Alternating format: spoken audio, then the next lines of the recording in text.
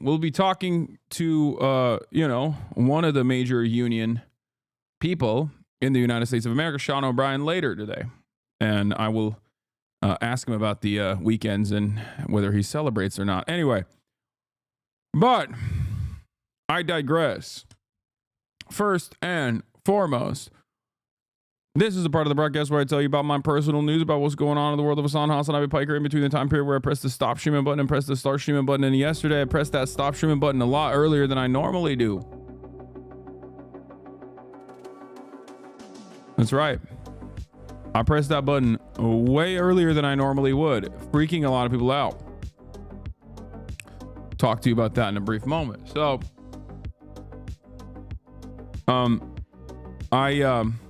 I ended the broadcast early yesterday after doing an hour. This is like a unique moment. This is a unique moment for me. Okay. If I'm being for real, you guys know this already. I normally never end the broadcast after an hour, but I had to because I was not only incredibly tired, drugged up, but also on top of that was in a tremendous amount of pain. I did not take the Oxy. I hit up my dentist. I was like, yo, dentist, doc, things are not looking too great over here. Okay. I'm bleeding out. What the hell is going on? I slept for a couple hours. After I ended the broadcast, I went upstairs and immediately went to bed because I was in so much pain. And afterwards, I called the doc up. Austin was complaining the entire time, of course. He showed up and he was like, well, I came early because I thought you would be streaming. Why didn't you tell me you'd be... Why don't you tell me you'd be... Wait, hold on. That's crazy. Hold on. Uh-oh.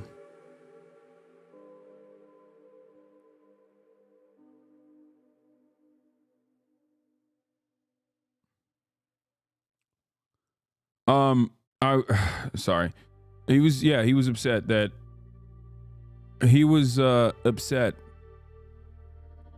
I was in my bedroom sleeping, trying to let the pain subside. And in any case, I woke up, called the doc. Doc said, yeah, it's all good. All you need to do is hit that double Advil, single Tylenol cocktail, and you'll be fine. And that's precisely what I did. And actually, it's been feeling pretty good.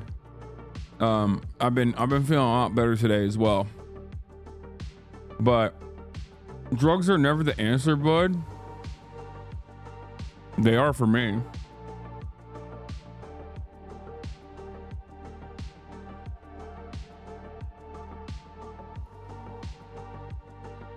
But yeah, is Austin coming to the broadcast? No, he left already. He left the state already immediately.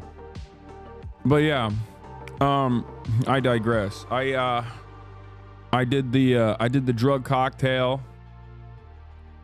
The bleeding is still like there's a little bit of baby bleeding. It's not a big deal, but I'm not off the perky. I didn't take the perky because I was scared that I would become a drug addict because I have very addictive personality. So I never want to take them perkies unless it's like unimaginable pain, like tremendous pain where it's like clearly the over-the-counter stuff's not working. But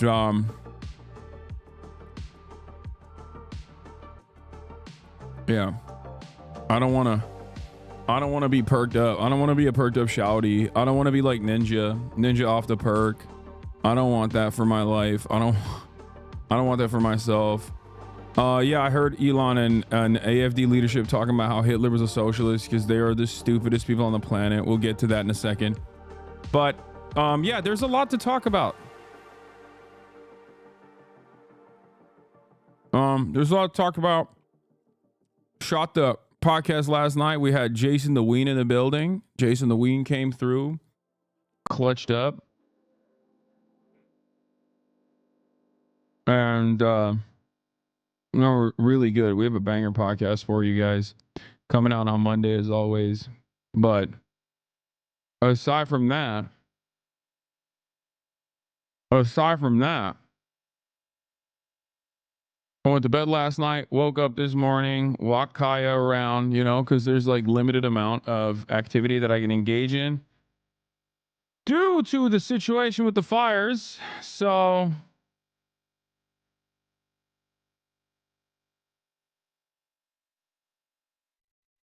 you know,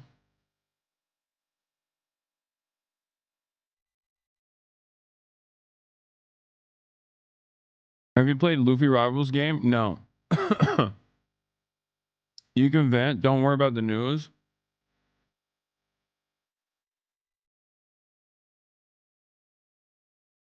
New Marvel Rivals drop today when you're hopping on. I will.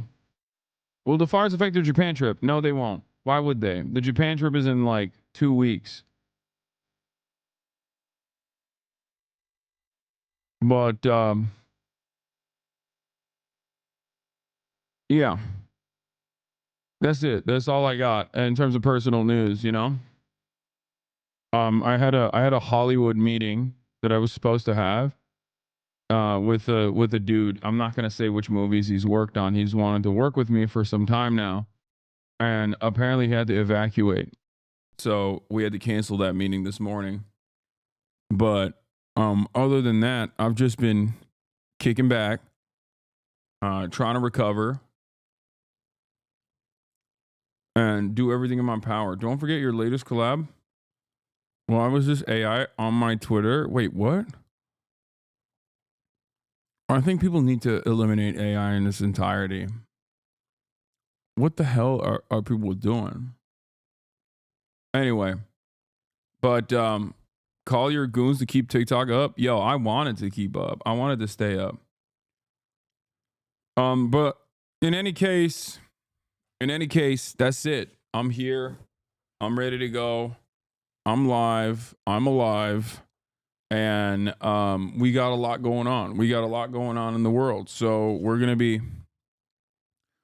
are going to be talking about all of it. I think we should just get it popping ASAP because we got a lot to talk about. Okay. Hasan Piker Oscar win? Never. I will never win an Oscar.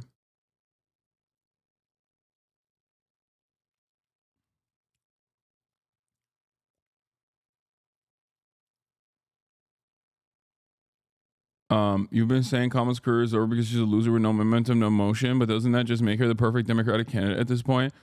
As far as the party is concerned, I mean, okay, that's kind of funny and kind of sad. I don't even want to think about that. Okay.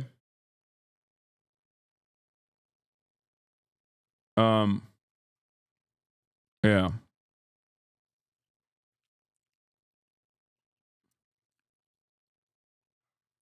But it's Friday. It's Friday. We're here. We're live. We're alive.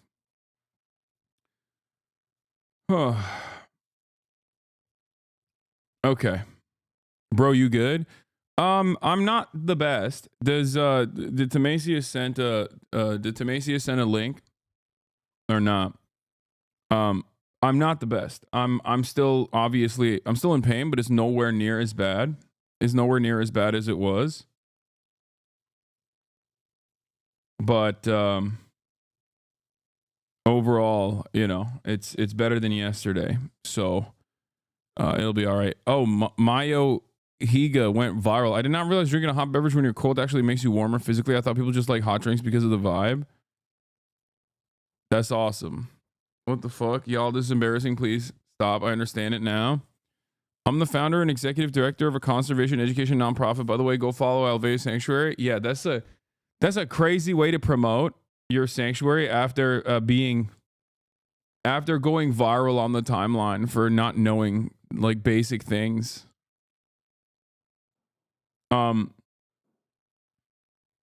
What's it like doing adult stuff like dance and stuff in the middle of a natural disaster? I don't think people understand. Los Angeles is ginormous.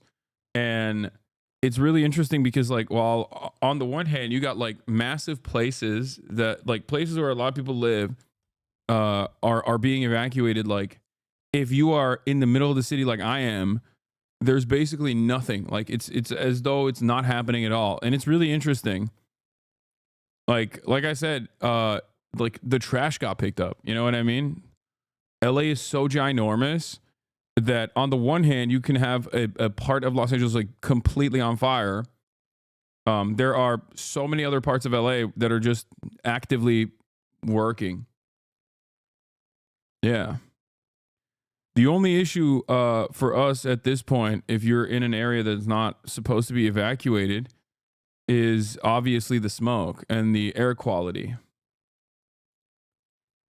But even that, depending on how the wind patterns work, even that could be not as bad. Bro, I live in Texas and I have friends abroad asking if I'm okay. Yeah, it's kind of funny because, yeah, especially Europeans don't understand how large America is in general, but they certainly don't understand how large Los Angeles is either. But it's extra funny when they go, "Oh, dude, what's up with the, what's going on right now with where you're at?" Like, you could be in like Texas and people will be like, "Yo, chill." But right now, my air quality is moderate. It's not that bad. Yeah, the LA metro area has 18 million people. Exactly. Hasan, I'm in Pasadena. The air is poison. Yeah, the air is not good in areas where there's obviously still active fires happening, where they're like working to try to suppress and contain. But yeah, let's get started on it. Let's get started on it pronto. Let's get started on it ASAP. I'm gonna blast off. I forgot that I usually blast off. I'm live. I'm alive. Let's do it. Okay. LA wildfires blame game. Who or what is to blame? Suspect arrested. Okay. Suspect arrested. Trump criminal sentencing. Trump criminal sentencing. Wait, really? Yeah, there's someone was arrested, yeah, under suspicion of arson. Can you talk about the billionaire family that owns all the California water? I love when people watch TikToks that go viral from More Perfect Union and then come in here and they're like, "Hey, can you talk about that?" It's like, yeah, of course, I've talked about it already. I've talked about it before, you know? Trump criminal sentencing, TikTok SCOTUS ban, and later Sean O'Brien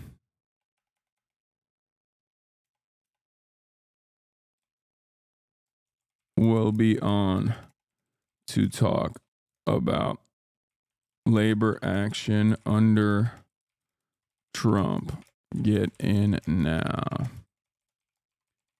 Richmond, Virginia has had no drinkable water for days. Yeah, I briefly covered that as well. I mean, I briefly talked about it as well, but we'll get to that too. I'm happy that TikTok is going viral though. Like, I mean, I'm glad that people are seeing that and recognizing that, you know, anger and resentment towards the Omega wealthy that have designed this system in a way that benefits their bottom line, and in a way that puts their profits above the well-being of average American citizens is good. You know, it's a good thing. It's not a bad thing.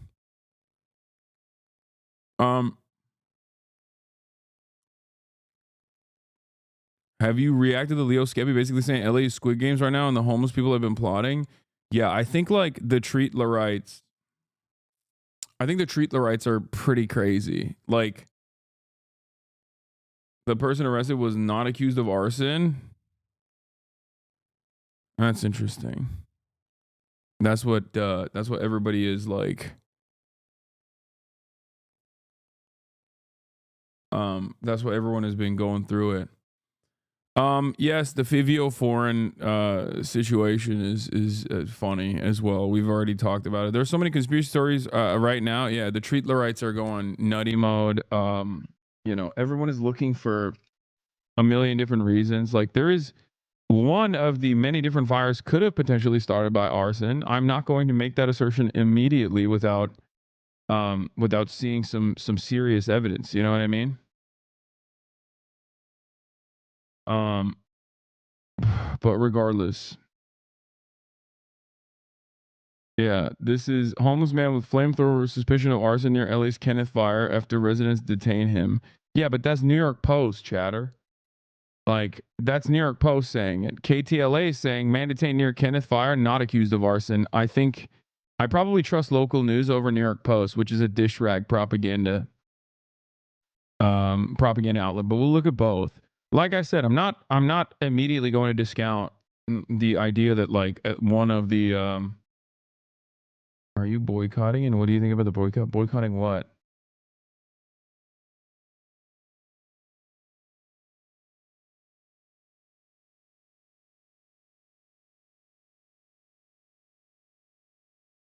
Independence as arson? Okay.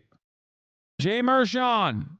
Update to Los Angeles arson investigation. LAPD says after interviewing the suspect last night, there was not enough probable cause to arrest a man for arson. He was arrested on felony probation violation. The investigation continues. This is the latest update. If the Los Angeles Police Department is saying that like there's not enough evidence to suggest arson, then I'm not like I said, I'm not discounting that it is arson. Okay, that arson may have played a role in one of these fires or whatever, but I'm gonna need some evidence before I make this assertion. Anyway, while you were away watching Noam Chomsky's movie, All Governments Lies, Crazy Histories repeats itself. Yeah. Yeah. All right, let's blast off. Do we have a blast off meme or not?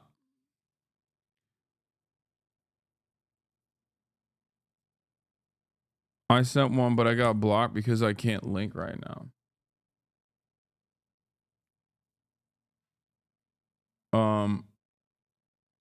Ultimately, the ignition source doesn't explain anything about the conditions conducive to historical wildfires. If you want the actual scientific understanding of why this was even possible, I mean, I covered it extensively. It's the Santa Ana winds and the way that they operate. It's the extremely dry, supposedly wet season that has gotten historically low amounts of rain, and the fact that normally in this time frame you're not supposed to have wildfire season. Like wildfire season will extend into like November sometimes, but then this is the time frame where rains are supposed to happen, or at least some rain is supposed to happen, so there's a little bit more moisture, except it has yet to happen, which is why this winter has been particularly dry, which is why when it's dry you have more fuel.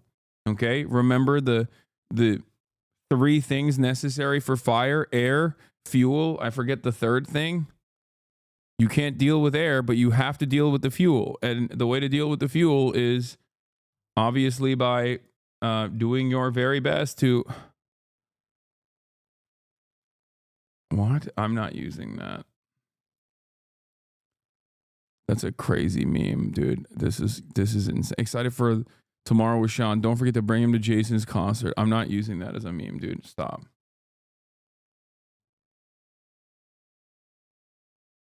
Okay.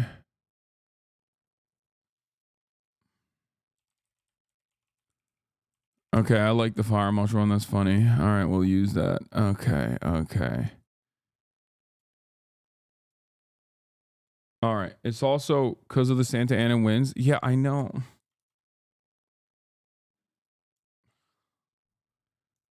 Anyway, let's blast off. Ladies and gentlemen, boys, girls, and MBs, let's blast off.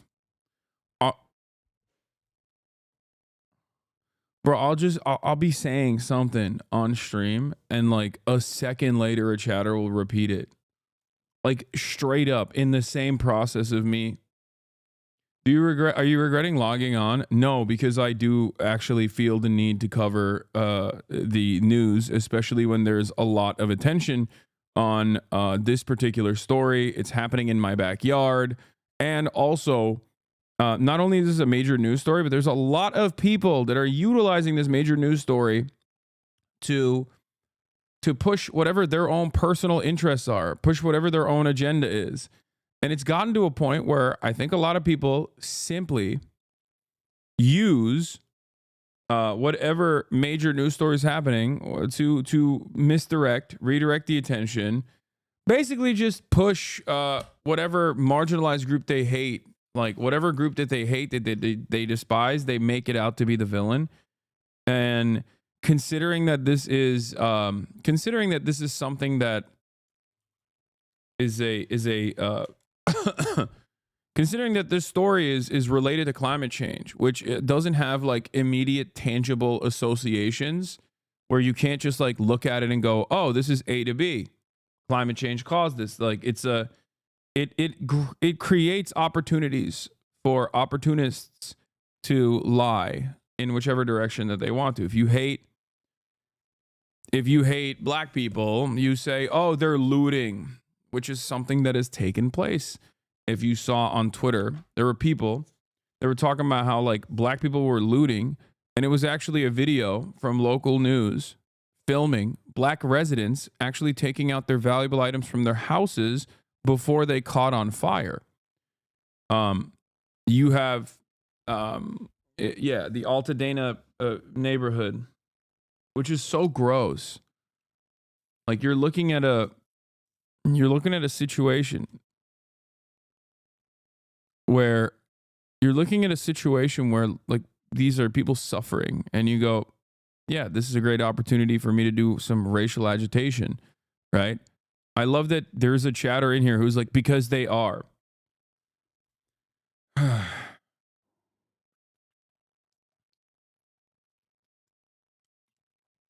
If you are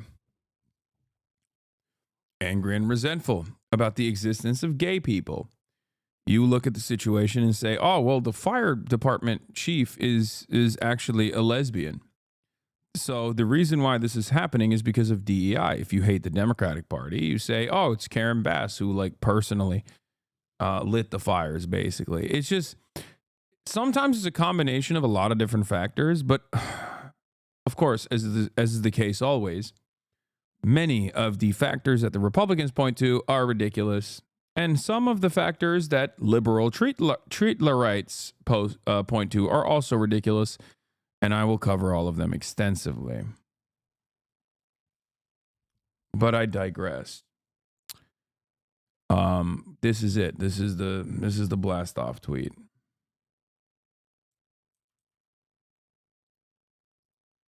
You were wearing a sports jacket while driving into a fire?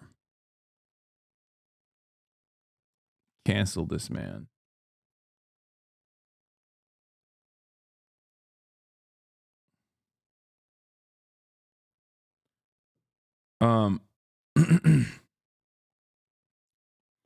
It's I'm gay is true. We love arson. Nice.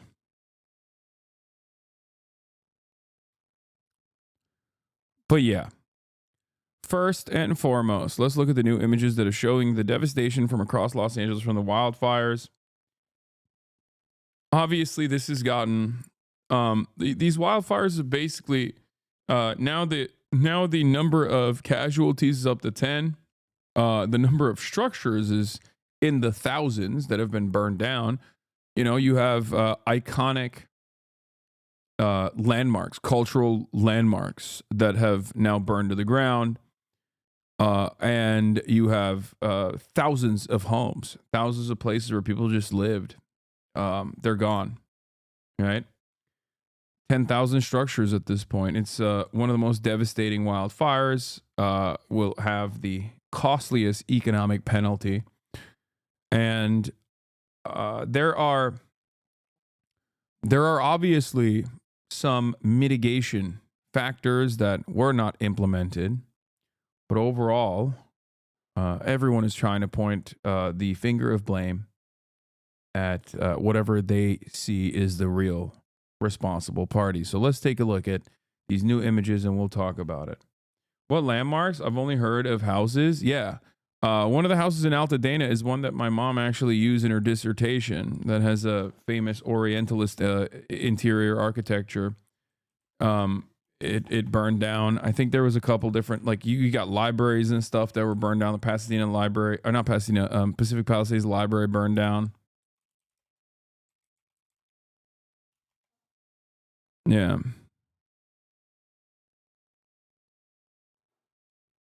Here, the Newsweek has a full list of his iconic landmarks destroyed in LA by the California fires. The Bunny Museum, Andrew McNally House is the house I'm talking about, which is so sad. Real Inn, Pearson Playhouse, Palisades Charter High School. It was a fully functioning high school. Topanga Ranch Motel. Will Rogers Ranch House. Yeah, the Will Rogers estate.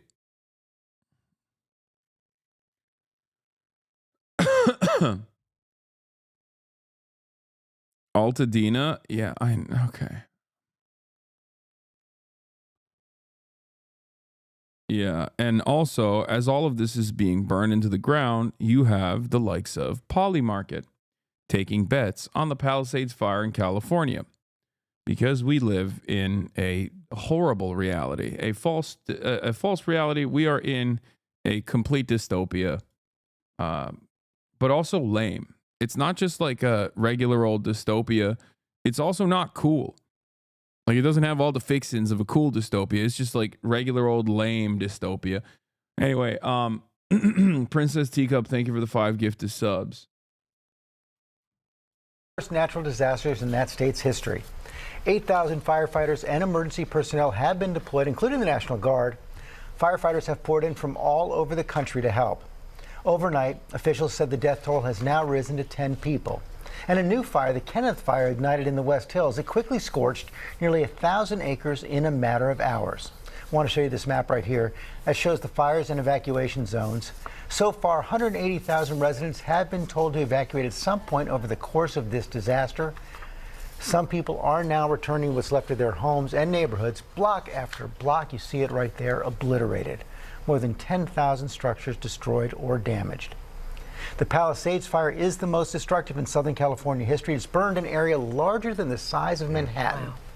Chief National Correspondent Matt Gutman starts off our team coverage. Good morning. I thought it was criminal for bandits to loot and raid homes that are impacted by the wildfires. Why are bandits trying to loot the Palisades? Why can't we stop bandits from loitering and looting? What are you talking about, brother? I have a lot of friends who have relatives who live in the Pacific Palisades and they're reported bandits trying to steal and rob everything inside. Are these bandits insane, bro? I don't know what you're talking about, brother. I don't know. Like, do you see what the Palisades look like? Like, what are you talking about? What, you're making it seem like they're doing a WoW raid. Like, these bandits, they're in the tree line, sir. Man, just look at the footage. There ain't nothing inside that rubble. Yeah, like Pacific Palisades is like an extra crazy place to say that this is actually what's going on. Like, I'm sure there might be some people, there might be some insane people that are like, oh, hell yeah, it's time. It's time to like raid this Rust base. But I don't understand. You're saying loitering and looting. I don't know what you mean by loitering and looting. Are you saying that people are loitering as in like they're just hanging out around the ash that once used to be a house? Like, what are you saying? Are they stealing the ash?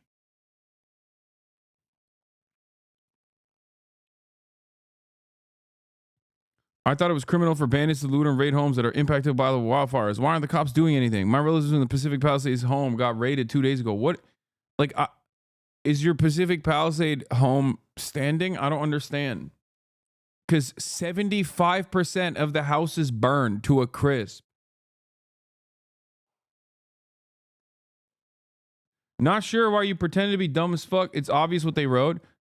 I mean, they are. Why are you playing dumb? Because why would I entertain the fantasies of random people in a situation where 75% of the houses have been burned to the ground and you're over here talking about how, like, there's a massive looting problem? A lot of this stuff is just people is people communicating through whisper networks where you know, there are pre-existing fears of this sort of thing happening. Are they hitting the 25% that's remaining? Is that what's going on? Like, that's all he wrote. I'm just stating what's happening. Okay, now you're playing dumb.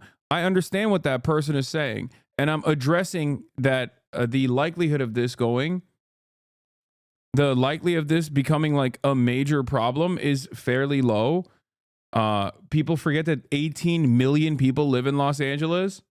And if you're arresting, like, let's say you arrested 20 people in a city like Los Angeles, where there's like 18 million people, you arrested 20 people, at least 10 of them were just hanging around in an area where they shouldn't be and they were suspicious. And then the other 10 were actually, what? How about Hunter Biden's house burned down? What are you saying?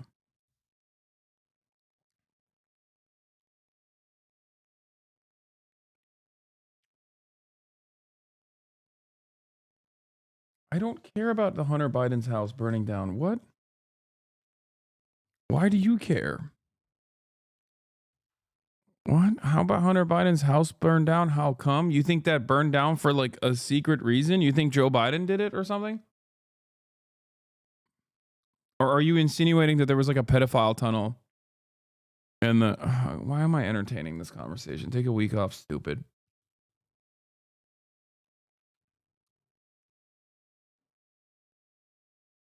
They talk about it like there's hundreds of people raiding the remaining homes. Yeah. Anyway, the point I'm trying to make is, out of 18 million people, if they arrested like 10 people on suspicion of looting and like 10 people who were actually looting, I guess, the remaining 25% of the homes that are standing in the Pacific Palisades, do you understand how unimaginably minuscule this problem is? And it's being overextended as though it's like a ginormous problem. It's being deliberately talked about. It is a self-referential cycle that the media engages in with regular frequency, where they overextend and exaggerate the problem of looting that's happening in any sort of crises in an effort to ensure that police budgets stay high. Ironically enough, we can have a conversation right now about how high the police budgets are and how that actually works directly against the existing fire department budgets that need to go up in a place where there are wildfires, and the wildfires are going to continue to get worse and worse as a consequence of climate change. But many of you are so quick to hit that reactionary talking point to be like, what are the cops doing? There's looting happening all over the place. And without recognizing, unironically, playing along with the same incompetence of the Karen Bass administration that you want to criticize.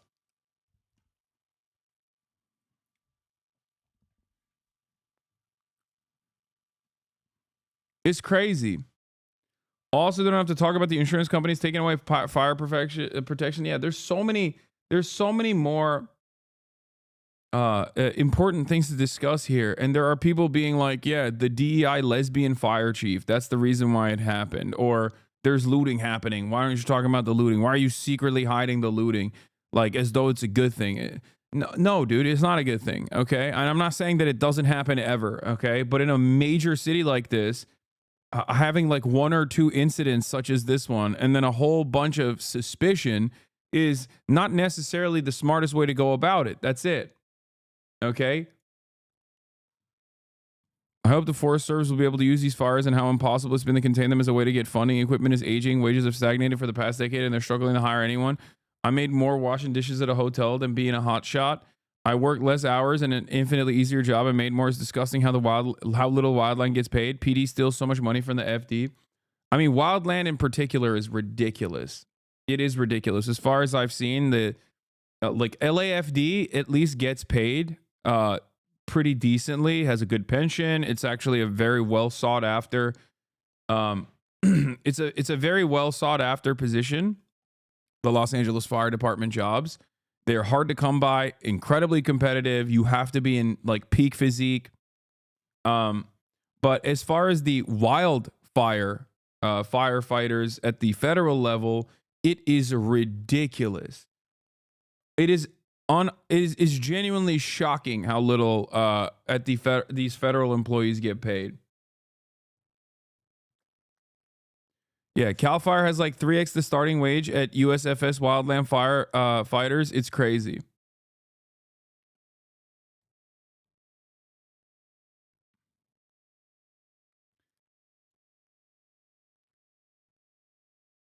Just saw TikTok stating that the West Hollywood fire was started on purpose. I don't know.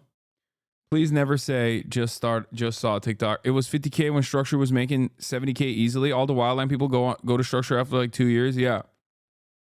It's crazy because, hey, guess what, dude? Wildfire, especially in a place like Los Angeles, has a tendency to turn into a structure fire. But yeah, this is correct. What a random person is saying is correct from what I've seen as well. Sometimes as low as 38K is what I saw in terms of the salaries.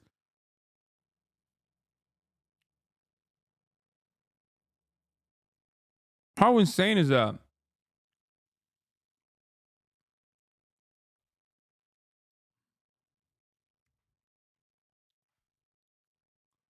Are 40% of the firefighting force actually from prisons? No, 30%. At its peak is from prison, yes. And they get paid $26 a day. Think about that. And some of them die.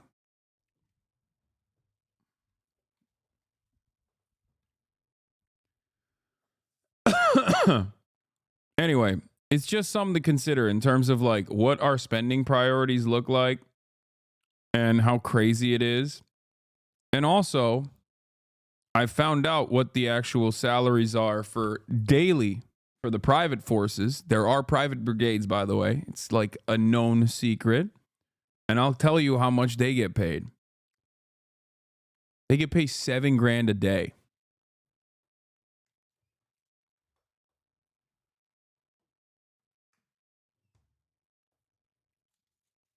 This is untenable. So if you're a firefighter from anywhere in the country, as far as I understand, and as long as you have your certifications, and then for Los Angeles, you need to get like EMT as well.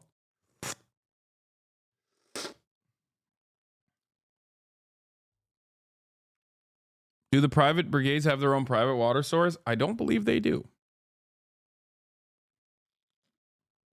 So that one tweet about a private firefighting service is real? Yeah, it is a real thing. I covered it extensively when Kanye West hired one for Calabasas a couple of years back. But yes, they are a real thing.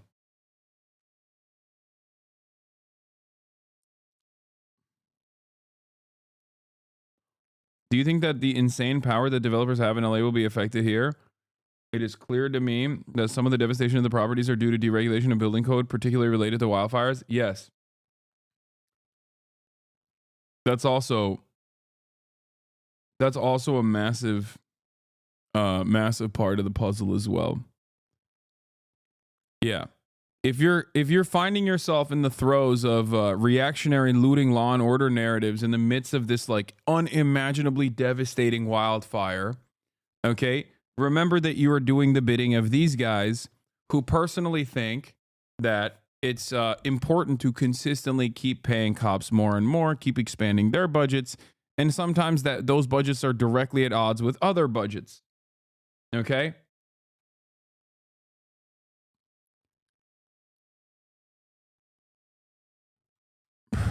Let's keep going. Matt.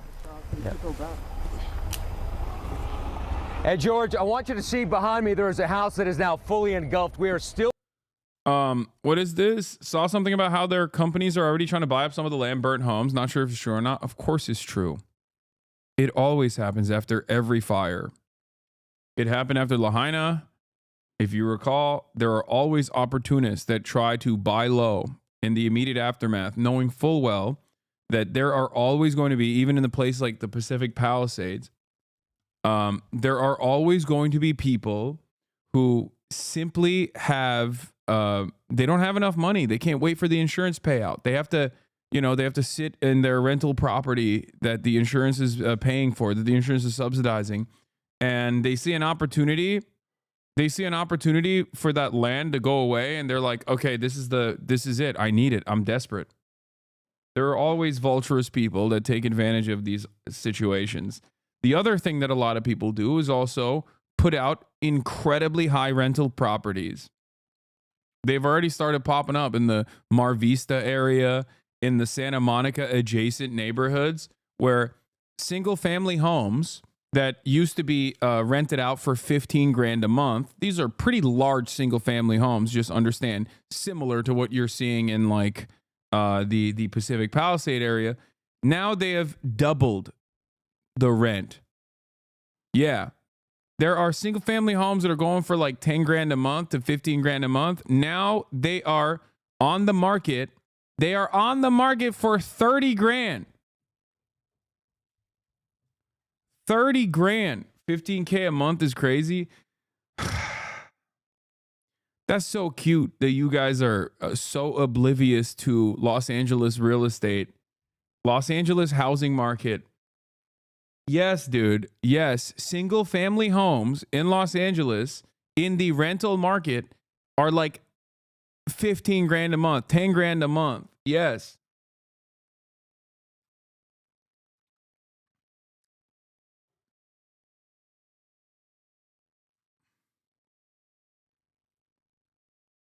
Like, why do you think the house I live in that every single person that has visited has said is like a normal house? And I couldn't understand why there was so much hubbub around it. Why do you think it was 2.7 when I purchased it? Because the LA housing market is bricked, okay? It is so broken.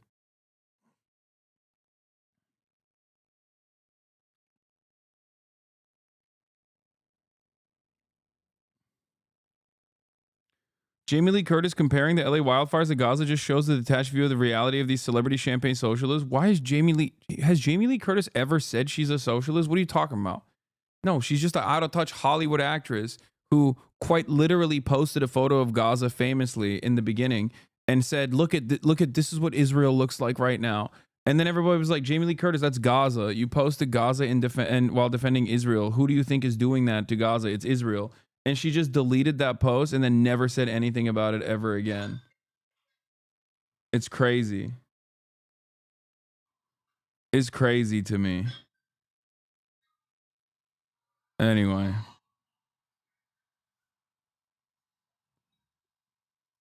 It's funny to think that it's like, you know, socialism here, though. Still seeing homes burst into flames here days after the initial fire passed through. Fire crew just arrived here for the first time. We were here just before them.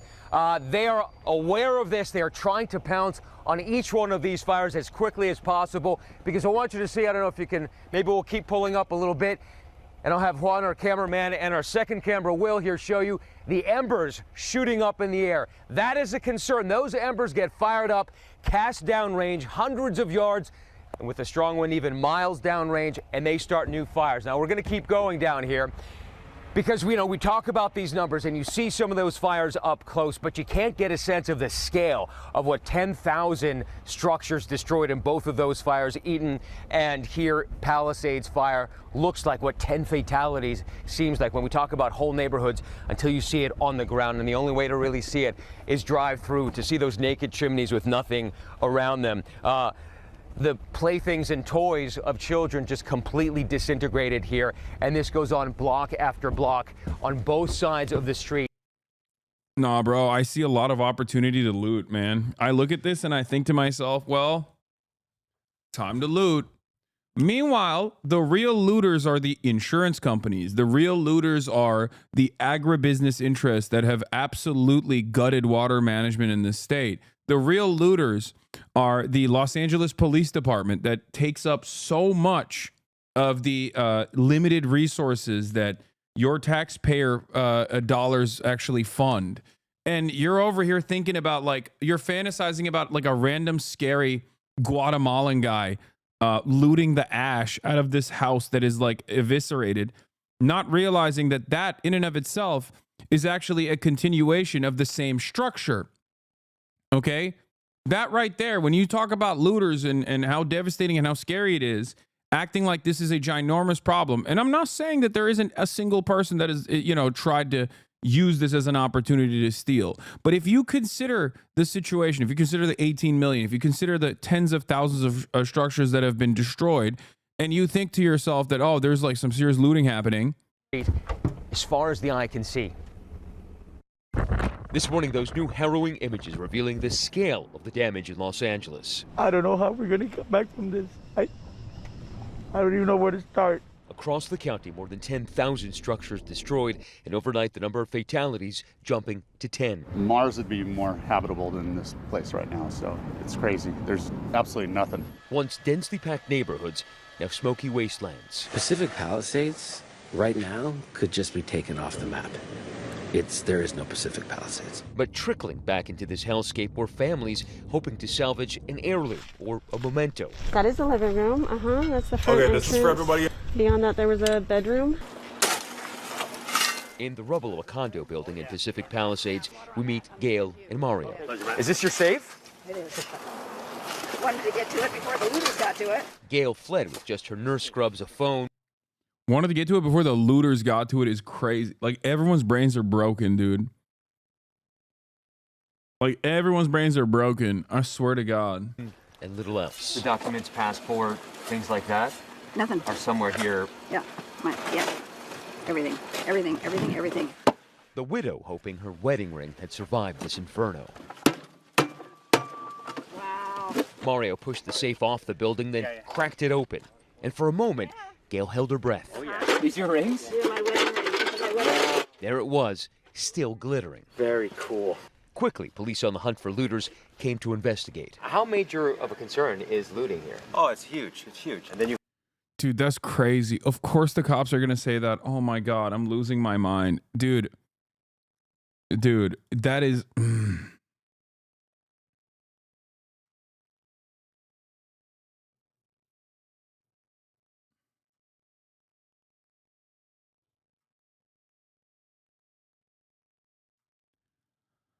Oh, it's so funny because under any other circumstance, you would recognize exactly what's going on here. You know what I mean? But when it comes to like reactionary propaganda, the media totally is like, yeah, you're right. This is a huge deal. This is a serious, ginormous problem. That's why you need all the budgets, actually. I'm so glad that you got all the budgets. Okay? It's a tacit endorsement of the ridiculous funding structure that exists in Los Angeles, okay? It is a way to basically say, fear not. It's not the LAFD that deserves more of those funds. It's actually the cops, because they're stopping the scary looters. Remember, they're stopping the scary looters. There's a lot of income inequality here, okay? There's a lot of poors out here. Maybe the poor started the fire. You never know. Maybe they just hate it. Maybe they just hate the rich. That's why they started the fire. Please, no matter what you do, do not look at the situation directly in front of you. Do not look at the mismanagement of funds. Do not look at the mismanagement of resources. Do not look at climate change being an accelerant in all of this. Don't do it. Bro, I swear the looting is literally happening. I've personally dealt with them today. No, bro, I work in security here in Malibu. We had 6 looters this morning. Like, dude, Hasan, I've literally kicked out 6 dudes on bikes that were trying to start looting. I'm a security guard here in Malibu. Okay, once again, I'm not saying that there is no looting happening, okay? I'm talking about how much people are hyper-focusing. Also, dudes looting on a bike, like, no, they're not looting. They're just messing around. You know what I mean? Like, they're being annoying. Some of them might actually want to steal shit. Your job is to basically make sure that they're not anywhere near you or anywhere near the property you're supposed to be guarding. Oh, you know, okay, if you say so, King. I'm not saying let him on the property, dog. I don't know what's so hard to understand. Once again, there are 18 million people living in Los Angeles, okay? Like, are there going to be opportunists? Of course there are, okay? Just like I'm not discounting the notion. Just like I'm not discounting the notion that it could have been arson, at least for one of these fires. Oh, my God. My point is, we have this bias often, okay? We have this bias where, like, we get primed into thinking that anything and everything that we see might actually be in line with the preconceived notions that we have of society. Calling them opportunists is so dark. I don't know what else to call them. They are taking advantage of they are taking advantage of a situation that of a crisis if they are actually trying to steal stuff. The point I'm trying to make is that it is marginal, okay? It is marginal, but the reason why you hear about it nonstop is for a nefarious purpose. The reason why that's the only thing you hear about, and then that actually shapes the way that you see what's going on in your own backyard, that causes you to think every single person that you don't really recognize might be a looter, is because there is a scary, insidious, propagandistic purpose to constantly thinking about looters in the aftermath of natural disasters, so that you never question why the cops get more money year over year and why the fire department doesn't have that same unlimited budget. That's it. And people refuse to understand it. They'll come in here and they'll be like, oh, looters though. It's like, I get it. Okay. I'm not saying that they don't exist. But the real reason why they're hyper focusing on this narrative is because twofold. One, if it bleeds, it leads. It's great clickbait. And two, it's a way to constantly make you afraid that there are a tremendous number of villainous figures that are poorer than you that want to do horrible violence to you all day, every day. And that's precisely the reason why you need cops. That's precisely the reason why you need multiple billions of dollars, more tanks for the cops. You have $1 million homes all intact, rows and rows of them. And there's really no way to police this area effectively right now. At least 20 people have been arrested for looting and checkpoints. HasnAbi, it's a huge problem. 6 looters, bro. Chatter told them to leave, and then guess what happened? They left. Stop downplaying this real serious business. True. My bad. Where? So right now, that young man on... We do need cops, though. We don't need to sub anymore since you don't run ads. Can you address that? Yeah, I can. You don't need to subscribe anymore, but you can. If you would like to. If you'd like to do so. At the top of the hour, nonetheless. Even though there are no more ads. I don't run ads any longer. I can in the future. Maybe you'll be able to avoid them in the future. Why does the media run with that narrative? I 100% agree with. I'm just confused about the media's angle because it's more entertaining and interesting. Just as it is more entertaining and interesting to talk about Paris Hilton's house being burned down in Malibu than it is to talk about the black middle-class family in Altadena losing their nest egg and everything that they worked their entire lives for. And that's precisely the reason why people look at the situation and go, oh, it's all rich assholes who lost their 8th house. I don't care. Fuck them. That's the whole point. The media is not covering this in that way specifically because they want to draw resentment and ire towards the victims of a massive wildfire. They're doing that because that is a narrative that's cool and interesting and unique. And these guys want to make things unique and interesting. Okay? That's it. That is the primary goal.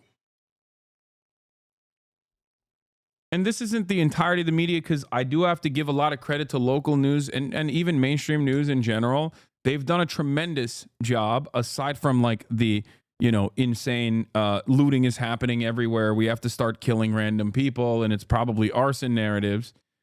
They've done a tremendous job, accurately and in real time giving you information that you need. This is one of those moments where you have to remember, like, this is why local media matters, okay? This is why local news is incredibly important. Think about it.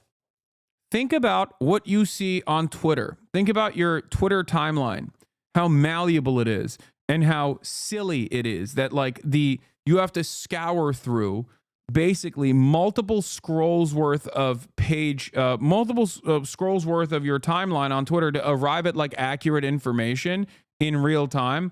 As opposed to local news, okay? As opposed to mainstream outlets that are in real time offering you real-time coverage about what's going on. Zylex, by the way, thank you for the 50 big ones. Sorry, I didn't get to address that, but thank you for the 50 gifted subs. Allowing 50 people to no longer see the ads at the top of the hour.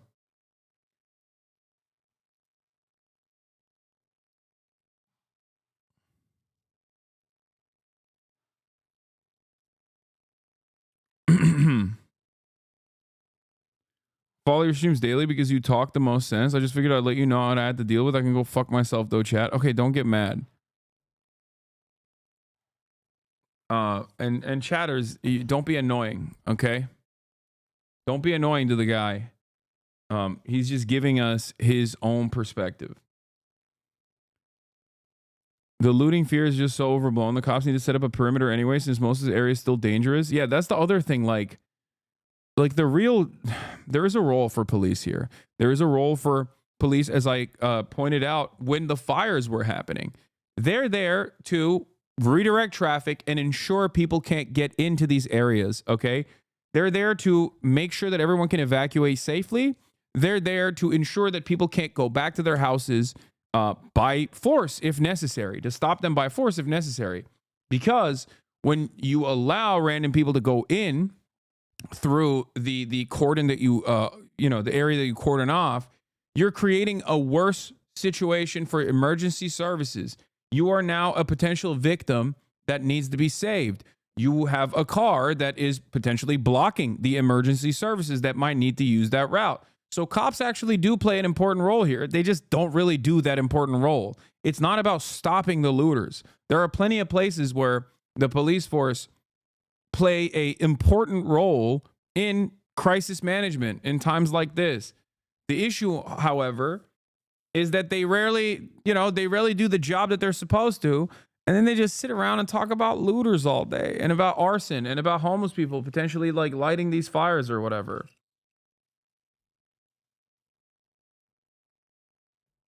The motorcycle, the motorbike is being pushed away by the officer. He sort of blew through this checkpoint here and immediately they pounced and chased him.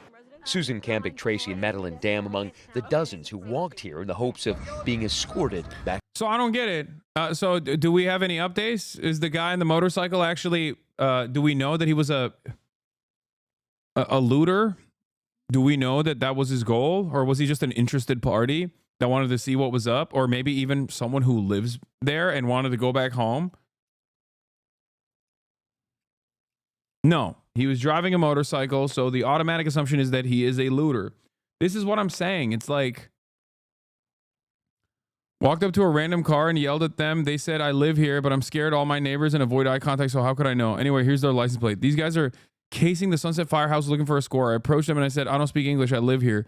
He doesn't live here. They're professional looting rings, operate an organized entity. That is insane. That is insane.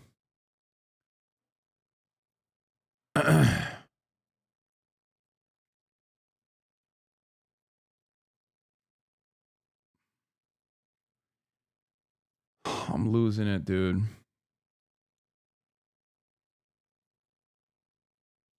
Who the fuck loots on a motorcycle? You can't carry anything? I know.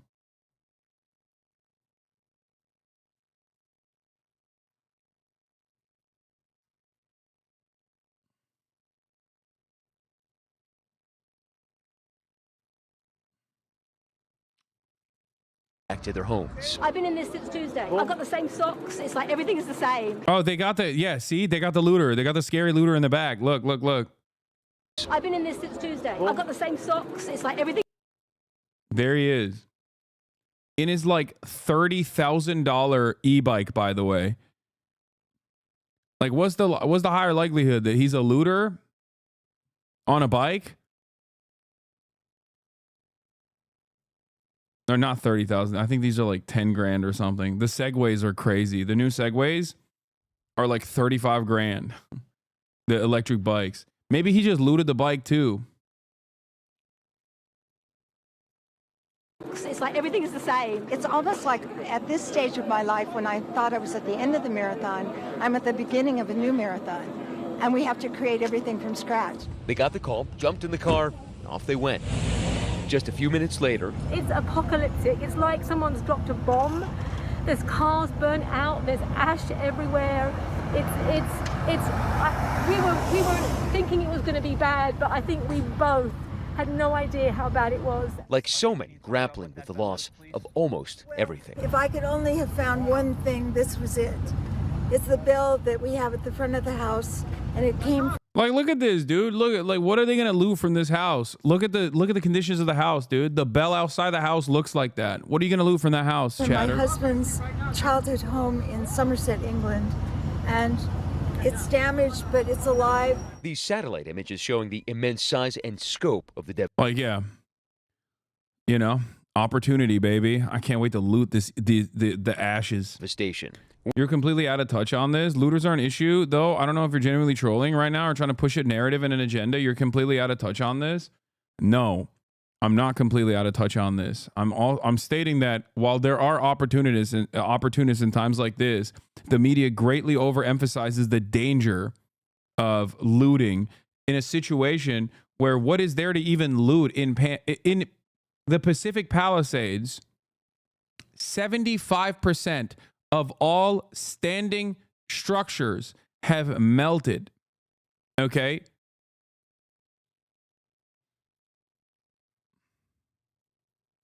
%75%. Like, hyper focusing on this and causing you to be suspicious of every single person that's in your immediate vicinity.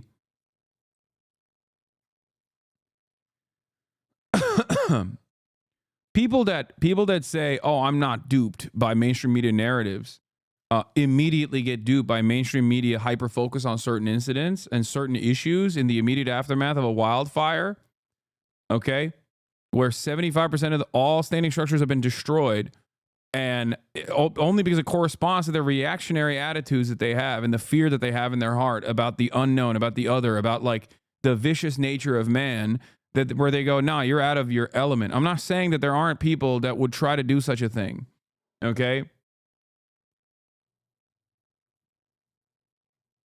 I'm not saying that at all. I'm saying that people are greatly overemphasizing this aspect. Where there were once sprawling communities, now a wasteland surrounded by areas splattered in red fire retardant. This picturesque coastline obliterated. Haze.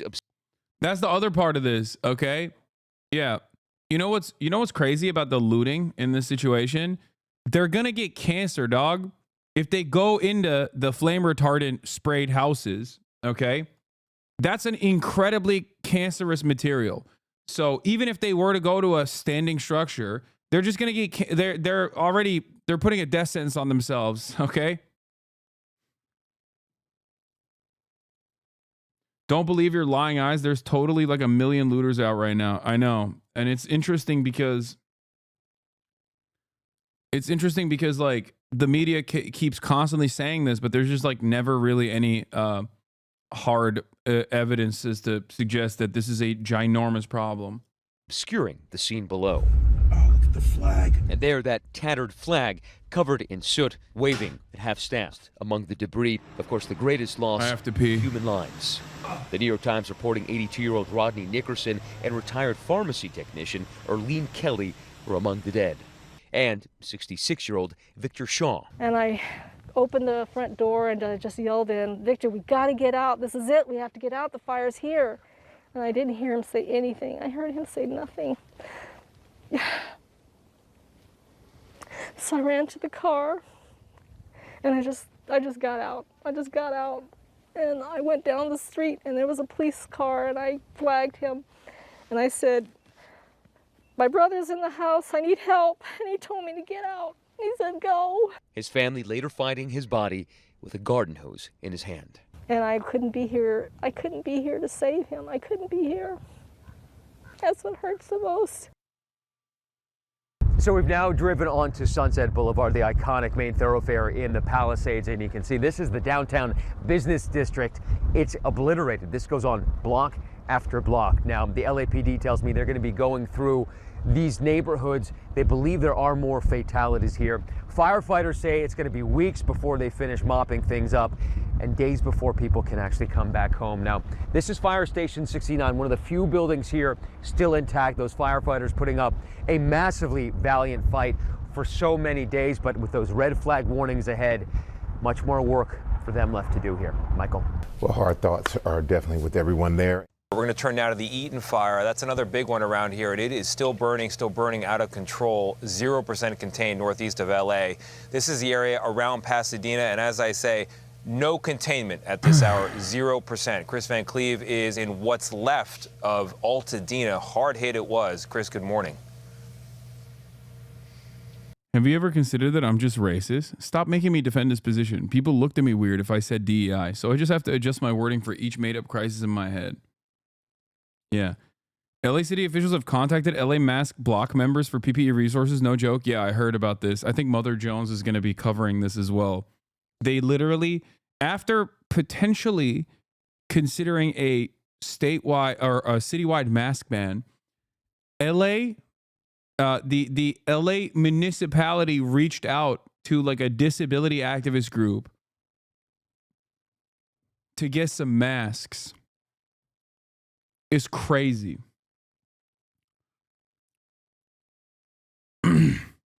Yeah, they tried to do mass bans, and now they want them for from predominantly disabled POC people doing mutual aid to a fundraiser for that PPE just straight up bought it out of pocket. I mean, I don't mind like a predominantly POC disability activist like giving whatever they have to the city. It's not like an unreasonable request. It is unreasonable because it exists. Like it is unreasonable that like this need exists. Okay? Like they should have masks. How do you not have masks? How do you not have respirators? Like it makes no sense.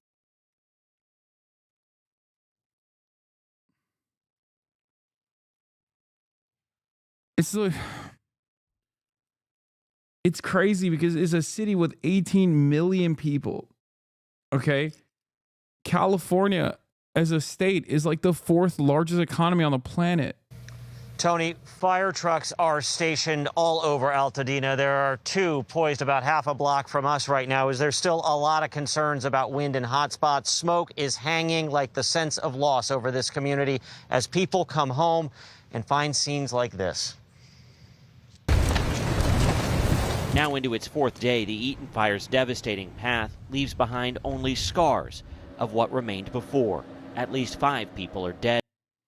Someone on Twitter is being in my reply saying climate change didn't cause these fires. Instead, it was white colonialist hubris. I know indigenous groups and activists have been complaining about how indigenous populations used to do controlled burns back in the day in order to avoid some of the more devastating aspects of these wildfires. And there's some truth to that, except it's I mean, there is some truth to it, from what I understand, but it's also environmental groups as well. I'll tell you this much, okay? Murat works with a lot of people that work for the BLM, okay? The Bureau of Land Management, that work in forestry, okay? And from what I understand, the people that they hate the most, the number 1 people that they hate the most are Republicans. The number 2 people that they hate closely after the Republicans are also some, not all, but some conservationists that approach all of these issues with a tendency where they approach a lot of these problems with an attitude where they're just like first and foremost predisposed with stopping certain things like prescribed burns from happening. That sometimes get in the way. I think it's just arson, to be honest. Sometimes get in the way of like doing forest management. There is some truth to that. They obviously hate the Republicans first and foremost because they're insane. But they are also personally, as far as I understand, sometimes annoyed by the conservationists as well, because sometimes they can be the friend who's too woke that gets in the way of proper forest maintenance. San Diego Zoo Ecology is here. He's spot on. Yeah.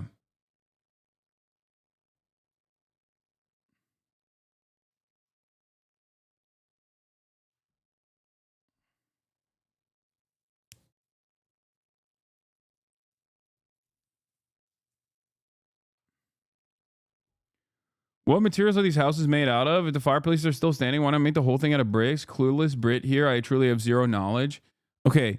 The other part about the urban sprawl that exists in these places is that, like, there are a lot of conservation, not conservation, but there is a lot of fire management stuff that you need to do year round that Los Angeles has done only sporadically.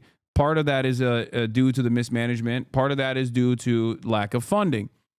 Like, if fuel is the most significant contributor to the, accelerated wildfires, then there's supposed to be, for example, some restrictions in terms of what kind of trees that you can have, where those trees can be, how close those trees can be to your house, for example, and consistent management of dry brush outside of your homes. The state and local municipalities are supposed to ensure that they have proper upkeep to make sure that there is all matter of, like, dry brush is kept clean and away from these houses.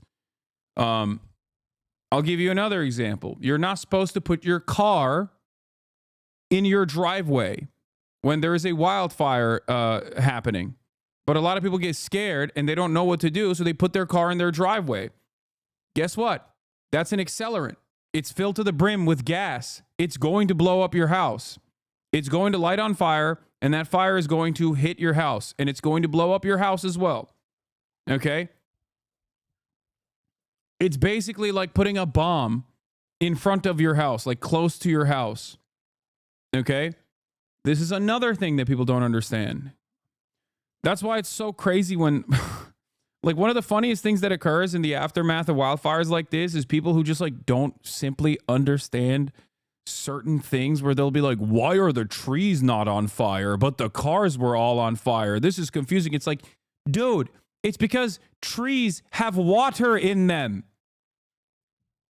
Like, that's, yeah, of course, a tree that has water in it, okay, is not going to engulf itself in flames. Whereas a car that has oil, gas, and numerous other accelerants is going to light on fire.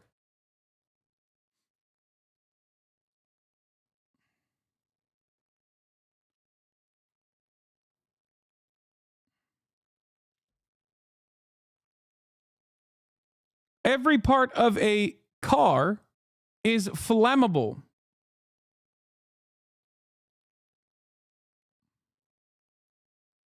EVs also burn terribly. I'm saying cars. That's why I did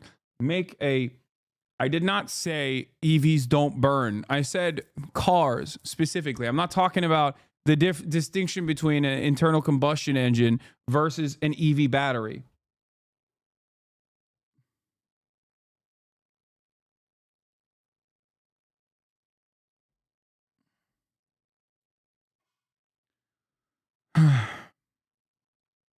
But, like, BLM still does a lot of controlled burns. There are like 30 plus controlled burns right now in the NorCal Tahoe areas, according to Watch Duty. I just don't think LA expected a fire in the winter, but this hopefully will be a lesson for the future, so there can be more controlled burns year round. That or arson, much smaller likelihood. Yeah, I'm just saying that there are instances where, like, conservationists will sometimes get in the way of proper forest management. I'm saying that it does exist. First and foremost, though, the number one problem always is coming from Republicans that want all the water to go to, like, agriculture, agribusiness, or rich neighborhoods, or whatever the heck the current Republicans are yelling about right now. Including 82-year-old Rodney Nickerson. He said, Altadena's been through some stuff and I'm going to be all right. We didn't think that it was going to be this bad, so fast and so quick. I just cry. I just can't believe that it's happened. 66-year-old Victor Shaw also died in the fire. His sister Sherry says he was found with a garden hose still in his hand. What are you going to miss most about your brother? Well, he's family. And it's, when you lose family, that's devastating. It's hard.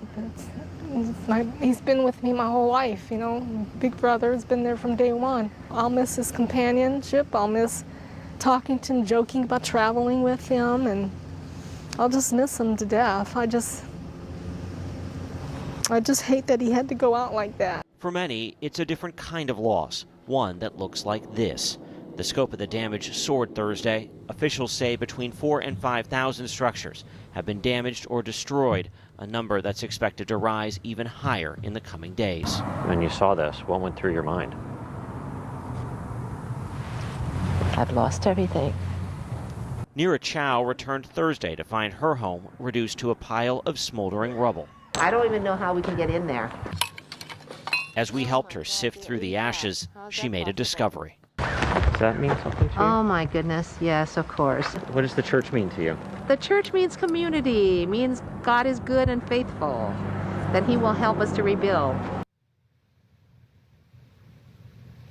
The National Guard is now on the streets with stepped-up police patrols because of those looting reports, many of them happening here in Altadena. We're also hearing residents going back to their homes and arming themselves to protect their belongings. It is just an enraging lack of human empathy that's been playing out here in Altadena, Tony. That's the word for it, Chris. Thank you very much. Appreciate it. At least 10 people, we're sorry to say, are now confirmed dead by the medical examiner. At this hour, 5 separate fires. 5 are still. Half the commentaries on the looters, yeah, looting the ashes, dude.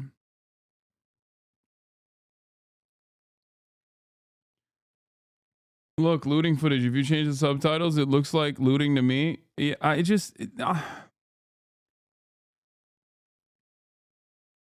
look. As I said already, the real looting that occurred beforehand was the mismanagement of funds from city officials. The real looting that came beforehand was always and will continue to be from private equity. The looting that will come afterwards, the looting that came beforehand was the insurance industry saying we're no longer offering fire insurance in these areas after being on it for years and years. And the looting that will come in the aftermath of all of this will be private equity purchasing as many of these plots of land as possible. Okay? It's not a pivot. It's just the truth. But we don't have the same, it's not as interesting to cover the issue in that regard because it's nowhere near, it is unfortunately nowhere near as like exciting as the prospect of like scary poor people that are, engaging in predatory behavior.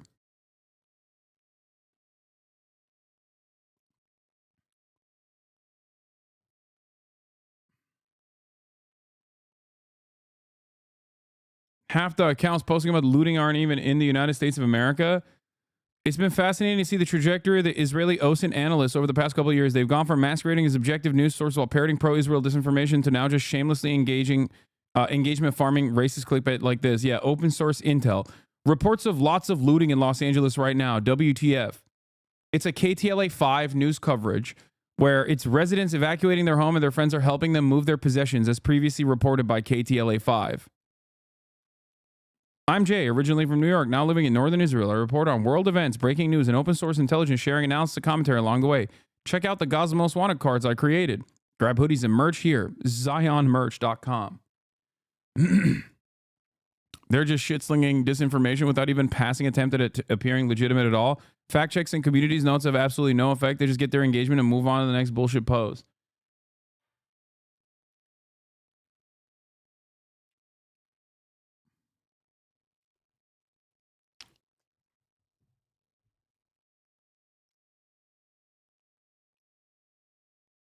But it works. It works because there is understandably a pre-existing fear of this sort of thing. Oh, there is understandably a pre-existing fear of this sort of thing. So a lot of people are, I think, just, kind of going off the whims.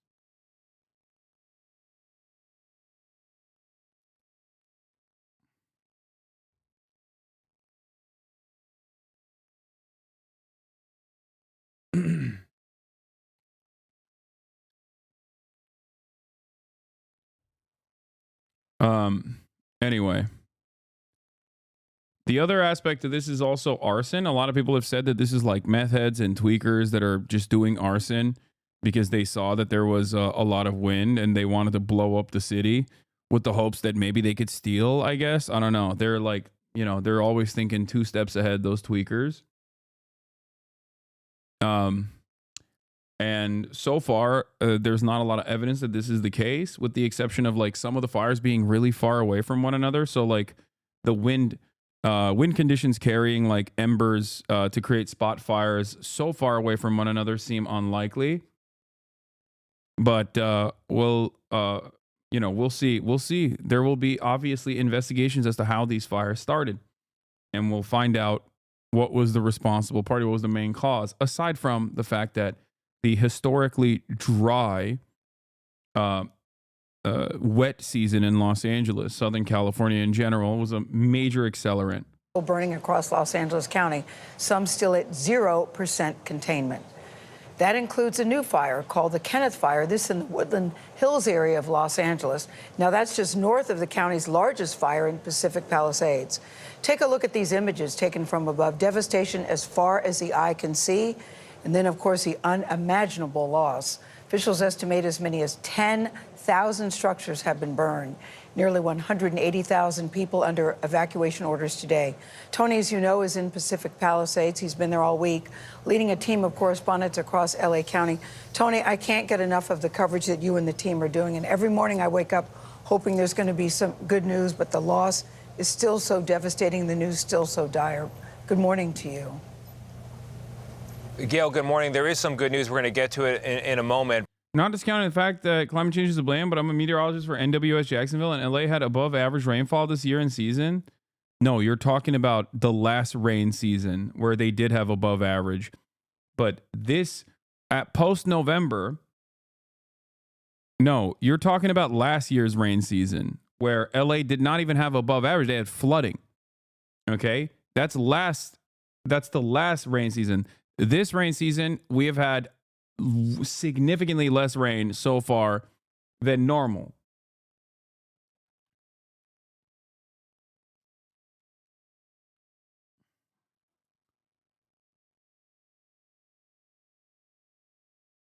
Brother, I'm a NWS Met too, and it's dry as hell here.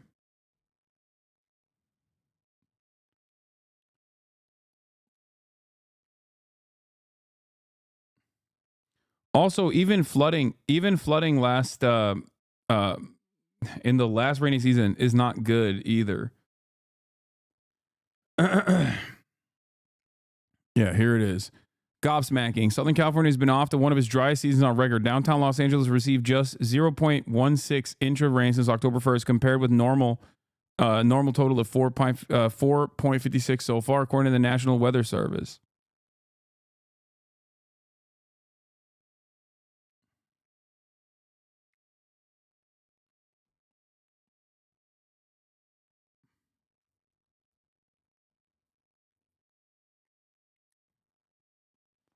I already have your link, man. I already have your link, Bygo. Calm down. I'm going to ask him. We're not talking to Sean O'Brien yet. It's in a couple hours. Obviously, I've seen California fires be really bad in the news before. Wondering if this series of fires is getting so much coverage because this fire is hitting more homes rather than just straight forest. Normally, a lot of the fires that take place in like NorCal can be really devastating, right? But they're not in like, this is the most costly fire in California. Okay. This is the most costly. What is this? New hater video drop? I don't understand. What? Why would you send this to me? Why would you send this to me?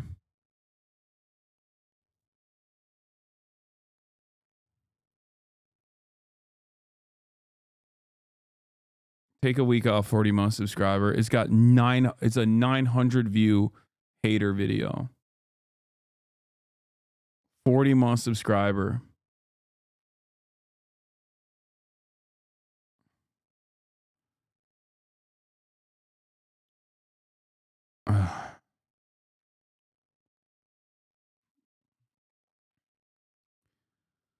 Is there a link between climate change and increasing in risk of severity of wildfire in California, including the still unfolding disaster? Yes. Is climate change the only factor at play? No, of course not. So what's really going on?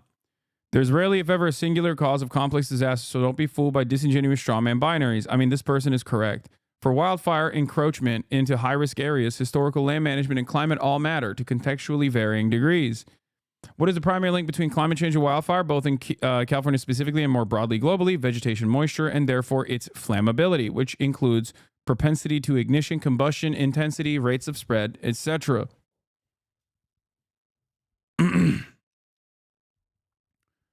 With climate change, we see warming, but also widespread increase in atmospheric thirstiness, i.e. evaporative demand, vapor pressure deficit. A warmer, thirstier atmosphere means potentially drier, more flammable vegetation. It's the fuel. It's what the firefighters call the fuel. Okay, dry brush. And less moist vegetation means easier to catch on fire.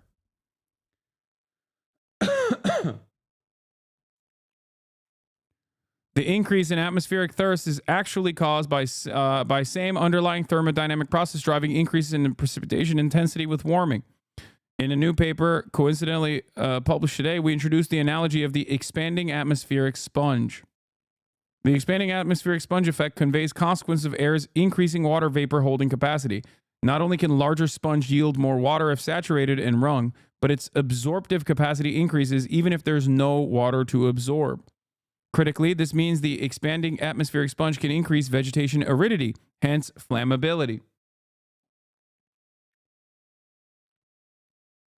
Even in the absence of regional precipitation decreases. In fact, this can occur at least episodically, even in places that see mean precipitation increases. So even if there's more rain, if the environment is sucking up more of the moisture, even if the environment is sucking up if the atmosphere is sucking up more moisture from the air and from the trees, it can outcompete the actual rainfall as well.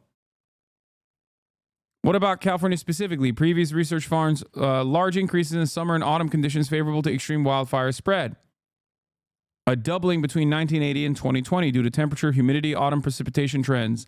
Now, it's absolutely true that many distinct ecological and fire regimes exist within California. Fire season is generally much longer in Southern California versus Northern California and can sometimes extend into winter. Also, there's a greater proportion of grass and brush fires in SoCal versus NorCal.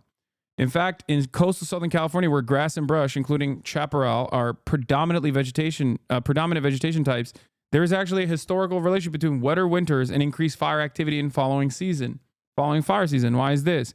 Many ecosystems in arid and semi-arid regions are effectively vegetation biomass limited when it comes to wildfire. In other words, the abundance of grass and brush varies according to moisture availability year to year. More moisture equals more biomass, potential wildfire fuel. Hence, there is literally more fuel for wildfires following wetter periods with lots of vegetation growth in grasslands. Yeah, wetter periods create more readily available grass. And then when all of that moisture is sucked away, that turns into dry brush that can easily engulf in flames and spread. Mishma, thank you for the 25 Get This subs.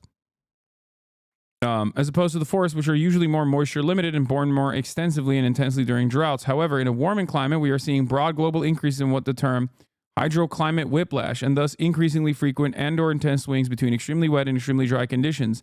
This is literally what happened last time around as well. This is why I was saying, like, there was flooding that took place and then incredible drought. Climate change basically accelerates weather conditions. It supercharges weather conditions. When you got rain, you got too much rain, and then you can't even use that rain, especially because the infrastructure is not permissive to utilizing the rainfall anyway. And then you have tremendous drought afterwards, and it extends and makes the wildfire seasons longer and significantly more intense.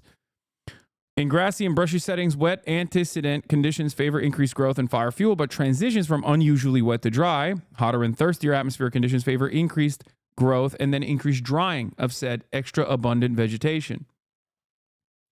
Yeah, also arid soil absorbs less water than healthy soil.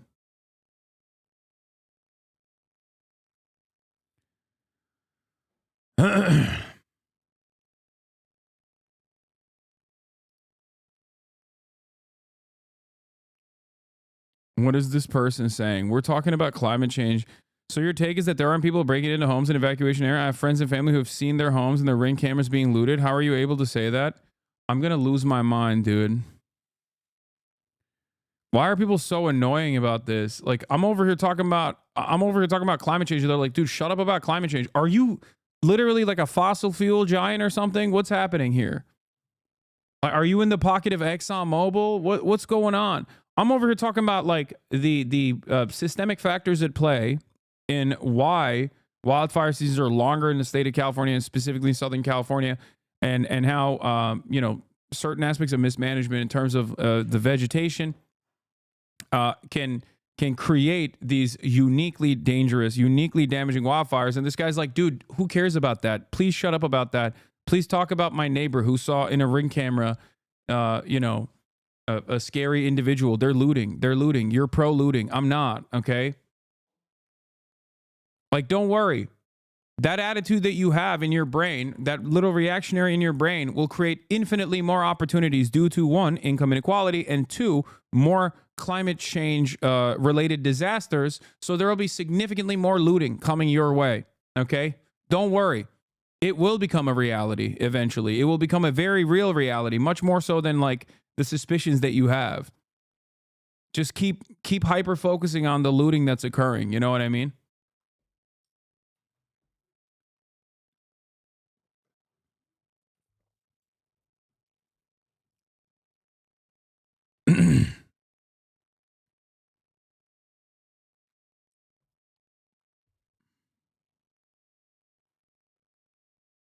Anyway, in 2024, okay, this is climate change is not expected to increase the frequency or intensity of the Santa Ana winds. It may even decrease them eventually, though that would mainly occur in January, February at a high level of warming and be less relevant to fire risks versus the October to December period. However, that's not primarily what matters here. The main issue is the overlap between critically dry vegetation season and strong dry wind season due to decrease in autumn precipitation, increase in overall evaporative demand, and that overlap is expected to increase. TLDR, climate change, while certainly not only relevant factor, has indeed increased risk of extreme California wildfires. The main reason is increasing temperatures and atmospheric thirstiness, but increased precipitation, whiplash / seasonal shifts is also an emerging factor.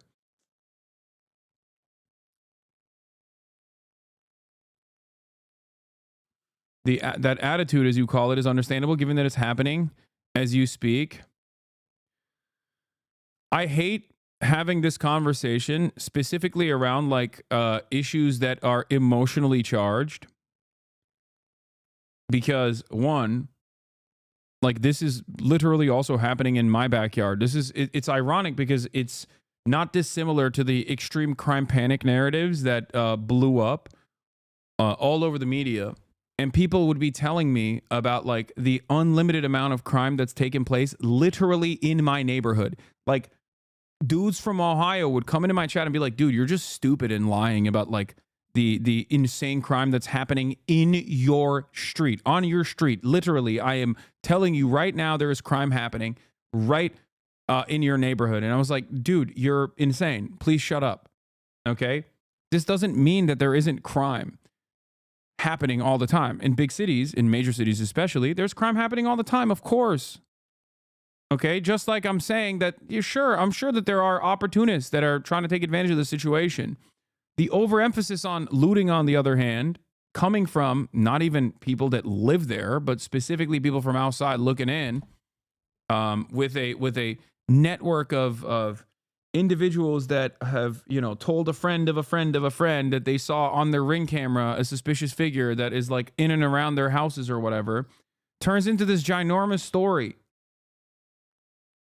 It's funny because it's never stopped. This notion that like in the aftermath of wildfires or in the aftermath of like natural disasters, always looting panic, always and forever. This is after Katrina as well. Chris Kyle, America's Sniper, famously lied about shooting random survivors off the top of the Superdome. He sniped them, he said, in the aftermath of Hurricane Katrina. That's how crazy this stuff is. event, but in this part of the Palisades, while the fire has moved on, that means the memories are starting to pour in as people come home, and they come home to what you see behind me. Really, all that's left is memories. The owner of the house in front of us where we're standing told us about 60 years of family history right here, a 4th of July parade that used to go back and go by every single year, the orange trees by the door that his father loved so much. And you got to think that behind every burned down entryway, there is another story like that and another all the way up and down these blocks. This is one of more than 5,000 homes and businesses damaged just in the Palisades alone. And the fire, as you mentioned, it's still burning, still just 6% contained, according to fire officials. But some 8,000 firefighters are now on the job, on the ground and in the air, working to contain the flames. And President Biden says there's more help on the way, 400 additional firefighters en route, plus a promise from the federal government that they will cover the bill for all of these firefighting costs here for at least the next 6 months. Now, this is much later into the winter than is typical for fires here, but they do keep coming. And here we get to the good news. Firefighters are notching some victories. Overnight, they stopped much of that Kenneth fire you mentioned, the newest one to the northwest of here. And those evacuation orders in that area, they've actually been lifted. Good news indeed. But we go from heroes to potential villains. In Ventura County, officials say an arsonist may indeed be behind the blaze there. And in Los Angeles County, where we are, the fight against looters has stepped up. At least 20 people arrested so far, according to the sheriff. And there are growing questions this morning about whether all of this pain and this heartache, this devastation could have been. Once again, I think it's irresponsible for the media to immediately hit that line because for two reasons. One, these people are being arrested under suspicion, okay? And as far as I understand, they've already said that there wasn't enough evidence to suggest that this person that they apprehended was actually an arsonist. So that is, like, in my opinion, that's majorly irresponsible, especially in a moment where, like, you're supposed to exercise critical analysis. You're supposed to exercise critical thinking. You're not supposed to immediately lean onto these panic narratives. But of course, it doesn't matter because people hear this and go, oh my God, that's why it's actually awesome that the LAPD is operational budget's like, what, $2 billion a year? They deserve it because they're doing, you know, this brilliant, brave work.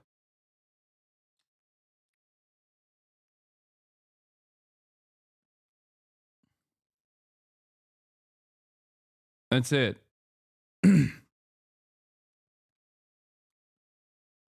You need to understand, arrests do not mean convictions. Arrests do not mean that people were looting and they got arrested while in the process of looting. That just means suspicion. Okay? We don't know. Maybe all 20 of them were looting, by the way. I'm not saying that they weren't.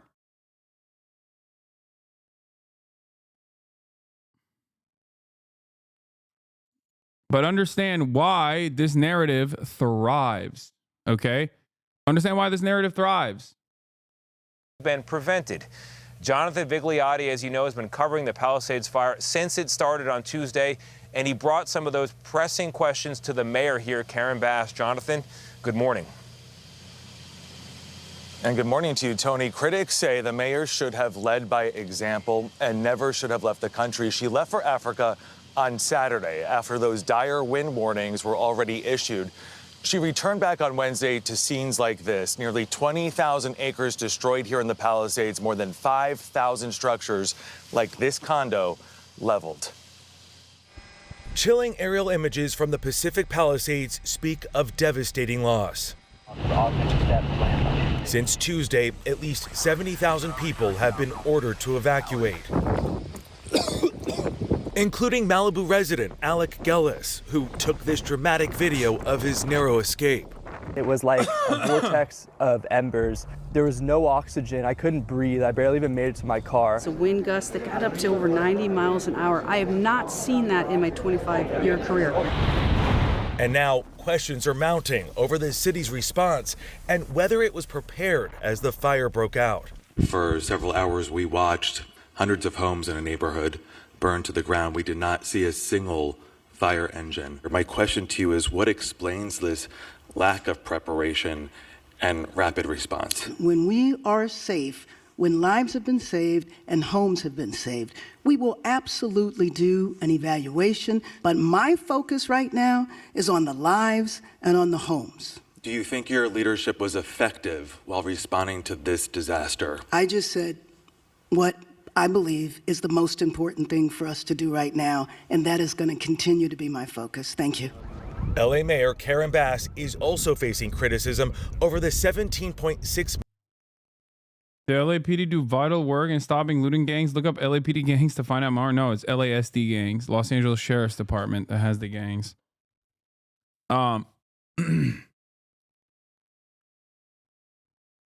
Yes, I will be talking about the Laken Riley Act. Arrests do not mean convictions, I know. And I'm going to be talking about that as well. As America becomes even more and more reactionary, it's getting completely out of hand.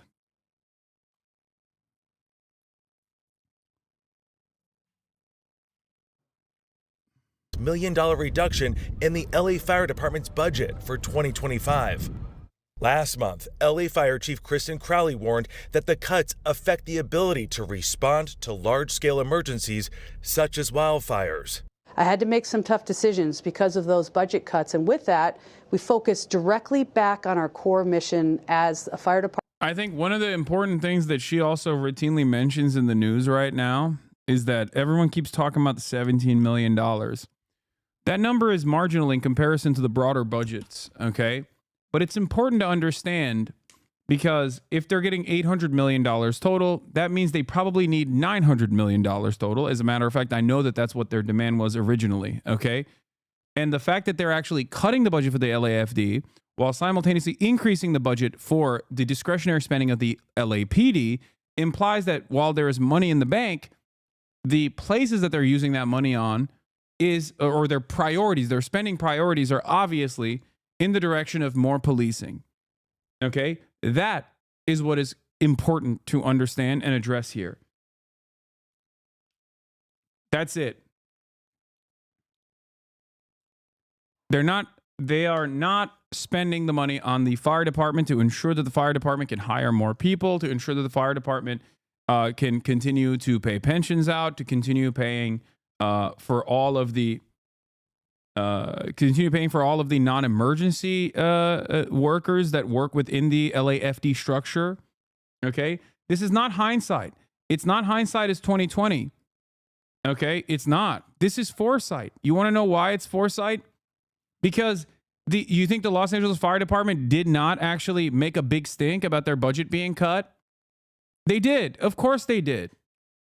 And now she's in this unique predicament where, like, she has to play ball with with Karen Bass, while also simultaneously everyone is using this as an opportunity to shit on Karen Bass for understandable reasons, but also simultaneously,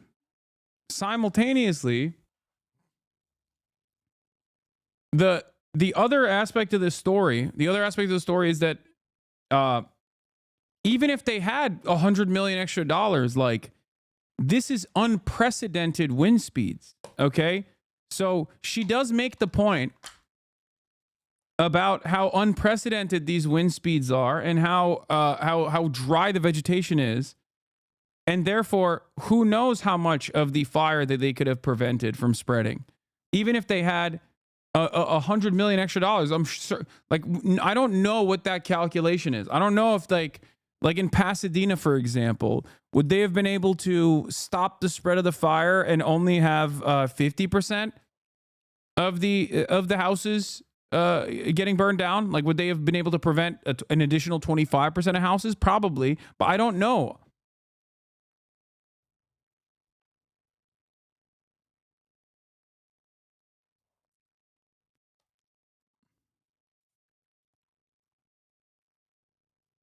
Unprecedented is only an excuse in a pre-climate change world.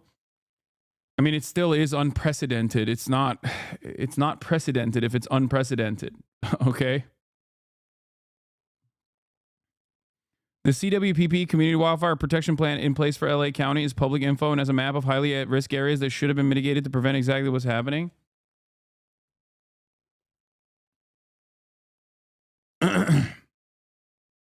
It is unprecedented, not unexpected. Exactly. It was expected. And for the record, I think it was The Intercept that did some reporting on this as well. But like at the time, Karen Bass's office looked at these warnings that were given. At its meeting of December 17th, Board of Fire Commissioners approved the report to be transmitted to the mayor and city council. The Los Angeles Fire Department is facing unprecedented operational challenges due to the elimination of critical civilian positions, a $7 million reduction in overtime variable staffing hours. These budgetary reductions have adversely affected the department's ability to maintain core operations such as technology and communication infrastructure, payroll processing, training, fire prevention, and community education. In addition to these impacts, the reduction in variable hours has severely limited the department's capacity to prepare for, train, and to respond to large-scale emergencies. At the time, they turned around and said that this was hysterical.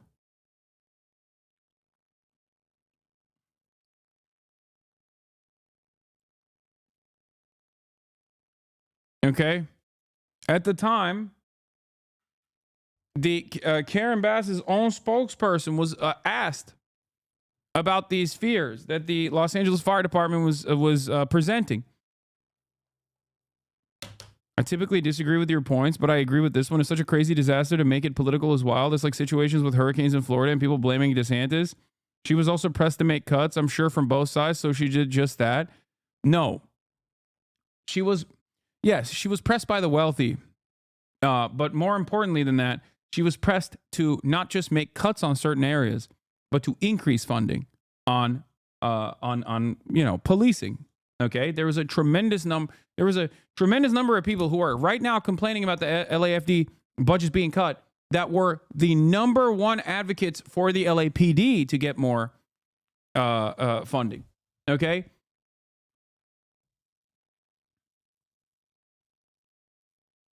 No one was pressing her to cut the Los Angeles Fire Department budgets. They were pressing her to increase police budgets. So, of course, she did just that. And she did that by moving existing money around. Chad, he read it and doesn't want to cover it. It's fine. Stop tagging me. No, I saw Emma's point. It doesn't matter.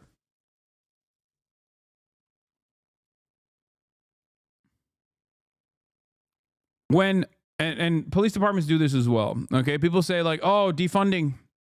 They defunded the police. And half the time when they're talking about defunding the police, they're actually talking about like the police getting, instead of $100 million extra dollars that year, getting $99 million extra dollars. Okay. And then they consider that to be defunding. There is truth for that for the fire department as well. Okay. I would say that it's more truthful for the Los Angeles Fire Department rather than the police department, because the police, they get expansive budgets, virtually unlimited budgets. Okay.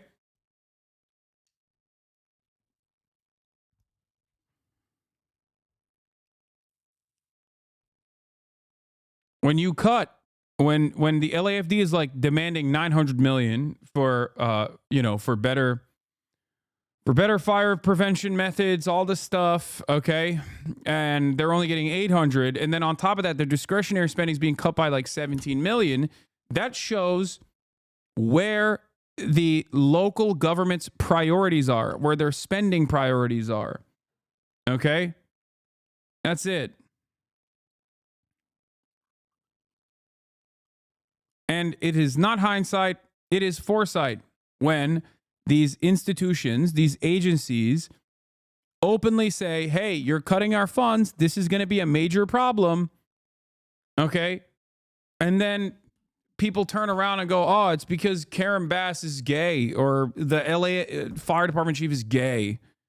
So that's the reason why this happened. And it's like, it's so unimaginably stupid. It's so unimaginably frustrating hearing these dipshits miles and miles away talking about how it's because the LAFD fire department chief is a lesbian woman that like these fires got out of control. Like, you are such a scumbag.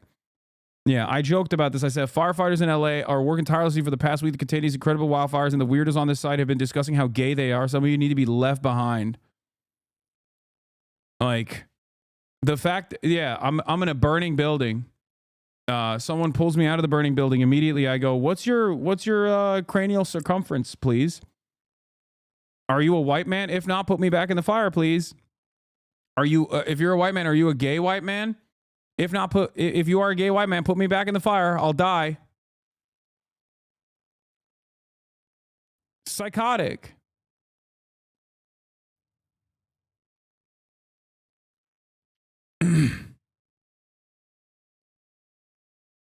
Department and EMS provider. Mayor Bass defended the cuts. That we were in tough budgetary times. Everybody knew that.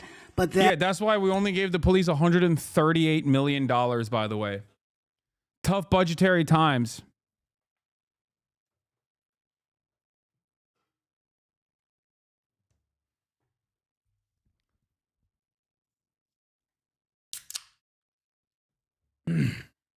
that the impact of our budget really did not impact what we've been going through over the last few days. And the wind event that fueled this disaster, incredibly rare. It happens about once every 3. This headline was the LAFD. Yeah, I saw this. Everyone is doing no, it actually increased. They never actually say this about the police budget, okay? I already covered this. I already mentioned it. If the budgetary demands are $900 million and they only give you $800 million, okay, while cutting discretionary spending elsewhere, while simultaneously increasing discretionary spending for the police, then yes, they functionally are underfunded, okay? Functionally, they are underfunded. It is ridiculous that people are literally saying this when they never, ever in a million years would say this about the police, okay? It's so frustrating that everyone wants to be like the smarty pants. Like, I addressed this from day one. I talked about this in that TikTok, in that dumbass TikTok where I talked about how I like played basketball outside. I was like, shouts out to Karen Bass for cutting the fire department $17 million while increasing the police department's funds by $130 million in the same process. Although this is a tiny, minuscule percentage of the overarching budget for the Los Angeles Fire Department, it still shows where the spending priorities are. Okay? I think it is, I think it's important to recognize that. It's important to recognize that, especially when here, this is a good example. People defending Karen Bass, LA City Council, LAFD requested 301 new positions in last year's budget. Instead, Karen countered with a proposal to slash 71. Don't fall for propaganda. If we do not hold politicians accountable for their massive failures, the next crisis will be worse. And by the way, they did this because 100% because they saw that there was direct need in their minds for more police officers. That's it. They constantly talked about, and still to this day talk about, a need for additional cops. Okay?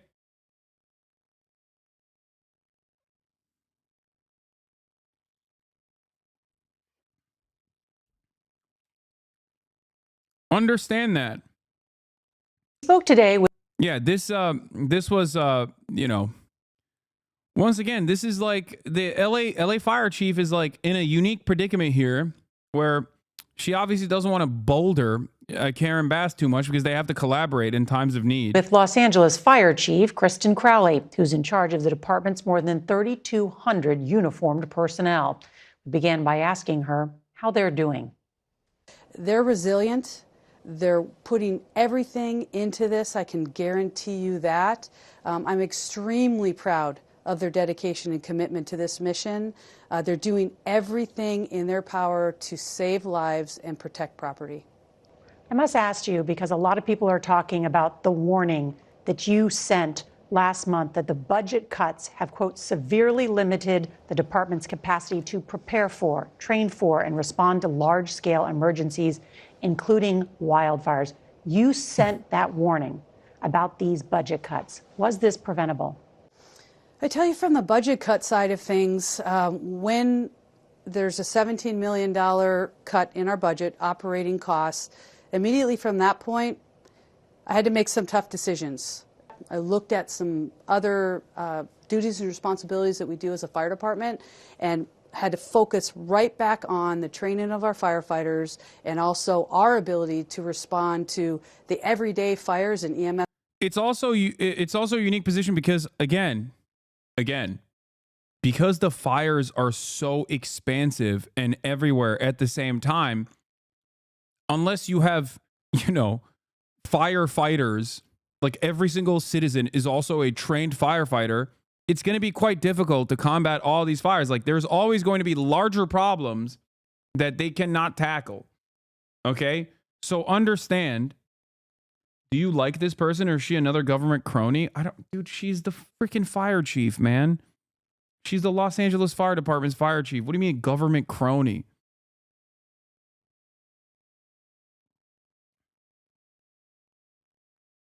Like, as far as government cronies goes, like, these are the people that you're supposed to defend unconditionally and vociferously, okay? Who can you defend if not the fire department? What are we doing? Like, I get being skeptical of all public servants or the government or whatever, but Jesus Christ, dude. Mass response. Would that $17 million that had been cut from your budget have made a difference in this fight? I would say with the lean forward posture that we took, knowing that a $17 million cut, we had to take from somewhere, and that was from the non-essential duties and responsibilities that as the fire department we have taken on over the past many, many years. But with all due respect, in December you had warned that the budget cuts would severely limit your ability to respond to large-scale emergencies. Is that true or not? Yes, so I would say yes, we were limited to a certain factor, yes. And let me ask you about how that limited your response, because in the early hours of the wildfires, especially in the Pacific Palisades, we had a team on the ground, a crew there with our reporter, and witnessed a number of homes burned to the ground, and there was not a fire truck in sight. How did that happen? We pre-deployed the most amount of emergency resources that we could with what we had.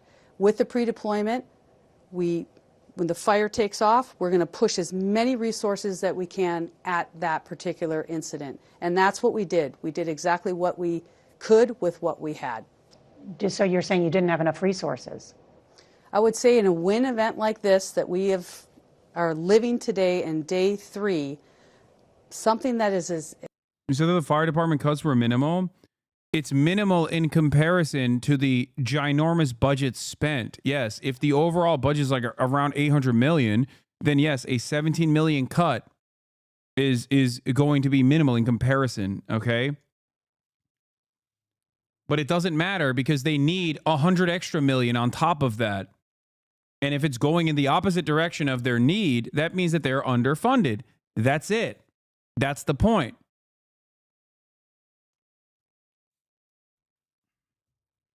But having said that, there is no, like, obviously more firefighters that are better equipped, more training, more preventative measures, especially with like communicating with the public in dangerous areas that are at risk for wildfires. You need to have a constant upkeep to ensure that there is like dry brush that's cleared out and things of that nature, right? Like all of that stuff, even if you did everything right, even if they got $100 million extra, there is no 100% certainty that they would have stopped all of the fires. You understand what I'm saying?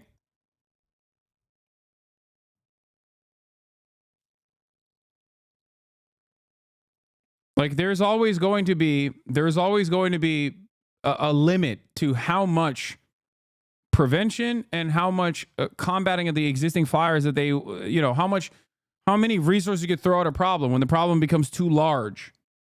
Okay? Blame the gardeners, eh? That's not what I'm saying. Use James Wood tears to negate fire. Like her point here is that regardless of the underfunding, it's 100-mile winds. 100-mile wind will carry embers to unpredictable places. That's precisely the reason why the Palisades fire basically erupted out of nowhere and carried it all the way to the coastline in a matter of like 2 hours. That's insane. It was basically a fire hurricane. You understand?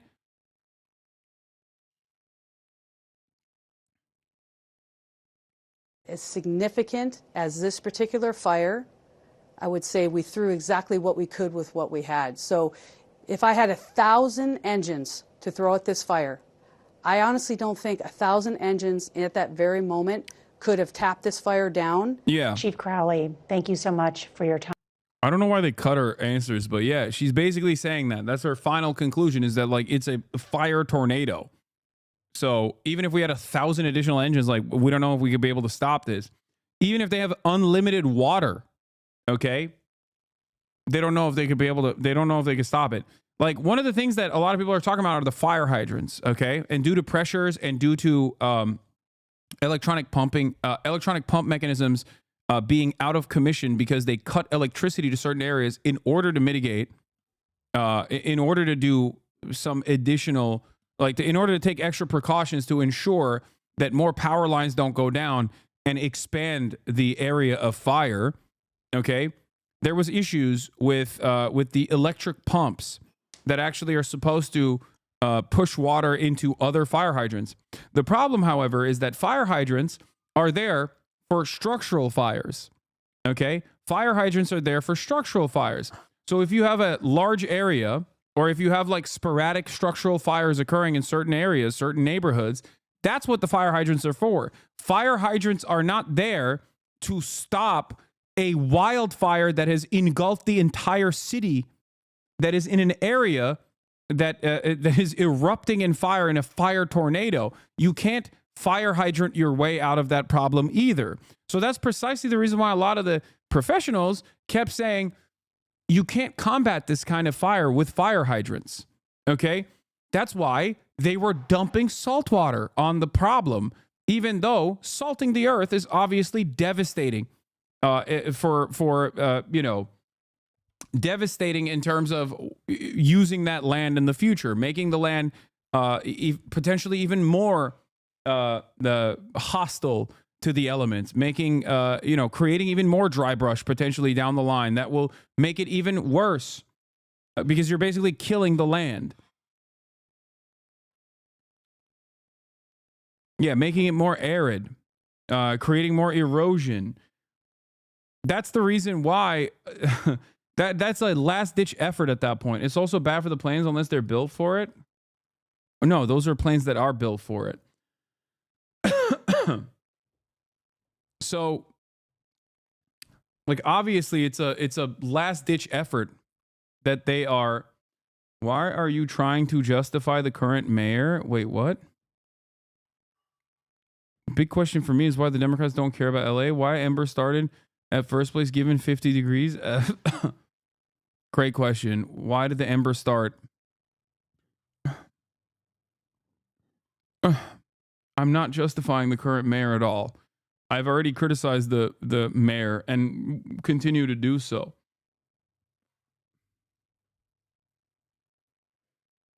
I think it's difficult for you to understand that I'm just explaining to you how complex the situation is, and a black and white solution to this kind of issue is always going to be endlessly reductive and also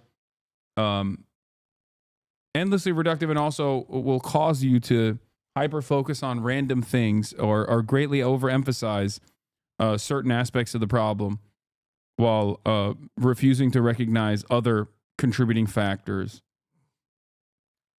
Time, and we're thinking of you and all the firefighters. I want to make sure the community knows our firefighters are absolutely doing everything that we can, and I am certainly proud of how hard and dedicated they are working to save lives and property. Well said. Thank you, Chief. Why are you trying to spread the insane conspiracy theory that fires will burn even when it's cold outside? Seems very sus. Yeah, I know.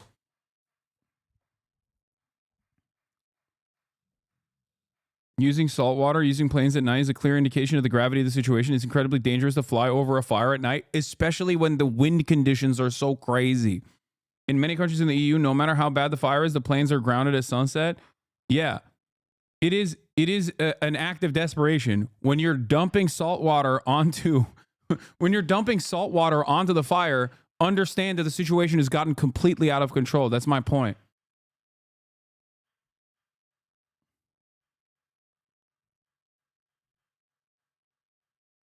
Yeah, the misconception here is that fire department funding would have stopped this. This is land management fuel issue. Even another 100 million probably wouldn't change anything. No, fire department funding also plays a role in land management, though. Like for example, I'll tell you this much. I briefly covered this earlier, but it bears repeating. Okay, the fire department, for example, could communicate with neighborhoods like the Pacific Palisades on what the best practices are in terms of like harm mitigation, in terms of like the likelihood that this is a potential area of impact. They can go in ahead of time and make sure that you know, certain types of trees, for example, are not so close to the houses, or clearing, making sure that there's like rigorous fire prevention, fuel prevention, in terms of like clearing out the dry brush out of your houses, things of that nature. It's just like there are funding would help in that regard as well. So there are, I mean, this is a very complex situation where more funding does absolutely help, not just in prevention, but also in mitigation. Okay. But it's not necessarily, but at the end of the day, if there are 100-mile winds that are carrying embers all over the place, then yeah, you're going to run into a problem regardless. You're going to run into these issues regardless.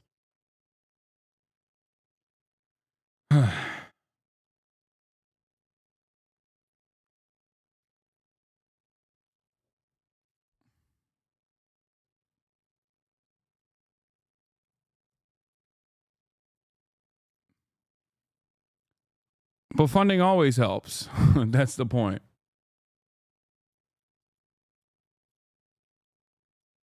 A resident who lives right by Eaton Canyon captured the moment the Eaton fire sparked right into the transmission tower on the east side of the canyon. We don't know yet. We do not know if this is the responsible party. I don't think that there's any reason to just like speculate at this point. They will obviously conduct rigorous examination, rigorous investigations to figure out exactly what the source of the fire was initially.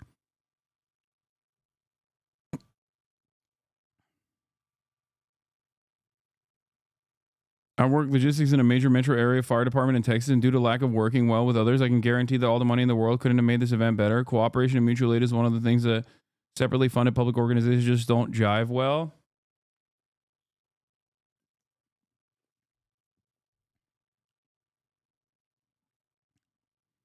My point is, when you have above ground wires with really old infrastructure, historically in the state of California, the highest likelihood is probably 100-mile winds pushing the above ground lines directly into the brush that is already directly into the vegetation that is overgrown. And most likely, that is the most likely contributor to this, to the spark initially. That's usually what it is. Okay. I seen a brush-looking Christmas tree on fire on January 2nd, the night of 10. I'm a truck driver, and it was on the opposite side, or else I would have stopped using my fire extinguisher, but I did call on 911. It was just a very odd place since it was almost 11 p.m.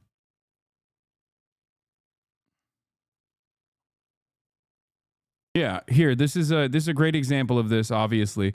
California's deadliest wildfire in history started when an uninspected 100-year-old metal hook holding up a high-voltage line wore out, dropped the cable, which sparked against the steel tower holding it up. 85 people died.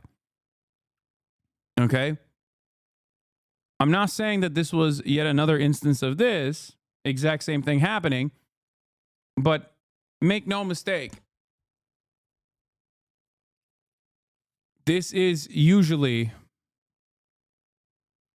a major contributor. I read an article recently which claimed that most of America's power infrastructure is big wires carrying lots of current stretched across growing forests, and inspecting them costs money, and that is not being spent. So in addition to the climate, that's why I'd expect to see more of this.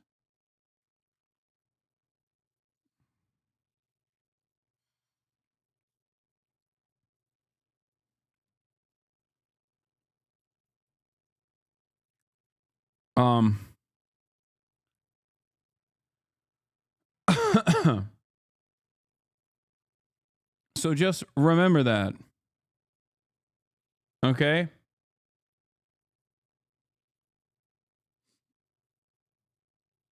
I'm not saying that this is the responsible factor here. We don't know yet. But understand that in the past, that was the contributing factor. That was the inception point. So, you know, it's something to consider.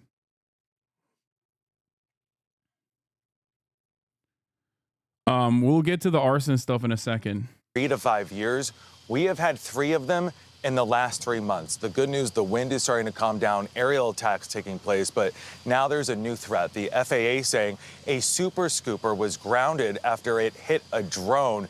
The wing was damaged. The FBI is now assisting using what they're calling aerial armor to stop drones from taking off, Tony. Another day, another problem with drones. Jonathan, thank you very much. Vice President and I Just in, Biden mocks complaints that the fire hydrants don't have water in them. Oh, no.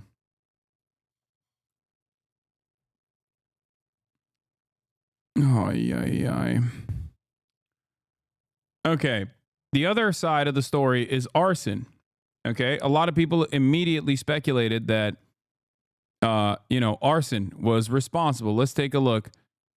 There was a man detained near Kenneth Fire. Okay. Initially, everybody reported it as though he was responsible for the arson. A lot of Republicans did victory laps around this saying, oh, this is not climate change. Or this guy that was arrested here, where is it? Where Shiraz also posted something like that. Good news. They just arrested climate change. Apparently climate change is a Guatemalan dude in this country illegally. Okay. So let's take a look at what the authorities have actually said about it. All right.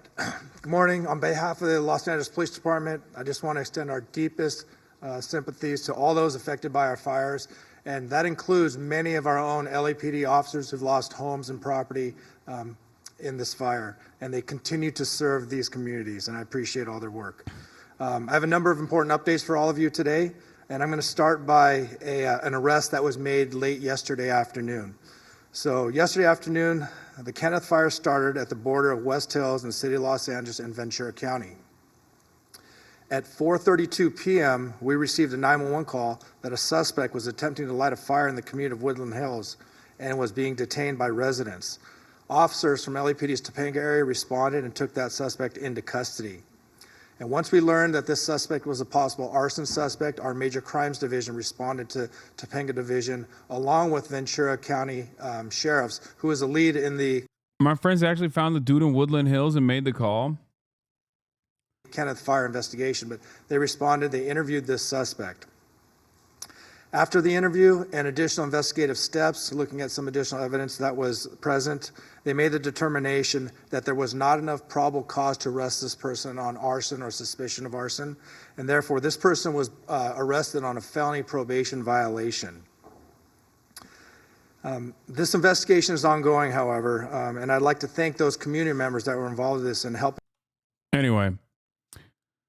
Los Angeles, a man who was detained by citizens shortly after a wildfire exploded near Calabasas and West Hills is not accused of starting the fire, authorities announced on Friday morning. Los Angeles police responded to Woodland Hills around 4:30 p.m. Thursday when a 911 caller said a man was attempting to light a fire in the 21700 block of Ybarra Road, police said. Residents who spotted the suspect held him down until officers arrived. Photos shared on the Citizen app show officers surrounding a home where the man was handcuffed. We were sitting in the backyard and suddenly we hear a car coming to a screeching halt, and the guy is running out saying, "Stop, drop what you're holding. Neighbors, he's trying to start a fire. Call 911," called Renata Grinchpun, who witnessed the incident. At the same time, several miles to the west, firefighters from Los Angeles and Ventura counties were racing to contain the Kenneth Fire. The fire was ultimately halted at 1,000 acres and no structures were lost. At a news conference Friday morning, LAPD Divisional Chief Dominic Choi said police investigated the case, interviewed the suspect, and ultimately decided he would not face arson charges. After the interview and additional investigative steps, looking at some additional evidence that was present, they made the determination that there was not enough probable cause to arrest this person on arson or suspicion of arson. Instead, the man was arrested on felony probation violation. The investigation is ongoing, Choi said. I would like to thank those community members that were involved in bringing this person to our attention.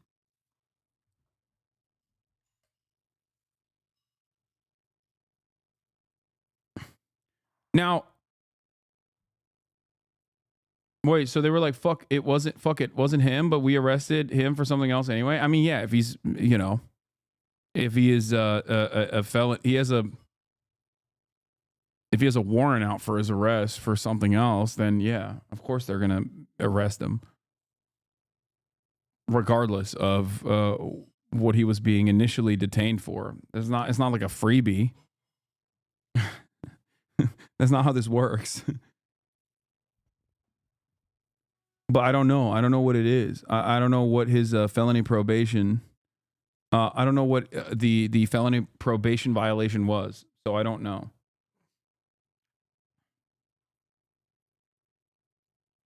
If he didn't have a warrant, they can violate someone on felony probation for virtually anything. Yeah.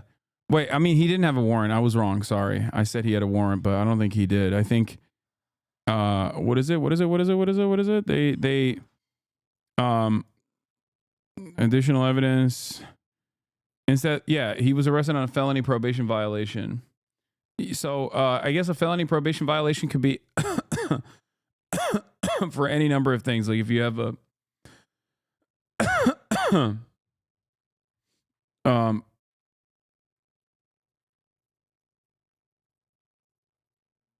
if he's on probation, then if he's on probation, they could just arrest him for anything.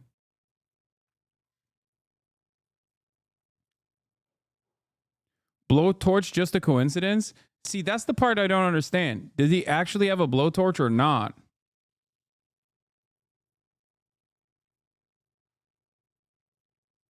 Like, people are saying he had a blowtorch, but and I saw photos of him being arrested, but I don't know if he actually had a blowtorch or not. Like, I don't know what his deal was. But even then, like, dude, cops are incredibly aggressive. This would benefit them. Okay? This would benefit them tremendously if he was responsible for the Eaton fire. Are you kidding me? They would, even if there isn't enough evidence, they would still bring him in to be like, no, this is the guy. So the very fact that the same authorities are saying that this is not the guy, at least we don't have enough evidence to pin the blame on this guy, leads me to believe that, you know, it might not be. You know what I mean?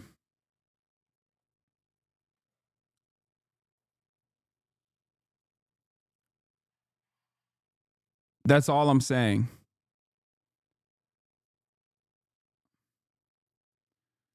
The cops would fly a mission accomplished banner if they caught the guy that started the fire. Exactly.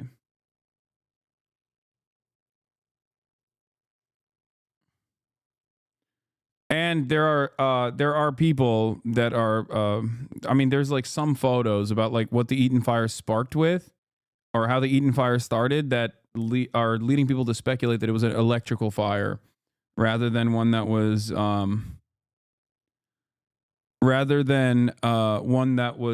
born out of a random arsonist. If that makes sense. We're going to give cops complete thermal imaging of everyone in LA to protect us from this, aren't we? I mean, they already have it. So. Initiated every federal agency, from the Department of Defense on, every federal agency to be part of this.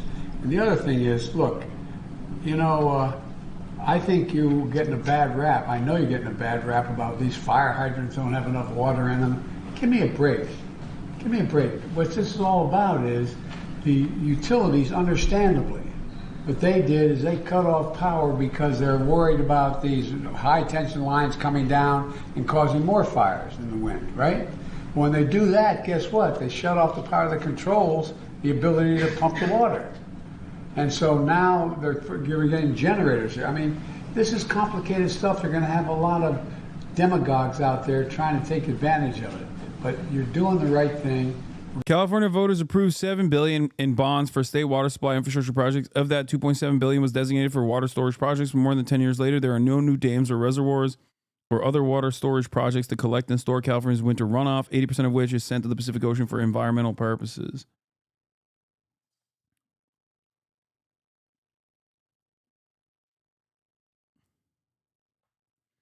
Yes, water starts fires. No, he's not. I mean, he is a delusional old man, but he's not wrong in regurgitating the information that others have given him. With respect to the way that these water hydrants work, for the record, yes, water doesn't magically appear in the water hydrants, especially when there's not a lot of pressure. You need electric pumps to move water around into areas of need. This is when the electrical pumps are no longer working because they cut electricity to certain regions, especially regions where there is a fire, an existing fire. The reason why they cut the electricity is so that there aren't additional fires that take place. This is yet another issue. This is yet another issue with our overall refusal to harden the infrastructure against wildfires, because the electricity is above ground, because the electrical lines are above ground in areas where they are super close to the vegetation. When you have 100-mile winds that move these power lines around and cause electrical short circuiting, they can end up lighting the shrubbery on fire. So they cut the electricity. But when they cut the electricity and there are no backup generators for the water pumps can't function and move water around to areas of need. That's how you arrive at water hydrants not having enough water. Having said that, there's another problem here. A wildfire this size it cannot be combated with water hydrants anyway, or at least that's what firefighters say. Water hydrants are there for structural fires. They are not there to literally stop a massive area like this from being engulfed in flame. Okay?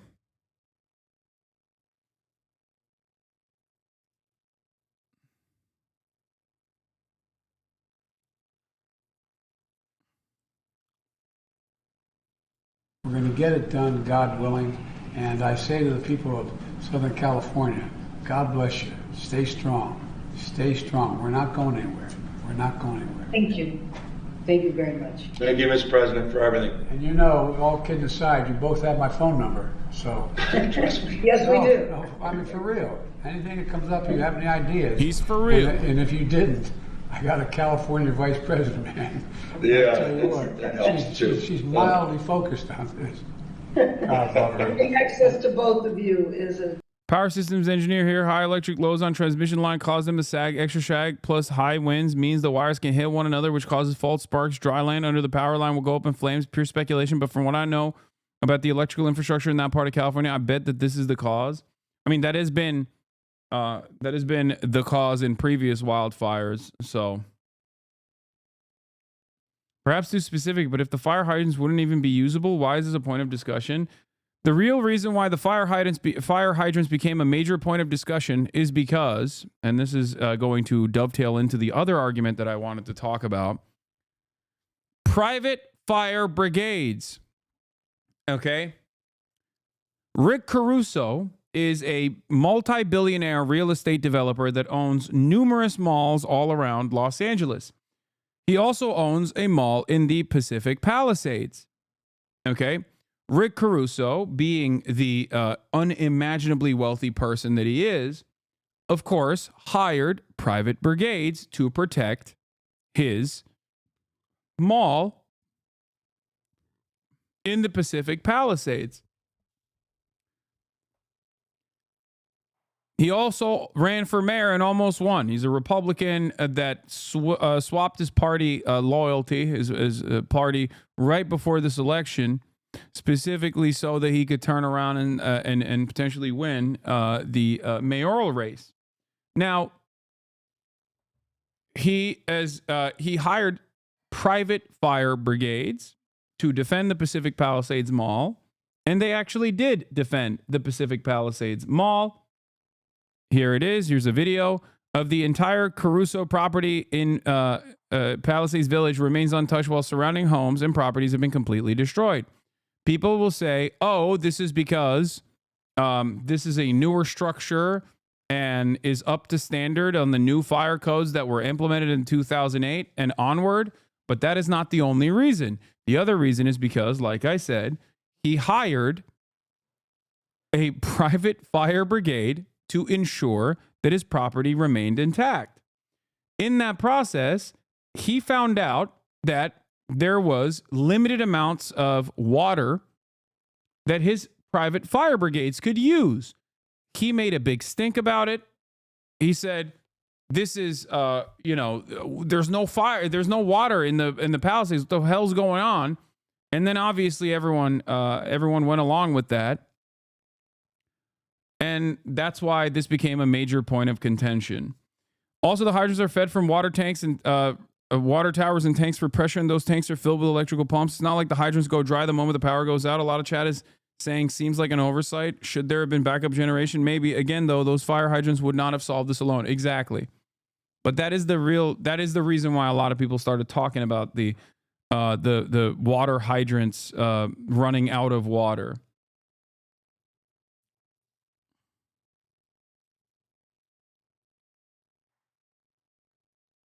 But that is also the reason why, as you can see here, these structures are intact.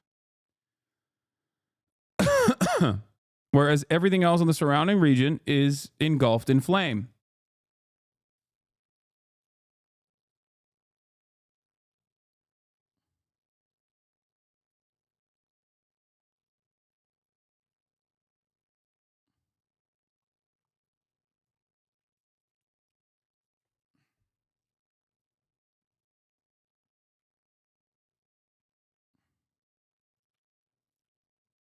So, private firefighters. It sounds dystopian. It sounds illegal. It absolutely is not. Okay? It's not. If you recall, this is something that I've covered before when Kanye West hired private firefighters to defend his Calabasas neighborhood a couple of years prior. I also heard from a friend in LA that the pump's water pressure went down because the fire started up a hill. After 15 hours of continuous pressure dipped as it was straining to make it up the hill. Yeah, I think that there are multiple factors. They make $7,000 an hour as well. No, they don't make $7,000 an hour. They make $7,000 a day, which is still insanely high in comparison to like what even Los Angeles Fire Department employees make, even though they are definitely that's definitely one of the most sought after positions that you can get in public service, and infinitely more than what the wildfire prevention teams get. Wildfire teams are comprised of federal employees that get paid the lowest possible salary.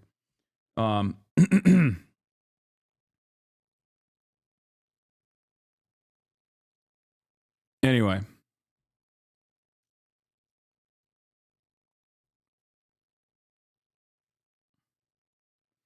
As far as I understand, they do also, of course, utilize the existing fire hydrants as well, for the record. Like the city fire hydrants. Now, if you know anything about the history of firefighters in this country, that's how we originally started off. Throughout time, there's always been private fire brigades. As a matter of fact, it used to be the only game in town. Okay? One must ask the question, why? This was a structure that was inevitably socialized, funded by the public. It is one of the best arguments for socialization because there is constant market competition amongst fire brigades and fire insurance that was privately purchased for certain for certain structures in the city that created problems for everyone. For example, fire spreads. Okay? I don't know if you know that or not, but fire has a tendency to spread. It really likes spreading.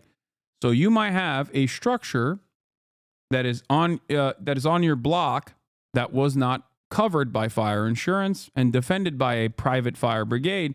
So they wouldn't actually put that fire out. But because that fire would spread, it would inevitably spread to structures that were covered. So you ended up cooking all of these, you ended up cooking all the fires. You ended up cooking all of the structures in the city.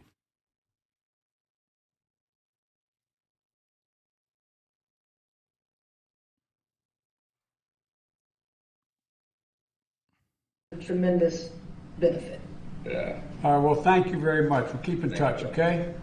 Okay. Thank you for everything. Thank you. Bye-bye. Take care, guys. For the Kenneth fire.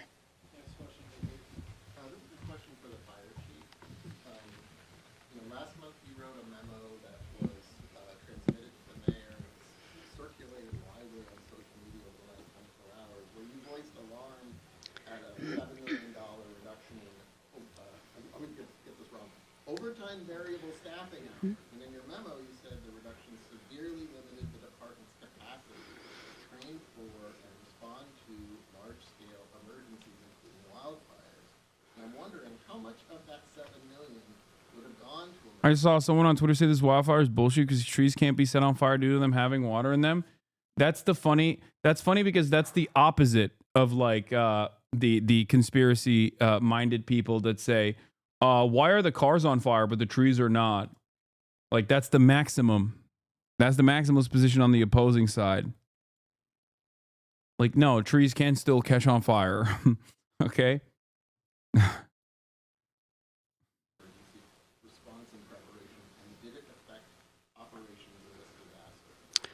Sure. So in regard to the budget cut, that was a $17 million budget cut from our current budget 25-26. I made some difficult decisions in regard to certain types of duties and responsibilities that our firefighters take on that are non-emergency. We refocused our efforts on utilizing our budget that we had allotted, and we focused back on number one fundamentals in regard to emergency operations and training. We made our adjustments. We're working closely with Mayor Bash. She's supporting us on this. We have an interim budget that will also assist us when it comes to emergency operations. We pre-deployed, so we did everything. I can tell you, we're working with Mayor Bass, we're working with city leadership in regard to the current budget, and what I do want to focus on is... Tragedy happens in a red state is God's plan. Tragedy happens in blue states is the Dems' fault. Yeah. Is 25-26. It's the Dems' fault and also gay. It's the fault of homosexuals. Both because God is punishing the homosexuals, but also because they're just obviously not as competent as straight people are. You know? I did submit my 25-26 budget with the specific ask in regards to what the LEFD needs to move forward with providing the optimal emergency services care. Thank you. But did it actually affect, part of the question was, did it affect this emergency, the scenario you described, did it affect this emergency, and were you asked to cut the budget again by 6% in this next budget year? Were you asked by the mayor's staff to make another 6% reduction? So there was a budget reduction exercise. That was for the remainder of this fiscal year. We were not cut. No. But Chief, the mayor said this morning it did not affect this emergency. Did it affect this emergency? Are there any other questions? Why don't you admit that you hired a private firefighter to defend your neighborhood? Oh, totally.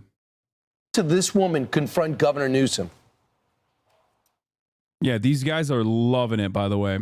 They're Fox News is, of course, loving it.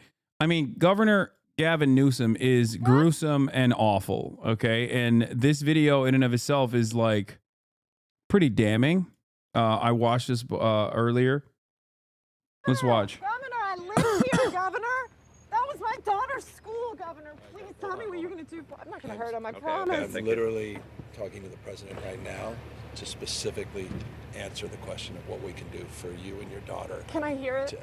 Can I hear your call? Because I it don't doesn't- believe it. I'm sorry. There's literally, I've tried 5 times. That's why I'm walking around to make the Why call. is the president not taking your call? Because it's not going through. So Why? I have to get cell service. So There's let's no get cell it. service. Let's get it. I want to be here when you call the president. I appreciate it. I'm doing that right now. And it's to immediately get reimbursements, individual assistance, and to help you. I'm devastated for you. I'm so sorry, especially for your daughter. I have 4 kids. Losing the school. Everyone who went to school there, they lost their homes. They lost 2 homes because they were living in one and building another. Governor, please tell me, what are you going to I'm not gonna lie. Palisades residents sometimes make this argument a little too hard. You know what I mean? It's like, come on, dude. They lost 2 homes. They were living in one and building another. It's like,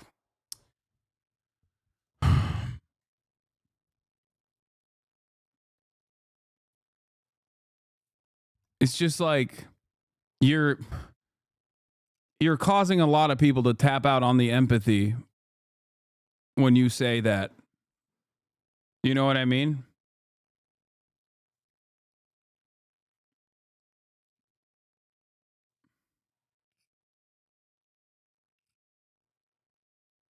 going to do with the president right now? We're getting the resources to help rebuild. We're getting Why the was there resources. no water in the hydrant? No, I totally understand why she would be distraught about the school being lit on fire. That's not what I'm talking about. I'm saying that when she was like, people lost 2 homes.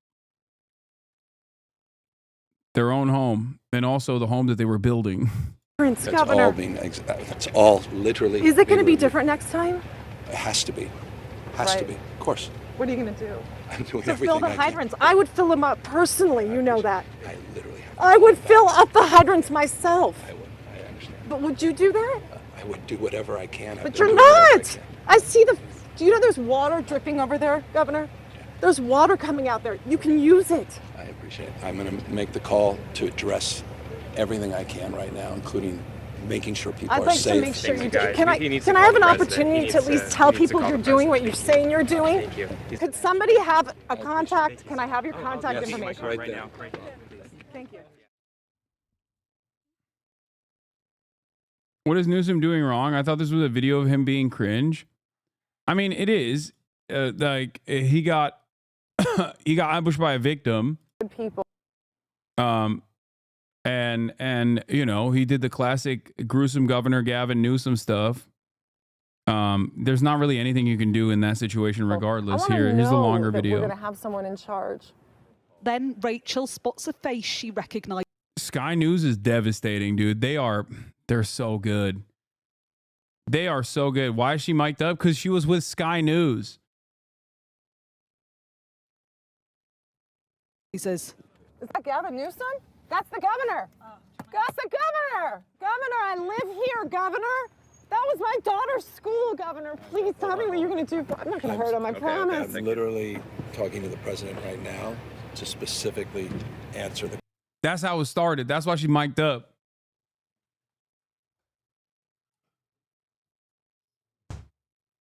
Sky News are on demon time all the time. Respect. Respect. Respect to Sky News. Okay? They're on demon time all the time, especially in the aftermath of this. But anyway, a lot of great commentaries coming from Fox News on this. Governor, I live here, Governor. That was my daughter's school, Governor. Please tell me what you're going to do. I'm not going to hurt him, I promise. I'm literally talking to the president right now to specifically answer the question of what we can do for you and your daughter. Can I hear it? Can I hear your call? Okay. All right, let's hear what Fox News has to say. Let's hear what Brian Kilme has to say. Is it going to be different next time? It has to be. Has to be. Of course. Did you hear at the beginning of that soundbite? He said, I'm literally talking to the president right now. He lied. He just told lied. that woman.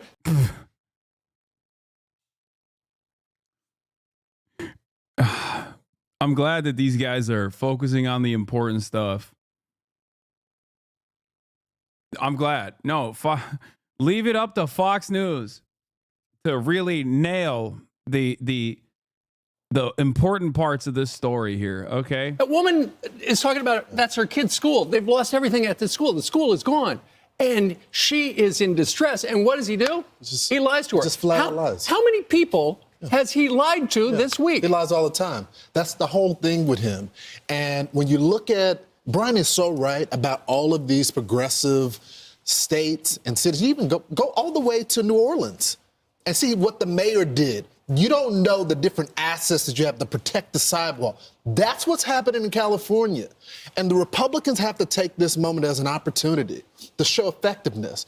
I think Ron DeSantis, the governor of Virginia, should go to California. Governor Beshear of Kentucky. And show them how it's done. Bring your resources there. We heard the president of the United States talking about generators. Why didn't y'all have generators already staged if you need them? The military planes, okay? Brian brought up an interesting point yesterday about them flying through the smoke. They're just now getting the military planes there. Why didn't y'all have those pre-staged? And then Ainsley, we can't leave out that the mayor wasn't there. Well, exactly. And all these celebrities are now speaking out. That lady, that frustrated lady was on with Jesse last night. And Jason Bateman's sister, what's her first name? Justine Bateman was on, and she was so frustrated too. And this is James Wood. Because remember, President Biden said he blamed this on climate change. James Wood says this fire is not from climate change. Bro, I hate this country sometimes, yo. I swear to God, bro. We gotta do re-education camps for Republicans in general. I swear to God, bro. This is, bro. James Woods will literally cry real tears while watching his multi-billion-dollar home engulf in flames and be like, how can I use this as an opportunity to do propaganda for the fossil fuel corporations, dude? What a psychotic way to approach life. Like, that is crazy, bro. That is actually insane. And I think at this point, like, we have arrived at a situation where, like, no change is going to happen, no systemic critiques necessary. So we might as well just, like, hyper focus on our pet issues. Okay? Like, I saw a tweet from like, specifically, I think, like, a fire ecologist from UCLA. Okay? This is his job. Okay? He researches climate change and its impact on the likelihood of causing wildfires. Okay? And the guy was saying, like, it's insane to look outside my window as I see the wildfires grow, as I'm currently packing up to evacuate because the wildfires might have the capacity to reach where I live. And I'm fielding phone calls from every mainstream institution to repeat the point for the 100,000th time that climate change is the leading cause for these wildfires. And no one cares. It is so insane that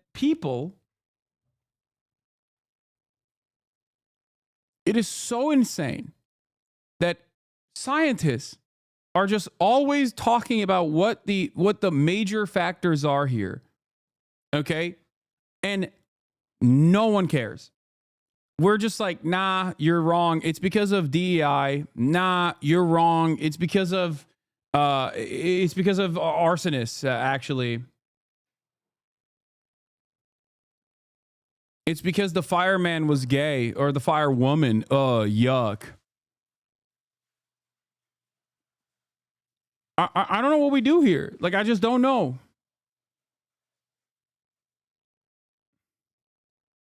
It's because of Guatemalan migrants. Like, you can have a dude whose house is on fire and he'll turn around and be like, well, this is a great opportunity to talk about how woke and gay caused this. Actually, do not say it's climate change. Ignorant blank hole. It's because liberal. Please mention PG&E one fucking time for the love of God. I have. And this is, everybody yelled at me when I said PG&E works in Southern California and corrected me and told me that PG&E does not work in Southern California. and that it is SoCal Edison or LADWP. Idiots like you elect liberal idiots like Gavin Newsom and Karen Bass. One doesn't understand the first thing about fire management, and the other can't fill the water reserves. Well, reservoirs. Across the board, there's been a failure to figure out, to pre-plan, to pre-position. Karen Bass, the mayor out there, she declared a state of emergency, and then she flew to Ghana. And it's like, okay, there's going to be something. 17 hours. There's going to be something that's going to change the arc of this city forever. And what is she at? She's at a ceremonial inauguration. From start to finish, all the way from the local neighborhoods right up to the top guy, Joe. RDC made a video about this. Oh, yeah, this is funny. Movie more confusing. All right, guys. People are dying right now. There's like toxins in the air, pollution. People are talking. We need y'all help right now. Oh my God. It wasn't that shooter. And was the standing monkey. up there. I was so What are y'all talking about? Hey, I just said people are dying right now. Like there's red particles falling from the sky. Yes. And like people are just like falling over. Exactly. Right. Oh, that's early. Yeah, that it is is pretty early. early. I thought it would have like 45 minutes. Exactly. Yeah, 45. man, 45. What are y'all talking about? My family's dying right now. Come on, please. He said it. That's why he No, cares. they only care Hey, about the chairs. you didn't read that article in 1999 where it said if we don't stop doing it to the common people are gonna die? I mean, no, I gotta print it out right here. Hey, read it now. Read it now. Hey, what about his from 2005? Did you read that? Huh? What about his from 2015? And then we wrote a whole book. We wasted our time in 2022. What the fuck? Y'all didn't read none of that, huh? Hey, I'm not. Yeah, it's too late now. You know when you could help? You know when you could help? In 1999 when I wrote the article. What's the past? Quantum footprint too big. No, ozone layer's being depleted. Sorry, guys. Those ice caps are gone, right? Exactly. Yeah, there's no more animals. No. Oceans are gone. Yes. Yeah, you guys fucked up this time. You know the sky is red. Oh, actually, no lie. I have a plan. What? Yeah, cool. We made these masks. We not were fighting wars. We made these masks for us and our family, but y'all didn't fund them, so we did it with our own money. This is all we can make. Okay, we'll give y'all some more money. We'll take that. So give it to us in about 10 minutes and we'll start making them. Okay, But too much y'all be dead in like 4 seconds. 4 seconds? What are you talking Yeah, because the toxins are coming through. Okay, give us the mask. Give us the mask. Come on. Hey, those laws that y'all making at the last second, those were good, man. Good shit. Give us the mask. It's above us. It's above us, guys. Here we are. Watch that again. Hey, there's nobody at the movies, guys.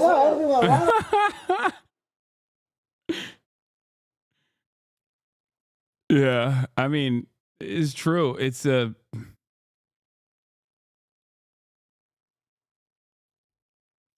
finally a peaceful movie experience. It's just like, it's crazy because no one wants to address it even at this point where it's like directly happening.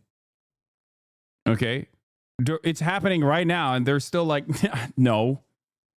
It's actually the thing that I care about that is responsible for this fire somehow.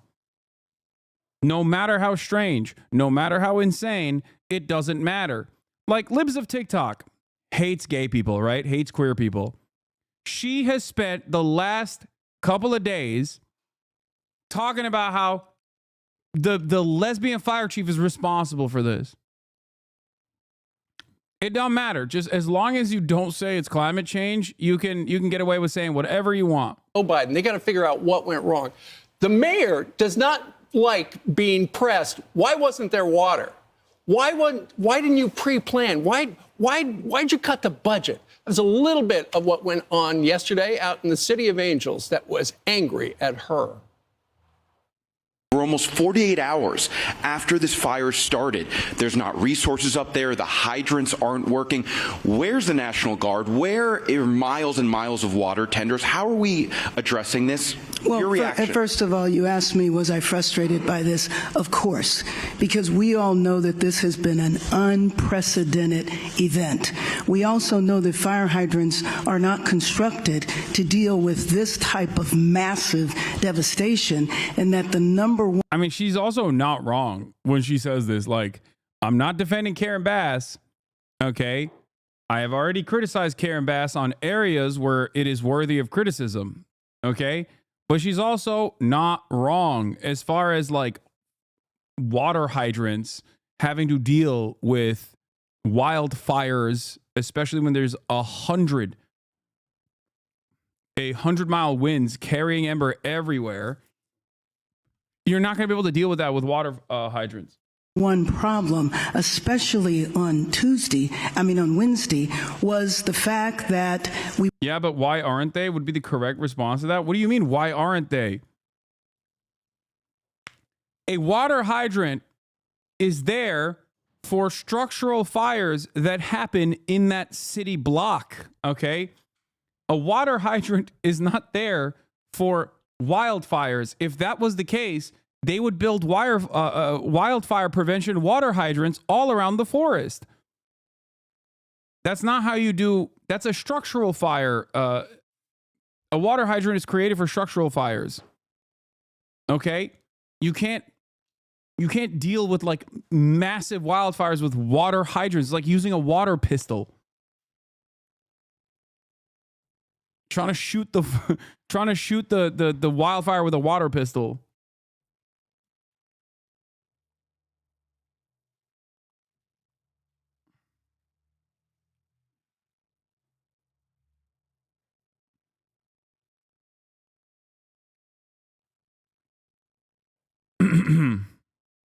We weren't able to do the... Bomb the fire? They did. And actually, that is a successful way to stop the wildfire. They bomb it with water.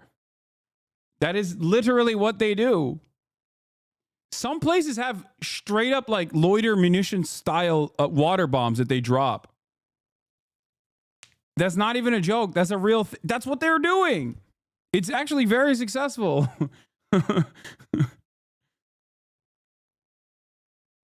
One might even make the argument, this is crazy, but one might make the argument that even blowing up the fire with like explosive munitions could potentially work in stopping the fire, because the explosion sucks out the oxygen, so it would suffocate the fire in its entirety. Yeah, nuke the fire.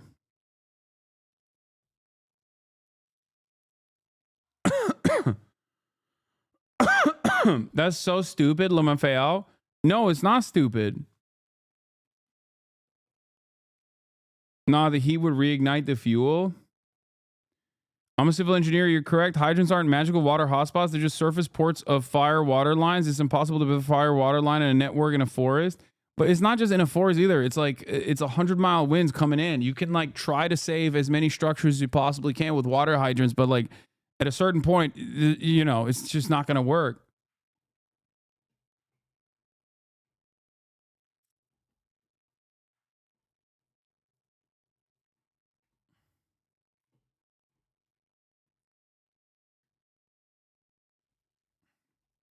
Water bombing. Now, here, right down yeah. here in the... I think this is the...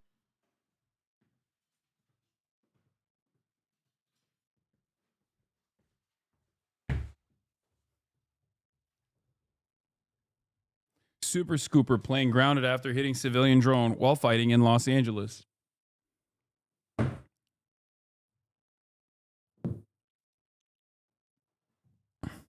The Super Scooper right there. These are these airplanes that are on loan. We actually leased them from Canada during fire season. Well, we understand that Super Scooper was hit by a drone while flying in the Palisades fire this afternoon. We're told the plane is expected to be able to fly again tomorrow. That's very good news because typically we only have 2 of these. I fought fires for 7 years in Canada. I didn't even realize you didn't have these. No, we do. We do. They also sent them, obviously, from Quebec and other places as well, because there was a need for additional planes like this.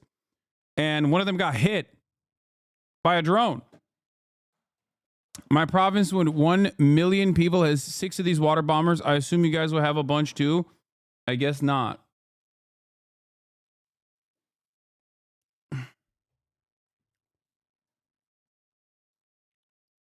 Crews out there have the drone that hit the plane. The FAA wants to remind people it's a federal crime to interfere with firefighters and their operations. And flying a drone near wildfires is not only dangerous, it's not recommended, it's illegal. This aircraft, as I said, once again expected to fly tomorrow. We can tell you David Bigger is with us right now. You not only are a pilot, but you know a lot about this. The whole drone situation being up over the area. Well, yeah. So the why don't we have more of these? I don't know. Maybe because we have a lot of planes.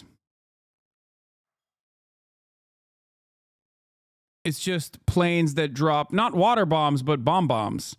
I heard LA only has 2 water scoopers available. Is that true? Because the Pentagon just announced that they want to purchase 150 B-21 Raider stealth bombers. So I'm trying to understand the relative ratio.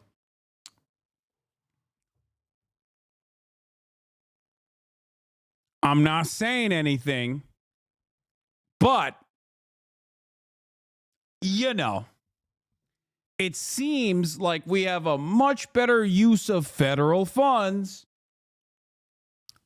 and local funds as well in terms of helicopters, for example.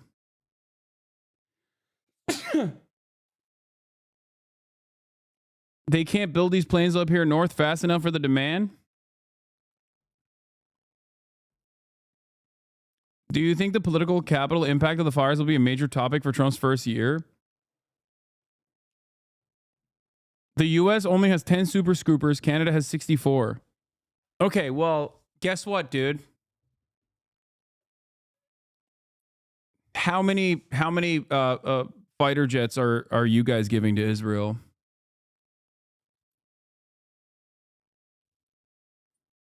Or Saudi Arabia?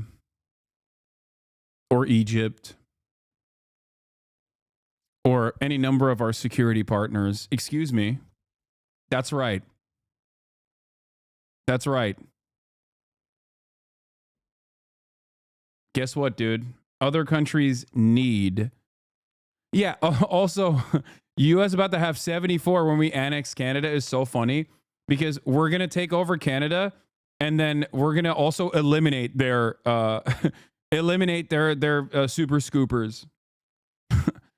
We're going to be like, nah, you don't need them. We need to use all of your productive forces to make our own more bomber jets.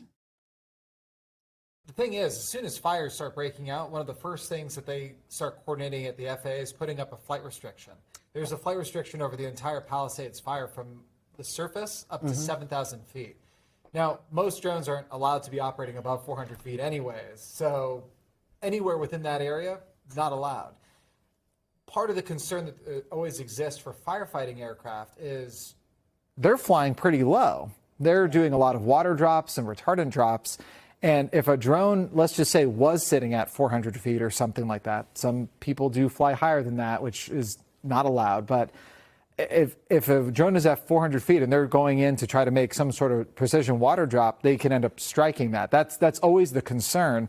And in previous fires, we've had instances where a drone gets spotted and all the air attack aircraft get told, okay, everybody back off for a minute. We're going to see if that drone is still there because it is a threat to the aircraft. They got probably pretty lucky that it hit the nose of the aircraft and not any of the engines or anything like that. Well, yeah, you look at these, you look at the fixed wing there, and then you think about the choppers. They're all rotors. If a drone was to get clipped with one of those rotors or go into the rotors, I mean, it could be catastrophic. Yeah, so the thing. California has a pretty substantial firefighting force, but certain aircraft are better suited for certain geographies. The CL-415 is actually becoming less efficient, and helicopters and smaller water bombers are able to do more and more accurate drops per hour. Yeah, I'm reminded of that one heli drop. That was so sick.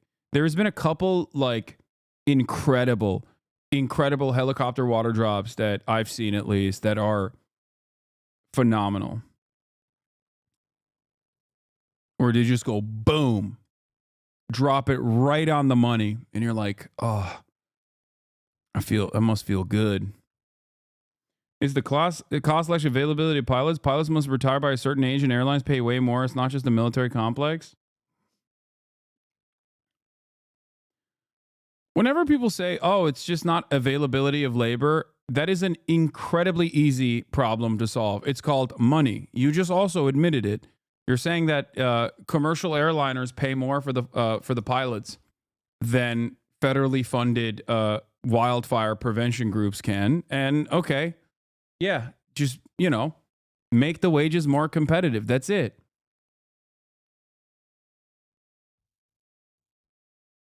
Yo, this was crazy. Look at this one. This one was amazing. Back in the Palisades, and I understand that you have another structure burning behind you. Boom. Do we have Chelsea? Amazing. Or you can do the other thing. Sentence more people to prison. And then that way you can have more free labor. And then make them fly the planes at gunpoint. Train them and then make them fly the planes at gunpoint. I think that's I really like that solution, actually. We should do that instead. Air support because of the winds. And so, of course, I am absolutely frustrated by that. I am not sure that is correct, that there are no resources up there, but rest assured, as soon as we are done here, I will follow up on that. I will say this. I'm wondering how many flights were grounded because President Biden was going to Los Angeles to visit his great-granddaughter. So that has to be investigated, too. Did you clear out the airspace that could have been used? How did the president get in? Here's the thing, too. We learned a lot after Katrina, right? Yeah, we did. When you had that hurricane that went into North Carolina, no one was expecting that. But in California, you do expect wildfires. Right. They happen all the time. So when you're the mayor, you would think you would have. Yeah, what about Florida? What about the hurricanes in Florida? Because I didn't see you guys complaining about Ron DeSantis. Interestingly enough, I don't know. The proper tanks, the tanks would be filled to the brim. They're saying they were, but are they? Were they? They didn't have enough. And they didn't have enough, so you build more.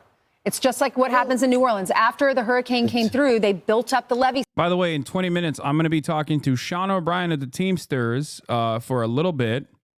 We're going to do a 30-minute slot where we talk about labor unions under Donald Trump and a bunch of other stuff, unionization efforts that are all going on all around the country.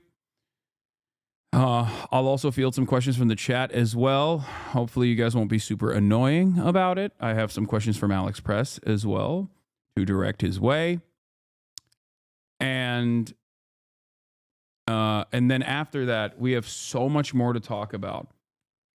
Aside from the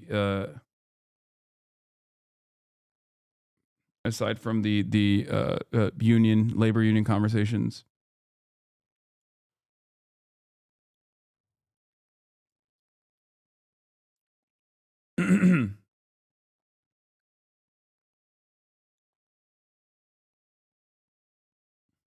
Some people expected what happened in WNC. They're called weathermen. The forecast called for catastrophic flooding and landslides, yet there was a failure to take it seriously and do something.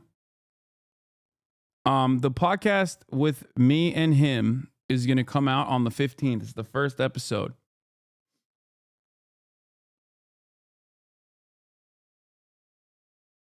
Wrong. I'm going to be a whiny little purist, and I bet everyone else is too. Hell yeah. System. They fixed it. Well, she also said that the hydrants weren't properly staged in a way that could sustain a fire like this. You're in California. Why wouldn't you have that universally in the state if you're at risk? Right. I know that this is different from L.A. They haven't experienced anything like this in L.A. before. But there's always the risk, which is why the people try to get the insurance as a result of that. But yet we can name 4 major fires right in that area. 100%. So you can't tell me. Excuse, here's one question. When you have your emergency management meetings, you're wearing your windbreakers. If there's a fire that goes through 5 counties, would we be able to fight it? And if the answer, obviously, is no, and that's not good enough. Now, the police chief there tried to give her some cover in the press conference, but there's a memo of the police chief at the time saying, look, this is going to hurt us. We don't have the proper resources. Guys. Police chief? Does he mean fire chief?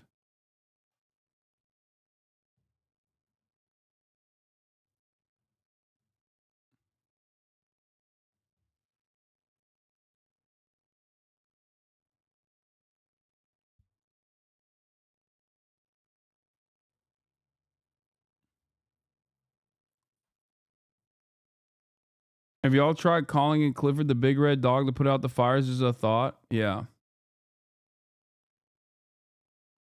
We heard some reports from firemen. Let's take the water out of it. Firemen didn't even have the proper equipment.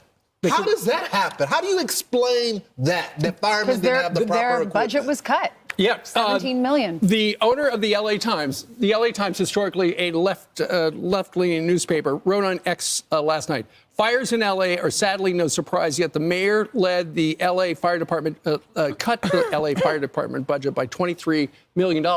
Okay, so when we think, if there are budget cuts, what do you think? Okay, not as many trucks? No, it's across the board. They can't afford to hire enough mechanics. They've got yards full of fire trucks and fire engines that cannot leave the field because they don't work. They need mechanics. It's from start to finish. And what have we heard from California? You know, from this couch, we have reported about all the crazy, super liberal policies over the last couple of decades. And over the last couple of months since the election, what has California been doing? They've been trying to Trump-proof California. You know what? They should have fireproofed it. And what they should have done is they should have planned for a really big fire because it happened this week. No, they're focused on these DEI recruitment videos that focus on that when they should have been focusing on the things to keep people safe. I'm Steve Ducey. I'm Brian.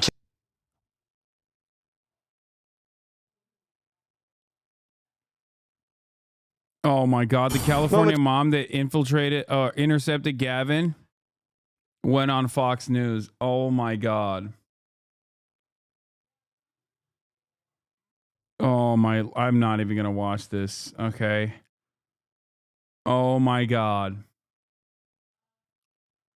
Every once in a while, conservative media latches onto a story that leans left/populist, and it's always just surface level. They don't dig deeper, lol. Yeah, obviously, their job is to still redirect the anxieties and frustrations into more appropriate targets.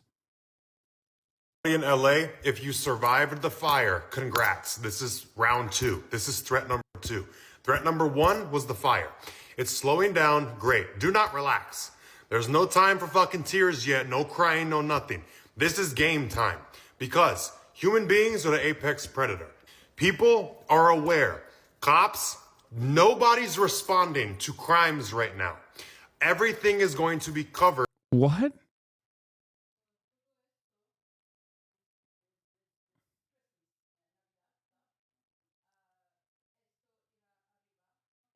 What is going on here? And overlooked by this whole fire that's happening. People are already breaking into businesses, breaking into houses, harming other people, unaliving other people, because nobody's gonna fucking take the time. There's too much happening for people to look at. Oh, this person's not breathing no more. Was it a red rum or was it the devastation? There's too many things to be focused on. All crime, no one's there to help you right now. So protect you and yours at all costs. And I mean all costs. All that. Bro, what is happening in the minds of people on TikTok? It's like wild seeing a dude who's like 30 plus years old saying unaliving and red rum. Okay, TikTok language is just like infiltrated the brains of rotted the brains of so many people. But also, this guy is saying, this guy has 1.7 million likes on this TikTok talking about like how there is a murder and cannibalism happening in every corner of Los Angeles right now, and the cops know about it and they're not doing anything to prevent it. What an insane statement. Meanwhile, the Supreme Court seems likely to uphold a law that could ban TikTok in the United States of America. And when I see stuff like this, I become reactionary myself and say, oh, good, please. It's crazy. That fucking pent up bullshit that everybody got from 2024, you want to crash the fuck out? Save it. You about to need it. This is not a time to relax. This is not a time to fucking chill out. This is about to become a fight for resources. And you're also going to be dealing with people in the society of LA. All these homeless people been waiting for their moment. This is their time to shine. They're already breaking into houses, businesses, stealing people. This guy used to be so nice. What happened? Like, I remember this guy having like a relatively normal attitude about things and being like kind kind of like a funny guy. What is going on right now? Setting more fires just because they want to watch this shit go down. So keep in mind, the fire going away is threat number one. I'm happy if you survived. I'm so fucking goddamn sorry everybody's in this goddamn position. It's the worst thing that can happen. But this is threat number two. This is the one you really gotta pray to make it the fuck out of. And when I say protect you and yours at all costs, I mean at all costs, because their crimes are kind of free for all. But if you gotta do what you gotta do, everybody's kind of free. This is all alleged also, because I'm making this video. But everybody there, you know what the fuck is really going on. You know what to do. So do not hesitate to do it. And the other thing, women, stick the fuck together. Be as vicious as you have to be. Nobody can respond to a crime call right now. Cops can't get down the fucking road to nobody. If men want to come... Dude, what? Is this guy in LA? There's no way he's in Los Angeles, right? Because I live here. I'm fairly close to some of the fires. What the hell is this guy talking about, bro? The roads are closed and whatnot. What are you...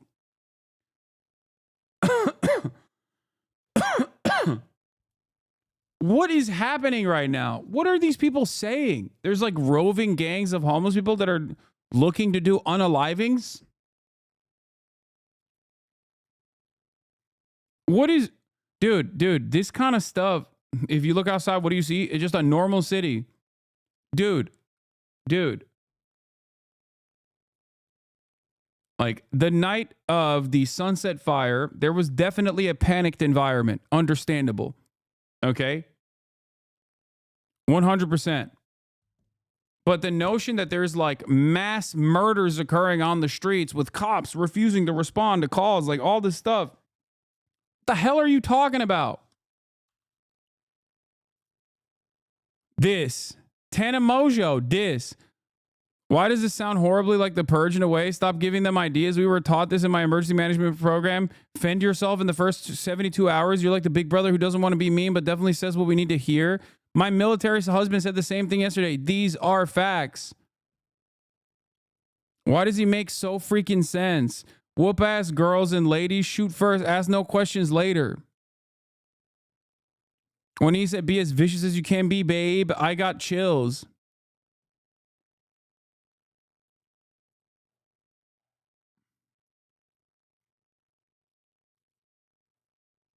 Bro, what is happening right now? Bro, we dead ass live like 10 minutes away and my mom would believe this bullshit. It ain't just people not from around here. No, I know. That's the craziest part. That is the craziest part about mind melting. Because we spent so much time online that the reality outside of your door is no longer important. Okay? What is important is what they're saying online. It ends up literally breaking the brains of people that are directly in the impacted area. It is crazy. And I don't know how you deal with that. Like, what do you mean?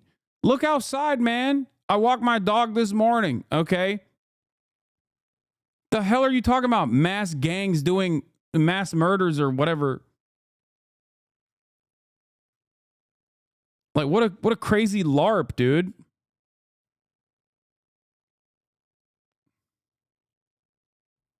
This is being read as female empowerment. I know American minds are so warped that you can have like a supposedly liberal progressive guy talk in the exact same way that like libertarian gun nuts do. Okay. But then couch it under female empowerment and girls will be like, that's right, ladies. Think like them to counter them. It's sad, but some people help and some people take advantage when disaster strikes because they see opportunities.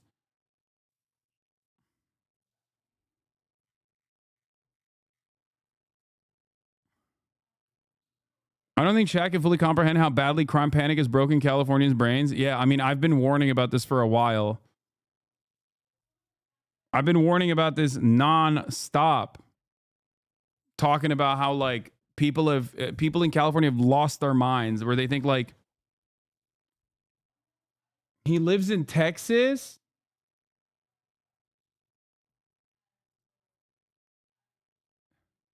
Then why is he talking?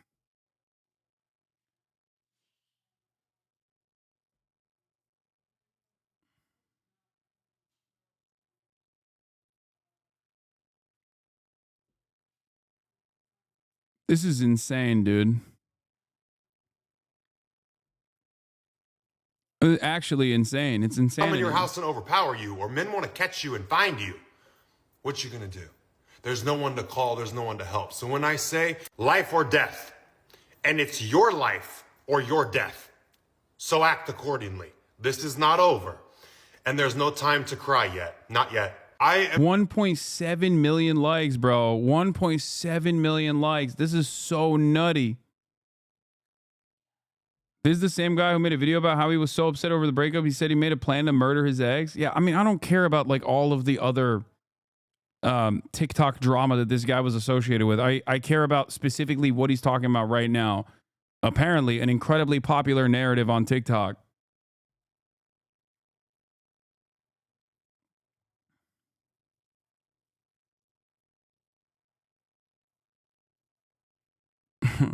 I love how it's always guys in suburban McMansions talking like this is Hotel Rwanda. Yeah.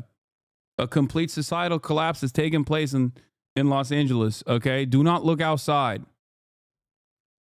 I'm literally doing DoorDash in Pasadena right now. I don't know what the fuck he's talking about. People like this wanted to be real so bad. They've been waiting for an apocalypse. Yeah. Like, that's the craziest thing. Like, yo, the municipality picked up trash yesterday, okay? What are you guys talking about? Like, what are you talking about?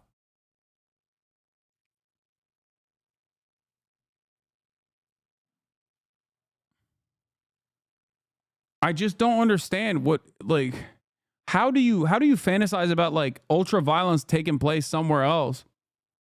I'm there, okay? I'm in the neighborhood. I'm gonna tell you right now, these people are out of their minds, all right?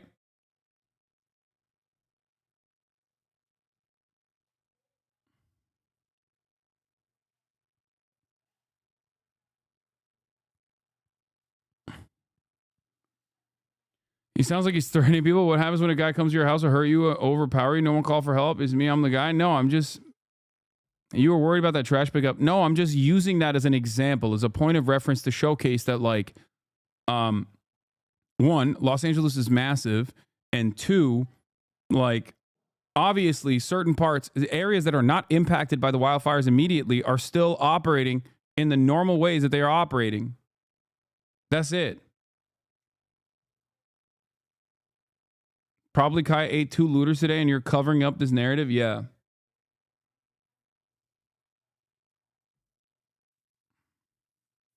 So a mansion can burn and that is good? What are you talking about? Did I even say anything like that? I'm literally in downtown LA. It's so peaceful compared to normal. People are helping each other all the time. So many organizations, places doing free food, charity, and donations. Yeah. Chad Crowley is blaming DEI for societal collapse. Who's Chad Crowley? An illiberal riding the tiger? Let's talk about the collapse. Fires rage in Los Angeles and no one can put them out. A clear symbol of a civilization unable to solve even its most basic problems. Joseph A. Tainter's The Collapse of Complex Societies provides a framework to understand why this happens. Civilizational collapse is no relic. Yeah, okay. While I do agree with civilizational collapse as a narrative, I understand that the reasons as to why there is a civilizational collapse is because of capitalism and not because of like some random nonsense like DEI or whatever. But these guys are so desperate not to recognize what the truth is that these guys are so desperate to not recognize what the truth is that it's like they have to claim that it's modern institutions prioritize demographic representation over merit. Oh. Ne haber lan? Hasta mısın hala?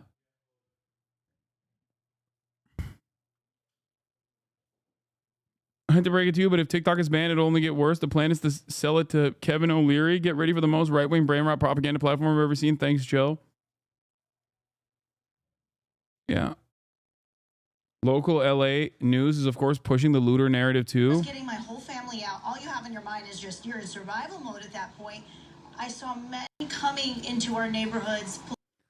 Oh my God, local news. Why are you doing this, bro? Oh my Lord. Hundreds of... This is Tyler Oliveira coverage coming from KTLA. Police confirmed it. She had this to say. Take a listen. It was wild.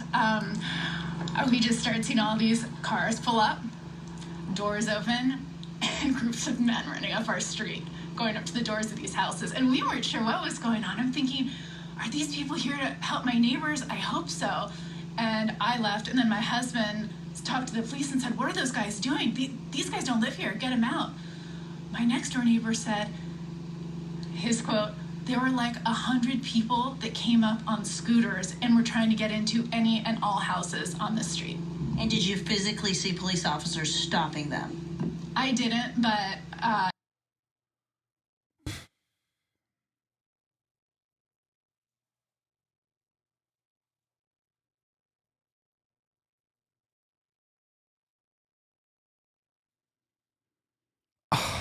I don't know what to say, man. I don't know what to say. it's not to say that they weren't. It was so incredibly chaotic, and I was so worried about my big family and getting them out of our old tinderbox of a house that I was just focused on them first.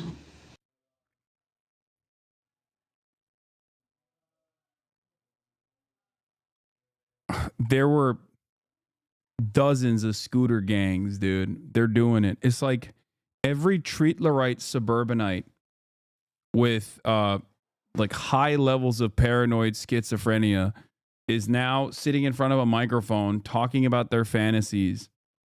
Once again, I'm not discounting the notion that there might be you know, opportunists trying to take advantage of the situation in areas that were evacuated but not impacted immediately by fires.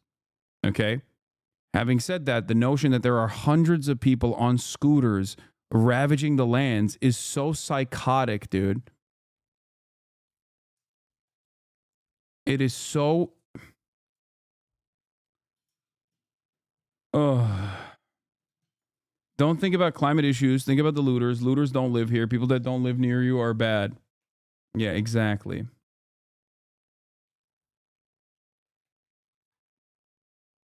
She is a CNN producer. Oh my God. Dude, people have their phones on them nonstop. People take videos of everything they see. Were the videos of this happening to an extent? Yeah, so far the only videos I've seen of the looting that's occurring is the one guy that was apprehended that the police said they did not have enough evidence to suggest that he was actually an arsonist.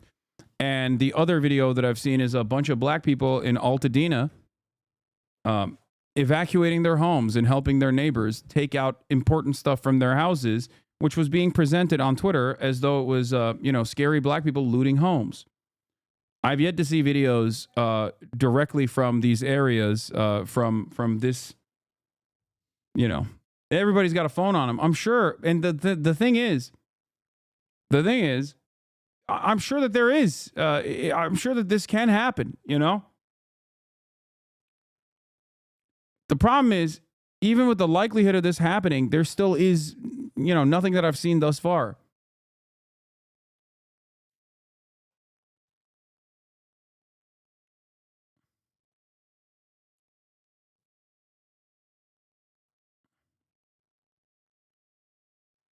Marauding gangs of scooters that seemingly are Guatemalan of descent too. Yeah, all right. I'm gonna talk to Sean now. Okay, Sean O'Brien of the Teamsters. And we're gonna have a conversation about labor unions now. Hello. How you doing, sir? What's going on? Can you hear me? I can hear you, sir. How you doing? All right, perfect.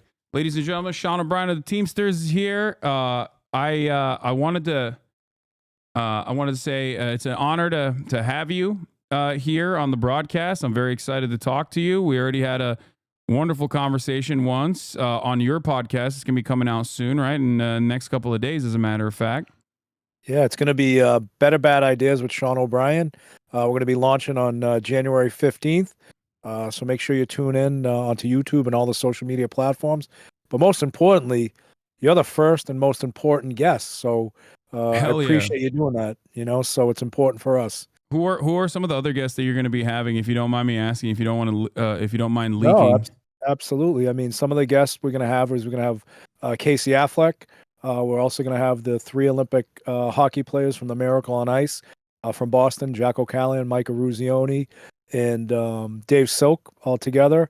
And we're going to hopefully have senators like Josh Hawley, Bernie Sanders, a very diverse group of politicians. Also, we're going to focus on celebrities and any and all people that help and shape America. So we're very excited about the podcast. We're very excited about diversity, but more importantly, we're most excited about having conversations uninhibited and not scripted.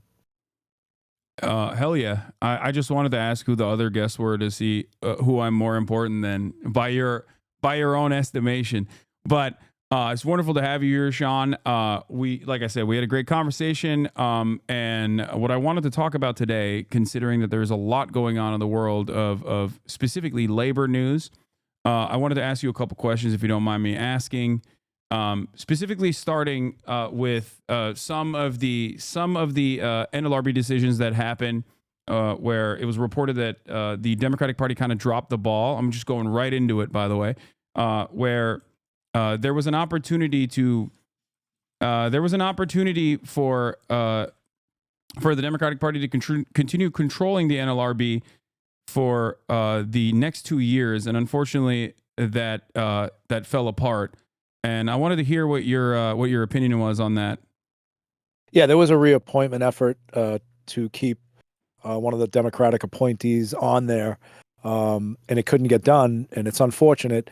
But the reality of it is there was a key opportunity to, and look, I think it's important to note the NLRB needs to be revamped. I mean, there's no doubt about that. And in my world, the Teamsters world, we've been avoiding the NLRB as much as possible. I mean, I think if you pay attention to what's been going on for the last 2.5 years, although we have gotten some good decisions, we try and just put the pressure on employers to either recognize us voluntarily, or in some cases, like in DHL and other areas like Cisco or Republic Waste, we strike for recognition.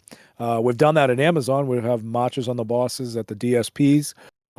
So whoever is in that NLRB, I think regardless of who's there, we've got to revamp them. I think, being at the table, having the conversations, being part of the process is important, and we're hopefully optimistic we can do that. I mean, look, we can't keep focusing on missed opportunities.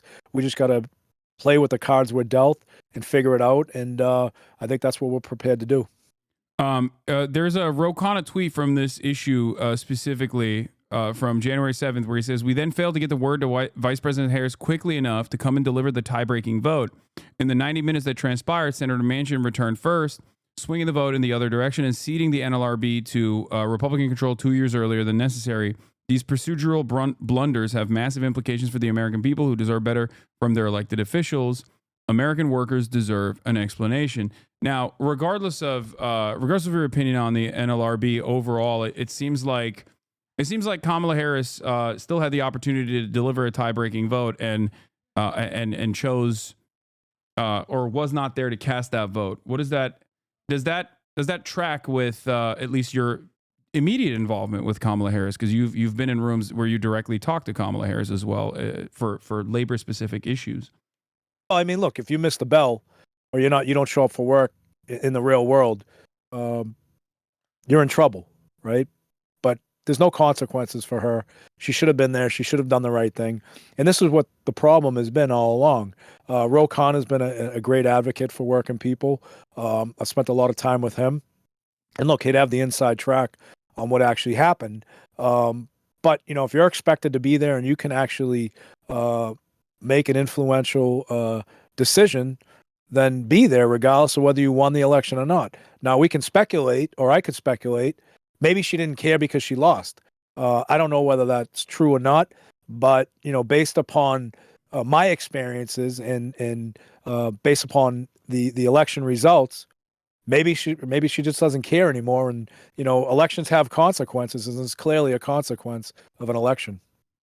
Yeah. So here's the other side of the story. So in terms of Josh Hawley, you've talked about him with we even had a conversation about Josh Hawley where you believe that he is you had a conversation with him. You believe that he's committed. to the statements that we've heard from him very publicly about supporting labor unions. And I guess the question I have is, or at least the fears I have, and this is echoed by my friend Alex Press as well, that with the Trump-backed NLRB appointments or NLRB new NLRB judges, do you feel like there is something to fear with respect to the judges potentially opposing the Teamsters argument that Amazon is a joint employer of its drivers, specifically the ones that we're talking about with the strikes that are happening or were happening all around the country? I mean, the fear of the unknown obviously is not a comfortable position to be in. We're hopefully optimistic by having conversations with people like Josh Hawley, working bipartisan across the aisle, that we can convince and also support previous rulings that have determined they are in fact a joint employer. So time will tell, but I will say this about Josh Hawley. Josh Hawley, since the day we've been working with him, hasn't wavered on anything that we've asked him to do. He showed up at picket lines in Missouri. And look, there's a lot of Democrats that haven't done the right thing either. I mean, you mentioned Joe Manchin. That guy is. Oh yeah. Thank God he's leaving. I mean, talk about being bought and paid for. I mean, that guy comes from a blue collar state that went right to work. And he flip flops more than anybody I've ever seen in my life.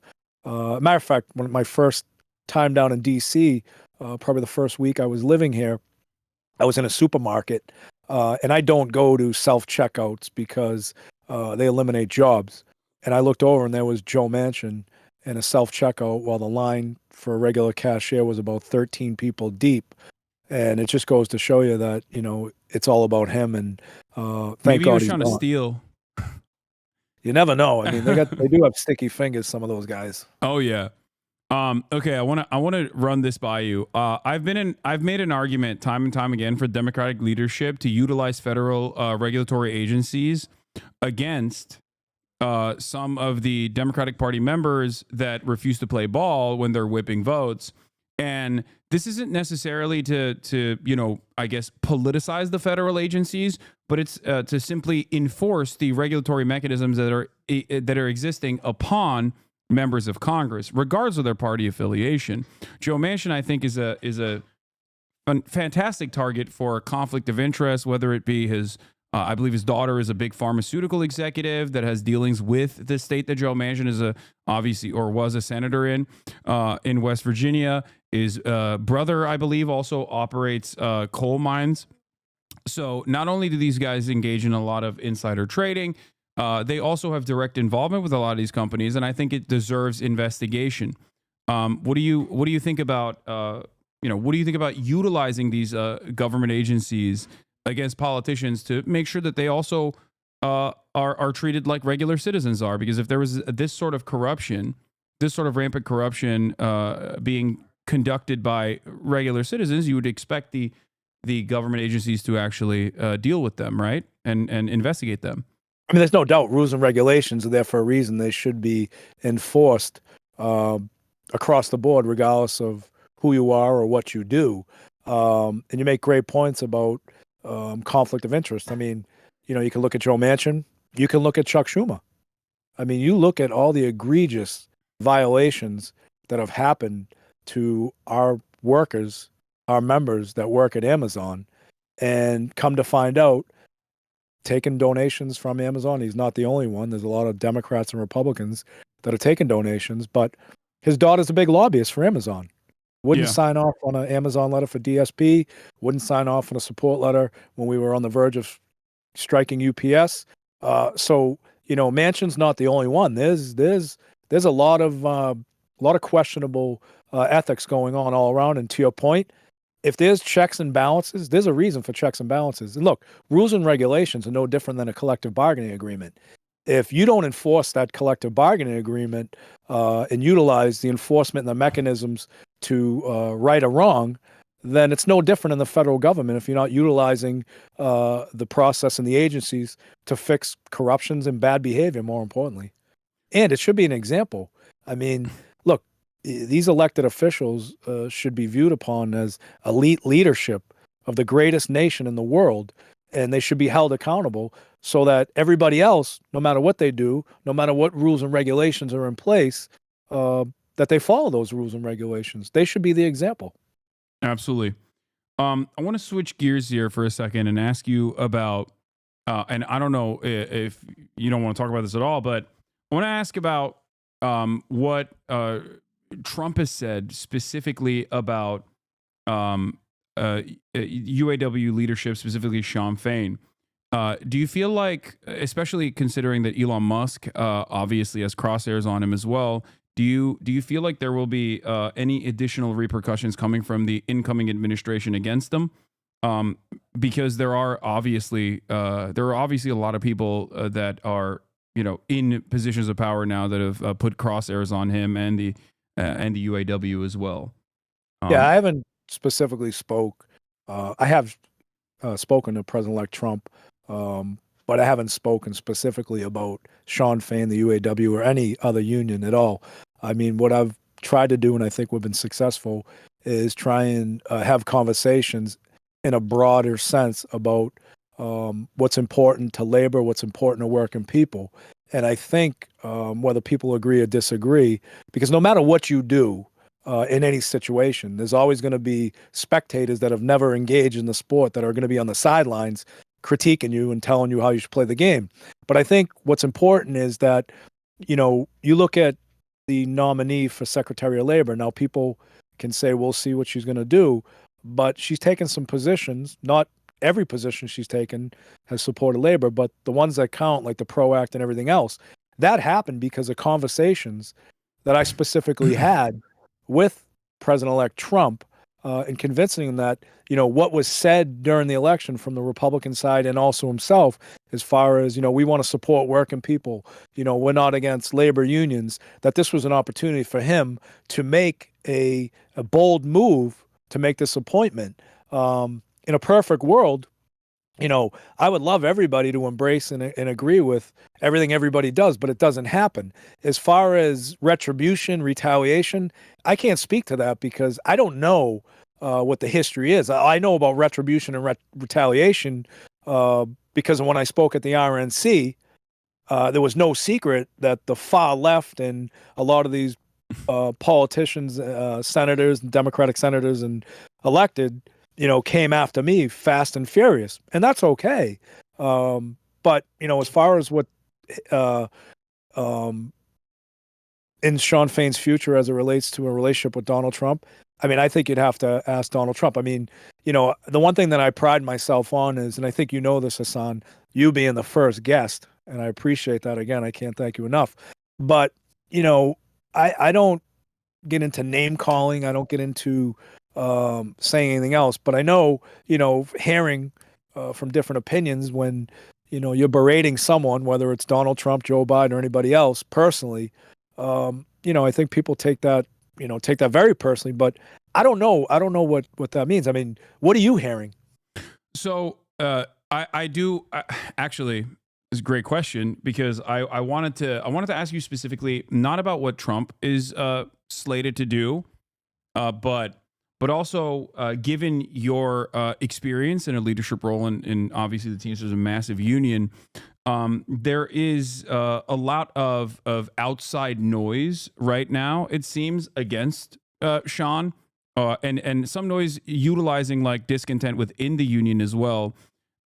Many people, this is from Alex Press, many people speaking out against Sean Fain are supporters of the admin caucus that, of course, may not have played all that great of a role in the initial phases in the UAW, and are potentially looking to team up with Donald Trump.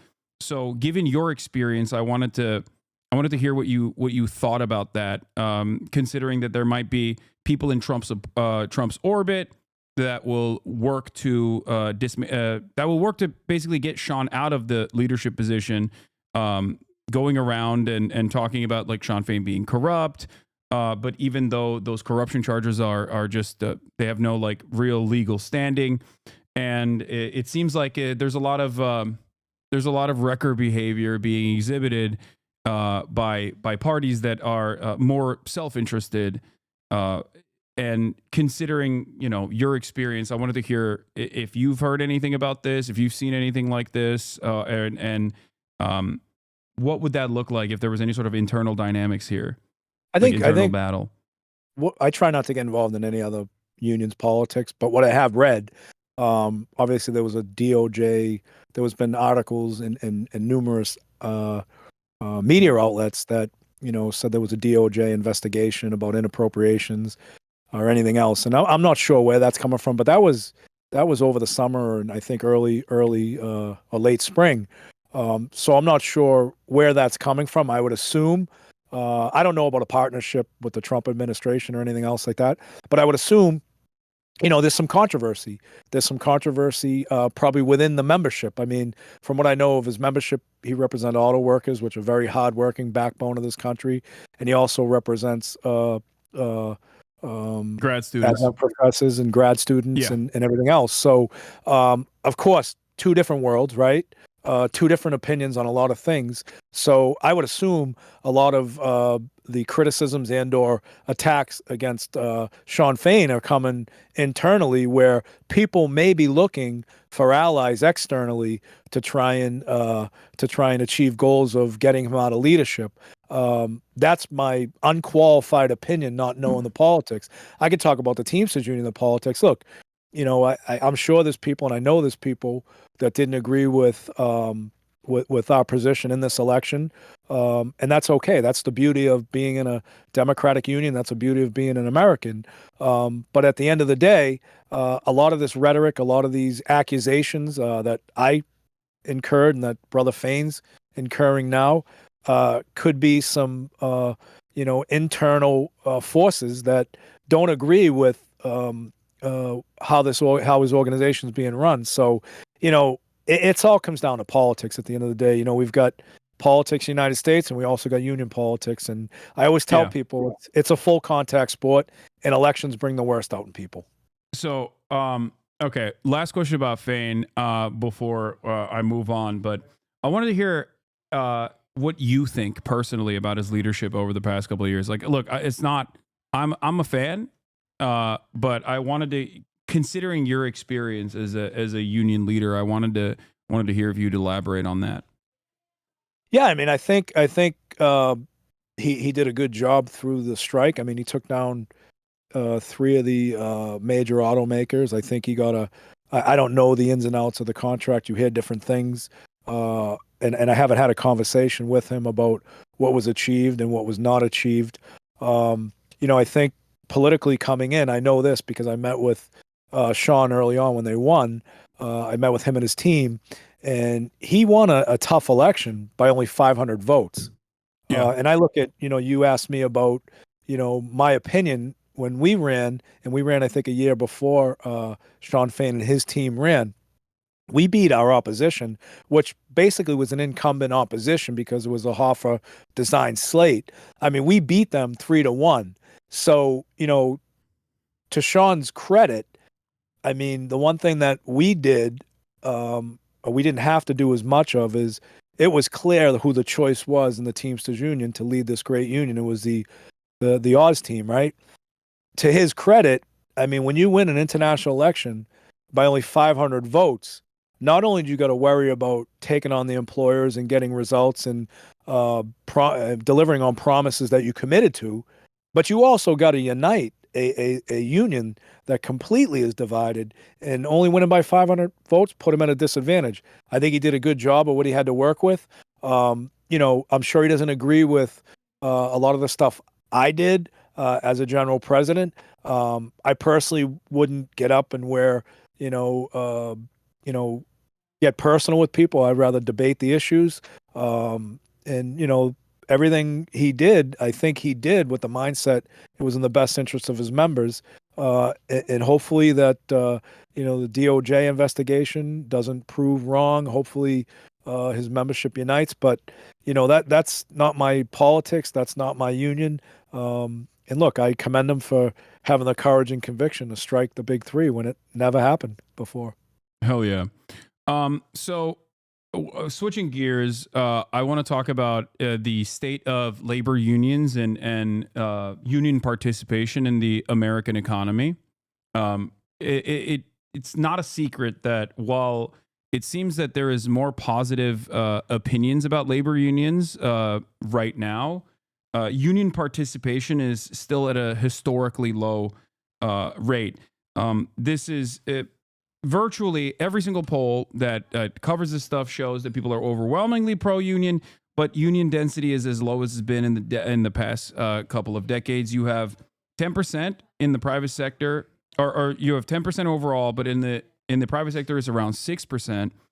And Alex Press also wanted to ask the question: how does the labor movement grow that number to what it needs to be to ensure workers themselves have actual power, which is around 40 to 60% density? Well, I think it's important, number one, is to have a plan and have a plan that's going to work. And I can speak specific to the Teamsters Union. I think you've seen, and I don't really know Alex personally. I don't know what her background is. I know that she's very pro-labor, very pro-UAW, has been critical of me at certain decisions. But the one thing that you can't dispute is the fact that we organized 70,000 new members in 2.5 years.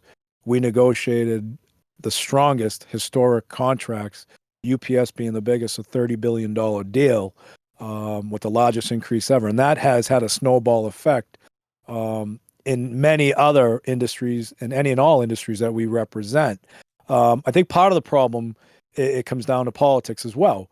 Electing the right people that are going to help pass legislation like the PRO Act or something in that form of the PRO Act that makes it easier for people to join a union, makes it easier where there's no threats of retribution or retaliation. I think another thing that's very, very important is, people don't realize that, social media is a great communication platform, but it also can be a huge weapon as well. A lot of people get on there and they'll, demonize their local unions. They'll demonize their international unions. And, if you're reading about disgruntled situations or you're hearing from disgruntled people, that doesn't help when social media is just so much available. And I'm not suggesting gag orders or anything else like that, but I'm just suggesting, look, you've got an organization that you belong to, whether it's right or wrong, and you agree with it, you don't, but the product is, setting industry standards, setting standards around the country. Put your differences and your opinions aside and focus on upholding those industry standards and organizing new members. Sometimes we obviously cause our own demise in certain situations. And I know one of the biggest things that we've focused on as a leadership team is making sure that we have member-to-member engagement. We utilize our rank and file members that work in similar industries to go out there and have conversations with people that work non-union, that do the same job, and highlight the benefits of working under a collective bargaining agreement, the wages, the benefits, more importantly, the respect and dignity and the protections. And, I think, there's a number of situations or things that will help grow the union density. I think what's important also is embracing this next generation, because the 18 to 35-year-olds, hell, I wish I was 25 years younger right now, because man, do those guys and gals want to fight. You look at Chipotle, you look at Starbucks, you look at a lot of these industries, and it's energizing for an old guy like me in the labor movement. And I think we've got to utilize the best tools we have, and that's rank and file, worker to worker members. And we've got to get away from pointing fingers and not embracing and learning from our defeats, but learning from how we can be better and have different strategies. So we've mandated, and we tell this to all the time, every time I get to speak in front of a local union or a joint council or any body of union members, especially when I'm dealing with rank and file members, I always challenge them to say, look, your local has 4,000 members, your local has 10,000 members, or your local may have 2,000 members. You need to deliver 10% of new members every single day. And the only way that's going to happen is if you give true testimonials of how important and how better it is to work under a union contract. So, we also, all of us have to have skin in the game. I think social media can play a big role in uplifting this message as well.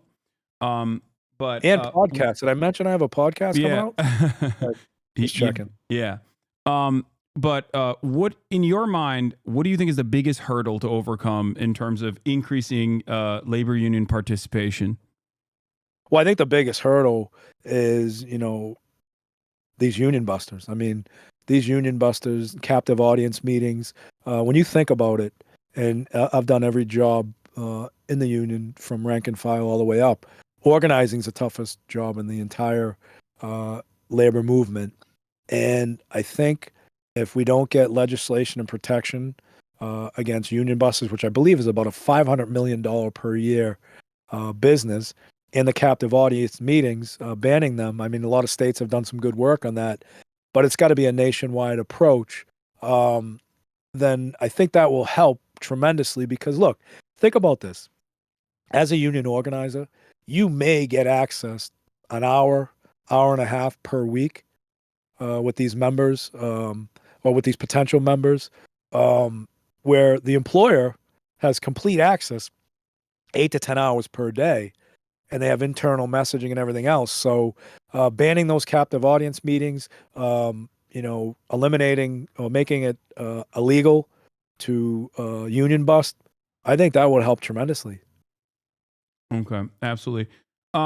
A question from the audience is from Virtual Meal says, I wanted to ask Sean about how to unionize in normally non-unionized sectors, more specifically in software and engineering. It is a concern many of us in the field express, and there is not guidance from our employers on unions, and there have been thousands of layoffs with no protections for workers in these fields. Well, I can tell you this, the employer is never going to advocate for you being represented by a union. So, which is a great segue into, what I'm going to say next is, anybody that wants to organize, you shouldn't do it through your employer. Conversely, there's a great opportunity, I believe, in the tech industry. I believe there's a great opportunity to organize in non-traditional industries. I think what you need to do is contact a local union, whether it's the Teamsters, whether it's UAW, whether it's SEIU, AFSCME, or anybody, and start the dialogue. But I would just caution, never trust an employer. I don't care if it's your best friend. They're going to protect against one thing, and it's going to be the bottom line of their balance sheet. It's not going to be about what's in the best interest of workers. But, the other thing too, in those tech industries, and I think we all have friends that work in them and maybe have relatives that work in them, there's no loyalty and there's no better industry that's ripe to be organized. Because look, if you're at a tech industry, a tech company, I have a friend of mine, ironically, I just worked out with him a couple of days ago, and he's been in sales, software sales for a company, Oracle, for 20 years. And they gave him an alternative. They weren't eliminating his job, but they were going to lay him off because they were getting a 22-year-old, a 23-year-old right out of college that was going to do his job for half the money. And I believe that's running prevalent in those sectors, especially the white-collar sales job tech industries. And so, you're 22 years old right now, and you get a job where you're making 80 and 90,000. You have no protections of a union contract. You have no say in your benefits. You have no say in what you do. 30 years goes by pretty quick. You could be that friend of mine that I just worked out in the gym that doesn't have a defined benefit pension plan, that doesn't have retiree medical, although he might have made a little bit more money. He's leaving with nothing. And that's what the loyalty to a company like Oracle gave to him. He's basically doing odd jobs right now to survive. So I think if anywhere, that industry is ripe for the picking. Just contact a local union and get together. That was great. Thank you. Also, as far as I understand, there is ongoing talks with Costco, with the Teamsters, and it seems to me that as recently as this past month, Costco has walked away from the bargaining table. Yesterday, Costco executives abruptly ended collective bargaining negotiations with the Teamsters, refusing to engage with a series of fair and practical proposals. And I wanted to hear what your perspective was on Costco specifically, especially considering that despite its record high profits, Costco is oftentimes seen as like a relatively pro labor company. But just like you said, no company is at the end of the day pro labor; they're pro profits. What do you think about what's going on there? Well, what they just put out there in the news media or wherever they put it out, they're full of shit. It's fiction.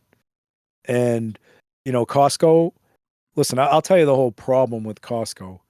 And it's a corruptible problem that was enabled by the previous administration. And, Costco has always fancied themselves as, worker-friendly, pro-union, embracing unionization. And that is furthest from the truth. There's 18,000 Costco employees represented by the Teamsters Union with the potential of 125,000 to be represented. And it's funny, when we took over, their whole attitude has changed. And, they thought that it was going to be the same old. When I say they, the employer. And we had an organizing drive, I believe, in Local 822. James Wright is one of my vice presidents in Virginia. And for a company that was so pro-union and embraced their workforce and appreciate it, I've never seen a more aggressive anti-union campaign launched against us. And we fought real fucking hard.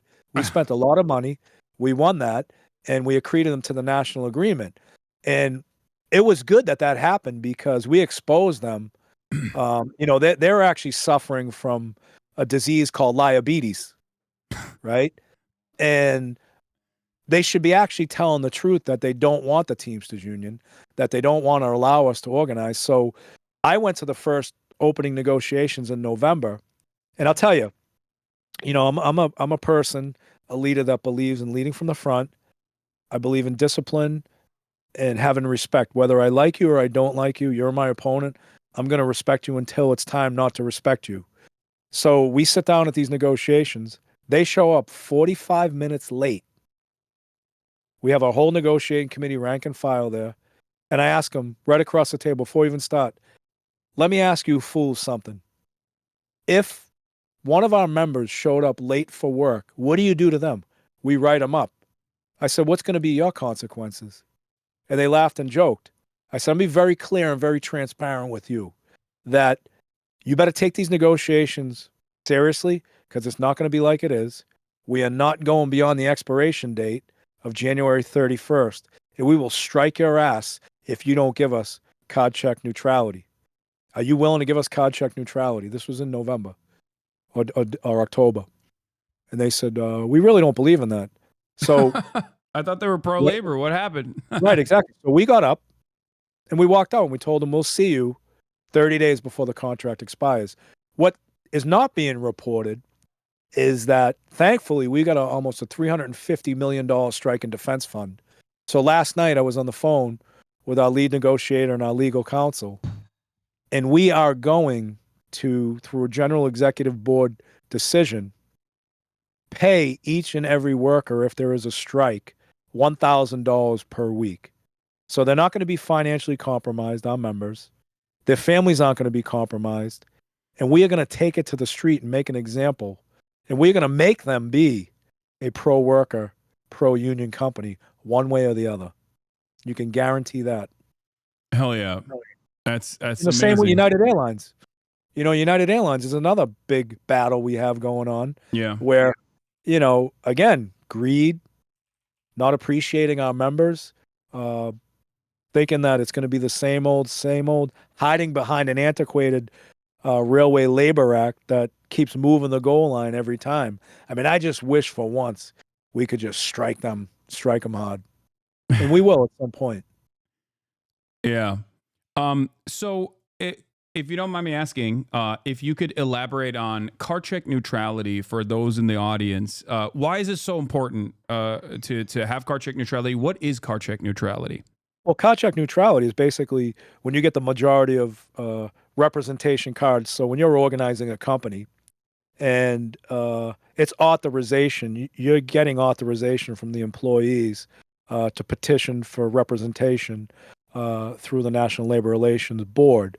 So that basically gives us the ability, or gives the ability to file cards under the National Labor Relations Act. When you get the majority of the cards, there's a lot of good employers out there that if you get the majority of the cards, meaning that if there's 100 workers and you have 75 cards, signed out of 100, and you go to the employer and say, look, do you want to go through this drawn out process where we potentially could strike you for recognition? And, or do you want to sit down, you value your workers, voluntarily recognize our, your employees, our potential members, and let's sit down and work out a contract. So it kind of eliminates the process. Well, it does eliminate the process of the National Labor Relations Board. In some cases, we've had card check with companies where you both agree on a third-party arbitrator to verify the people that are in the unit and verify the numbers, and then you sit down and negotiate a contract. And it's a great process, but it's also a great litmus test to see how embracing employers are of welcoming unions. In the tier of being open to unionization, I would say that obviously even asking for a third-party arbitration is going to be still an additional layer of stopping the unionization process, even though it's obviously still better than trying to actively combat it and taking it up to the NLRB. And the best possible outcome is that they immediately say, okay, we're open to it, right? Right. And then you sit down and the tough part right now is in any and all negotiations under the current system is, let's say you organize a company traditionally through the National Labor Relations Board, you win that election. I think the average is 406 days if you're successful to negotiate a collective bargaining agreement for the first time. But what exists no matter what through that process, especially if it was a contentious organizing drive victory, is that employer will continue to stall, will continue to threaten, intimidate workers while you're going through that process of collective bargaining. So that's why it's important that, we've got to have laws that protect workers, not just during the organizing campaign, but throughout the process of collective bargaining, but also having a mechanism, an arbitration, decide, obviously rule on a first contract if the parties can't agree on it, meaning that, we come to impasse, then you submit it to an arbitrator. And I think that's a version of the PRO Act so that people can actually achieve that goal of getting the first contract. Is there, I don't want to ask anything that is like tricky, but is there any sort of educational efforts behind educating the rank and file on the importance of political participation when it comes down to applying even pressure as individuals, not as representatives of the union, but as individual American voters? Is there any sort of education on like the voice that they might have outside of labor unions and strikes in terms of organizing in their own communities and potentially applying pressure to their own politicians in an effort to make sure that this sort of legislation does pass? Yeah, I mean, I can't speak to any other organization but what we've been doing. And I know there's a lot of great labor organizations out there that have, political action, political education. And I know that we have been focused on political education, and education, more importantly, empowering our members to have those conversations with the representative that they elect within their communities. A lot of politicians, and I've seen this having to live in D.C., when I talk about politicians, legislatures, primarily senators and Congress people, they spend more time with the bureaucracy in D.C. rather than in their communities actually talking to the people that they're elected and paid for to represent.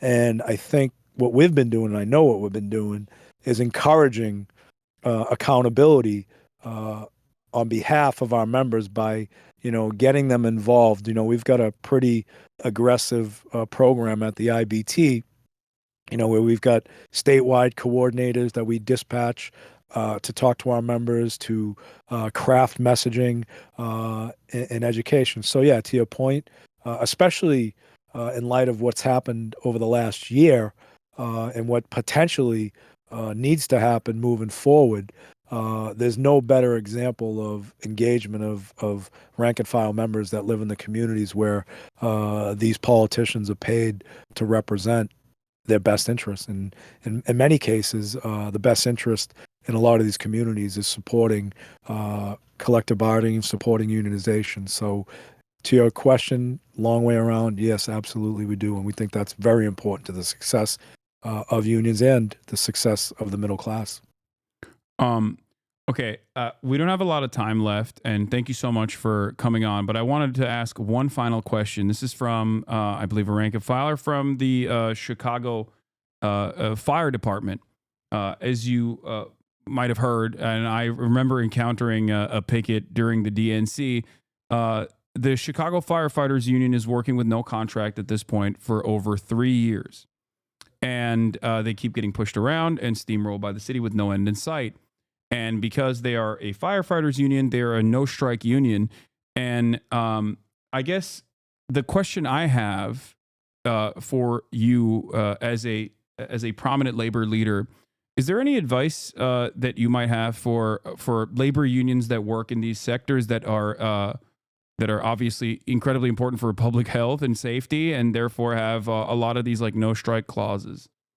Like, well, first off, anybody that doesn't give public, first responders in the public sector, the best contract that they possibly could get and want to play games with them, they should be allowed to strike. I know that they're not allowed to, but look, in the firefighters, I love the firefighters union. I think Eddie Kelly is a great leader. The advice, again, we just talked about a political action. Again, we are electing these people that are deciding on and negotiating and deciding on our contracts. At the end of the day, I think you just got to be vigilant. Look, no politician, no governor, no mayor, no city councilor wants any type of public negative exposure, especially with firefighters. Look, every bad situation that possibly could happen, those are the first men and women that show up. It's fucking criminal if that's happening. And look, get on the platform, get on the social media platform, get out there, be at city council meetings, be at, events, and don't be afraid to let your voices be heard. It's ludicrous, absolute ludicrous. You look at what's going on in LA right now. These firefighters, they're heroes. They are fucking heroes. And, they don't, a lot of these firefighters, this isn't just a job to them. It's a passion. It's a lifestyle, and they should be rewarded accordingly. Yeah.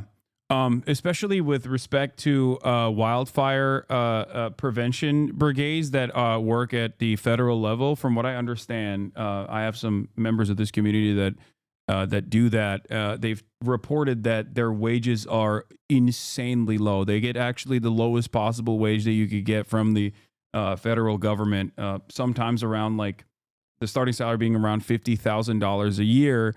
There are reports of some of the wildfire fighters actually having to live in their cars because there's just like, it's impossible for them to operate in the areas and live in those same areas because the real estate marketplace is obviously devastating.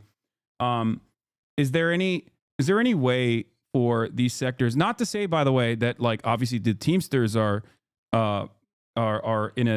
in a less valuable position in terms of like the importance that they have in the logistics in our supply chain. Every part of the labor force is important equally. But for many of these sectors where they can't strike, what can they do? Like what would you recommend that people do aside from getting the word out? Look, the one thing that is prevalent and not always practiced in the labor movement is solidarity. So I think it's important to find ways to utilize partners in labor in the private sector to help in that fight in the public sector without obviously incriminating myself or anybody else. But there's always creative ways to get a message sent on behalf of people that may not have the same rights and conditions to strike. So if you can read between the lines, I would suggest that the Chicago firefighters reach out to a very strong leader in Chicago, Local 705 Juan Campos, and I'm certain you can be very creative in your fight together. Hell yeah. Well, on that note, thank you so much, Sean O'Brien, for coming on. And I'm very excited for your podcast to come out. We had a wonderful, very productive conversation. Is there anything else that you would like to say as your final words? I really appreciate you coming on there. We are launching the Better Bad Ideas by Sean O'Brien on January 15th. Yours truly right there will be the first guest. And please tune in again. It's Sean O'Brien. Better Bad Ideas with Sean O'Brien. All right. Thank you so much, Sean. Great. Thank you very much. I hope to have you on. Maybe we can work out one of these days. Yeah, we're supposed to work out. You got some dental work done, I understand. Yeah. And I'm a victim of like 6 implants, so I know what's up. Yeah, it was. Hey, at least you got good dental coverage, though. That's good. Thank God for the union. Hell yeah. All right. Have a good one. Thank you, brother. Bye. All right, that was Sean O'Brien, leader of the Teamsters Union. What an incredible conversation that was. I hope you guys enjoyed that. Hopefully, next time he's out in Los Angeles, we'll try to do the workout stream together. But yeah, hopefully that was productive and informative for all of you.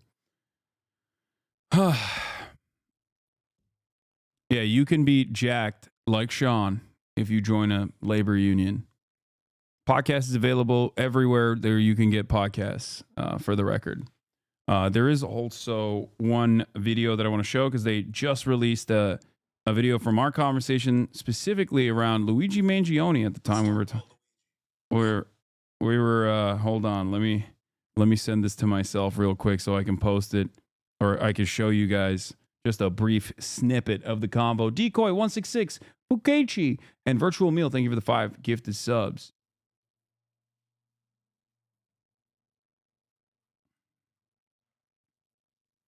What's happening about the TikTok ban? Do not worry. We will get there.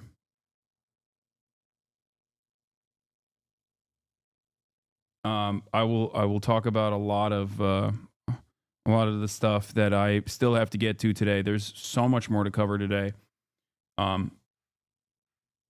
We'll talk about the Meta executives and decisions that they've made in terms of combating DEI and numerous other things. We'll talk about Elon Musk, who's claiming that Hitler was not a capitalist, but a socialist.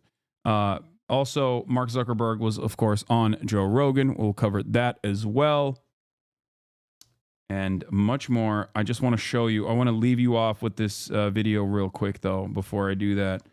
Here's a brief snippet from my conversation with Sean. Let's talk about Luigi. All right.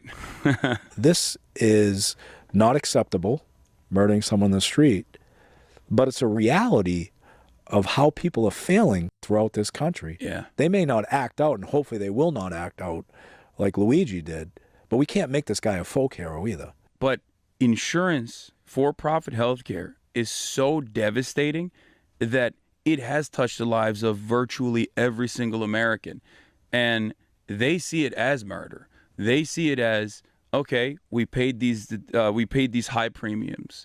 And all of a sudden, the insurance started denying my grandmother's chemotherapy, and now she has to die. That's murder. The average American sees that in the exact same way that all these CEOs and all these corporate executives see what Luigi Mangione did. But we're definitely not in disagreement on that.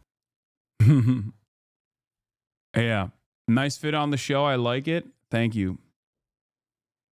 The socialist and concentration camps were leftists fighting. Yeah, we're gonna get to that in a second. Hold on.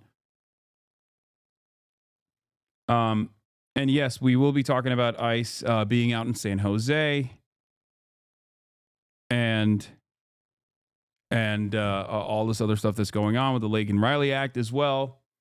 Fear not.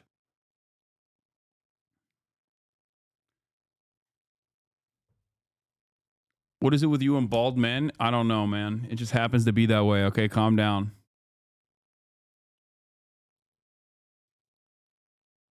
You're fit with stolen valor. Mel Gibson was also on Joe Rogan being insane. Wait, what? Mel Gibson was on Joe Rogan. This story that you want to tell about good and evil, like, do you have a script, or is it just a thing in your head? What is it? Yeah, it's the resurrection story, and I gotta but pee. it's not linear, because you can't really. It's hard to understand, so it's got to be put in a framework where you answer a few other questions as well. And you have to juxtapose the event itself against everything else so that it makes some kind of sense in a bigger picture, which is a hard thing to do. And it took my brother and I and a guy called Randall Wallace, plus my brother and I, took us 6-7 years to write it. So are you doing this with historians as well? Are you trying to make it? Yeah. Yeah. Yeah, historical stuff. Well, I regard the Gospels as history. It's verifiable history. Some people say, oh, it's a fairy tale. He never existed, but he did.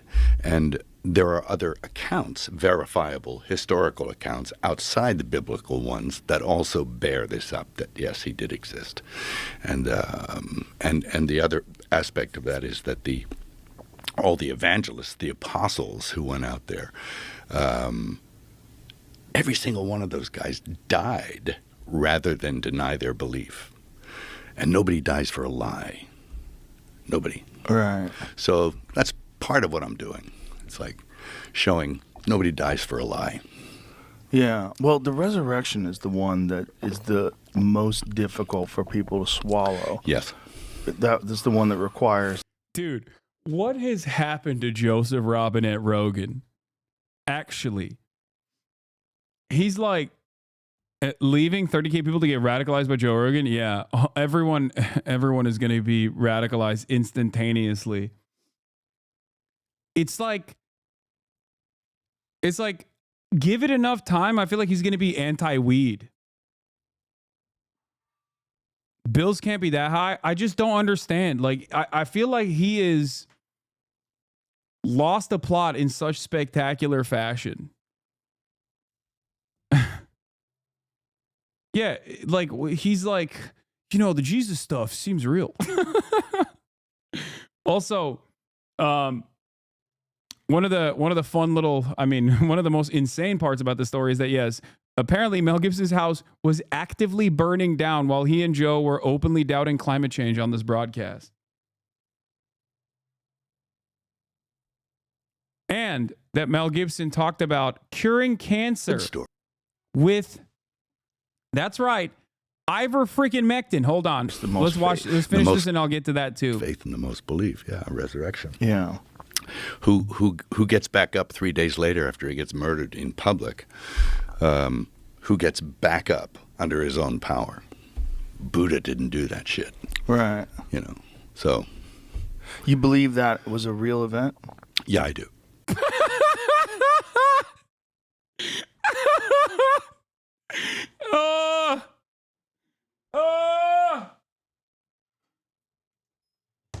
Come on, man. Even Joe's like, was that?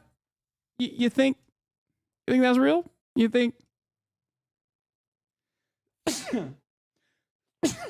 I love these guys, man. They're like, Jesus actually got killed and then was resurrected after 3 days. That's real. Ivermectin cured cancer. That's also real. You know what's not real? Climate change.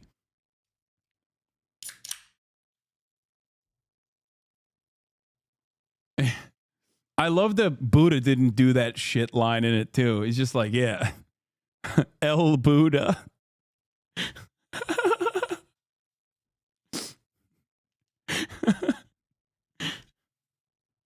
This is amazing. All right, let's see what else he was cooking up. I like that Mel Gibson has not even remotely reconsidered any of his like manic statements that originally got him canceled, which is not real anyway. Like there's no such thing as like real cancellation anyway. But like he is notoriously a rabid, a vicious man. Very famously has said a lot of inappropriate things. I'm trying to be as nice as possible. I'll tell you a good story. Okay. I have 3 friends. All 3 of them had stage 4 cancer. What kind of toxic? This man is radiating toxic fumes or something. If all 3 close friends all had cancer after listening to Mel Gibson talk. All 3 of them don't have cancer right now at all. And they had some serious stuff going on. And what did they take? Jesus. They took some, what you've heard they've taken. Ivermectin. Fenbendazole. Fenbendazole. Yeah. I'm hearing that a lot. They drank hydrochloride something or other. There's studies on that now where people have proven that they... Bro, do these guys have like a ivermectin sponsorship? Like, what's going on? The producers of ivermectin have come out and been like, no, dude, this is not like some kind of miracle drug. Yeah, they drank hydrochloric acid, dude. Hydrochloride. They drank hydrochloride. Why is he nodding his head like that? Because he's mentally unwell. What are you talking about? It's just like, I don't know why they are so invested in ivermectin. Like they shill ivermectin like they got stock options. Okay. And it was born directly out of having a contrarian, like anti-mainstream narrative. It's not born out of like an immediate material benefit. Purely out of just like, I don't trust mainstream narratives. They told me that this is not going to be a cure, so I'm going to go ahead and assume it's a cure. That's so crazy. They succeeded doing the Tide Pod challenge. Yeah, these are the same guys who are like, this next generation is eating Tide Pods. And then they're like, nah, but also ivermectin cures cancer. It's drinking methylene blue and stuff like that. Yeah, methylene blue, which was a fabric dye. Yeah. Yeah, it was a textile dye. And now they find out it has profound effects on your mitochondria. Yep. Yeah. This stuff works, man. I'm sorry, what?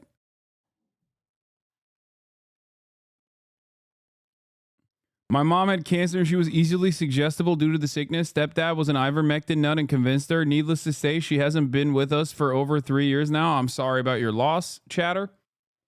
Just remember that your mom is not alone in this, okay?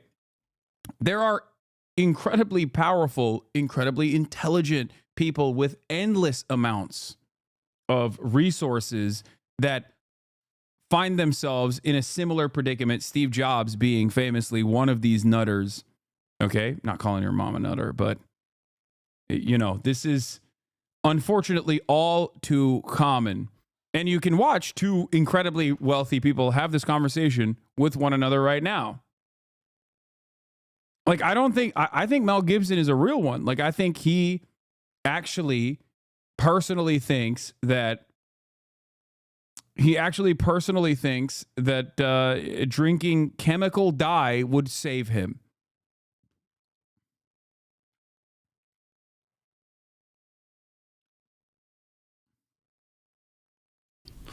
There's a lot of stuff that does work, which is very strange because, again, it's profit. When you hear about things that are demonized and that turn out to be effective, you always wonder, well, what is going on here? How is our medical institutions, how have they failed us so that things that do cure you are not promoted because they're not profitable? I'll tell you. Okay, but like, America is one of the few countries where everything is for profit. Like, this is the thing I don't understand. So for all of these other nations where they don't have for-profit healthcare, I guess pharmaceuticals are still technically for-profit, even if the government is mass purchasing them at much lower prices overall. Like, why is their solution to eradicate the for-profit aspect of healthcare across the board, all the way to the pharmaceutical corporations? Like, why do they never arrive at an anti-capitalist thought? It's right there. You're literally saying the words. The words are coming out of your mouth. And yet, for some reason, it's just not even a question. Like, how can you openly say, it's akin to saying openly, okay, capitalism is a massive problem. These parasitic forces have destroyed society because they constantly put profit over the interests of people. And that's why you have to drink bleach. Like, how is this? How is that your like, how do you go from point A to point Z? How do you go on this journey? It doesn't make sense. He just openly says the words, profit is the reason why these companies operate the way that they do. And then their solution is to drink bleach because the profit centers are telling you not to drink bleach. It blows my mind that you can't just go, you know what the solution to this is? The eradication of the profit motive. It's never that. And it's crazy because I could sit here every goddamn day of the week and tell you that for-profit healthcare is a major problem. Partially because it, breeds these sorts of conspiratorial-minded people and leads them astray down dangerous paths, right? I could tell you that every day of the week, and people go, nope, you're one of them. You're one of the societal elites that doesn't want me to drink bleach. I just don't understand it. People are so much more susceptible to these psychotic conspiracy theories before recognizing that the way that our systems are designed are unfair and broken. Mel Gibson reveals he couldn't walk for 3 months after taking Fauci's pet drug for COVID. Remdesivir kills you. I found out afterwards, and that's why I wonder about Fauci.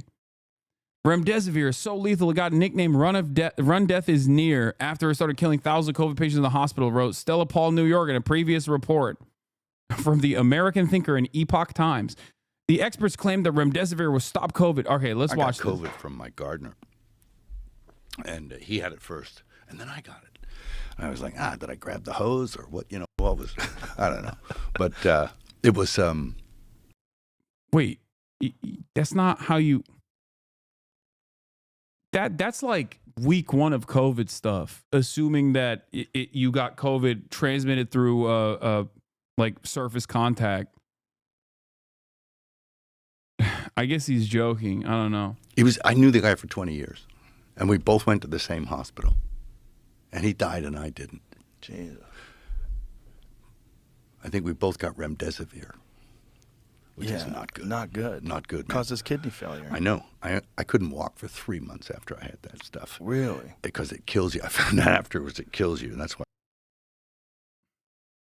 Bro, you just said you got COVID from your gardener. He died, and you couldn't walk for 3 months. Okay, maybe it wasn't the Remdesivir. Maybe it was the COVID. Like, what?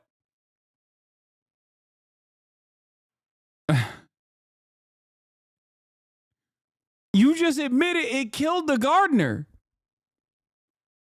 Or no, oh my God, he doesn't think COVID killed the gardener. He thinks Remdesivir killed him. Oh my God, I'm sorry. I misunderstood what he was trying to say. Oh, I'm not operating on the level of stupid that he is. Oh God, he's saying Remdesivir killed him. Of course, I'm so dumb. I'm sorry. Of course it wasn't COVID that killed him. I wonder about Fauci. Oh, you should wonder about that guy. Yeah. When meanwhile, they were trying to... What does Fauci have to do with Remdesivir?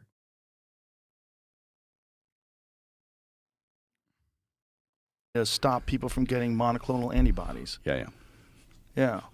Well, they've restricted monoclonal antibodies, which is fucking insane because they wanted to promote that vaccine because they wanted to profit off of it, which brings us back again to evil. Mm-hmm. Evil's real. Mm-hmm. It's real. Putting money over human lives is evil. I agree. It's a real thing, and there's a temptation to do it. They take you for a communist when you talk about eradicating profit motive for companies. I guess you should specify for them that universal basic and primary needs should never be a profit-driven business. I do that all the time. It doesn't matter. People are so primed to become little cops and like read between the lines and assume the worst when you say things like that. Everyone is trained as like a little McCarthyist, okay? Everyone's got that dog in them where they go, you're saying certain things like everyone deserves healthcare. That's some pussy shit. That's some real socialism right there. And I'm trained into thinking that that's a bad thing. If you were to tell me that big pharmaceuticals are profit driven and therefore you should eat cow manure, I would be more inclined to believe you.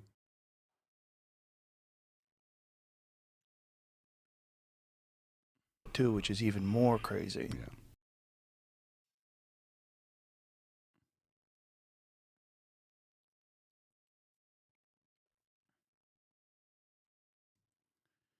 Oh. Funny how you called yourself dumb for not being able to understand dumb. Don't worry, homie, you're good, lol. No, I am dumb, just not that level of dumb, okay? That there's levels to it. America is the Disney Channel. Third Reich was a banger E-Up Lovely take that I wanted to show you, by the way, from the Carter funeral.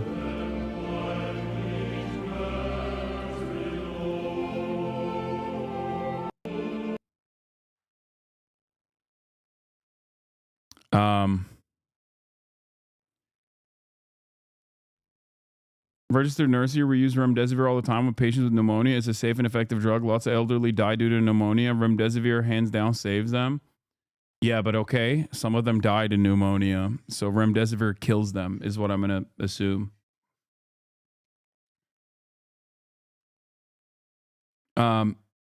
Hillary's big ass head in the background. Yeah, it's weird how big her head is, dude. It's kind of crazy. All right.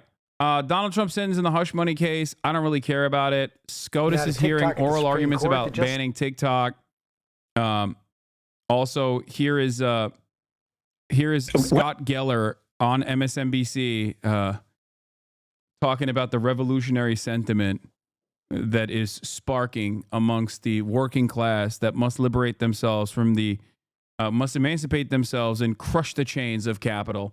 We're going to be covering that as well. And then I'll also get to the Laken Riley Act and how devastating and dangerous that is. Did I say Scott Galloway or did I say the wrong? Yeah, he sucks, by the way. Scott Galloway is awful. Did I say Scott Geller? Oh. We'll hear oral arguments today regarding the law that would effectively shut down the video sharing app in the U.S. And now President-elect Trump is weighing in. Dan Abrams standing by to break down the arguments. First, senior White House correspondent Selena Wang is at the court. Good morning, Selena. TikTok will make its last stand. The app is set to be banned just days from now, so TikTok is making its final plea to stay in America. Yeah, this is how they're making the plea. Look at these cool ass dances. It's one of the most popular social media apps in America with an estimated 100 million. Why is Scott Galloway bad? Yeah, he has interesting thoughts on toxic masculinity. Okay, that's fine. Just don't look at what he has to say about Palestinians and students who are in favor of Palestinian emancipation, or even like all this other stuff about like his opinion on masculinity and stuff.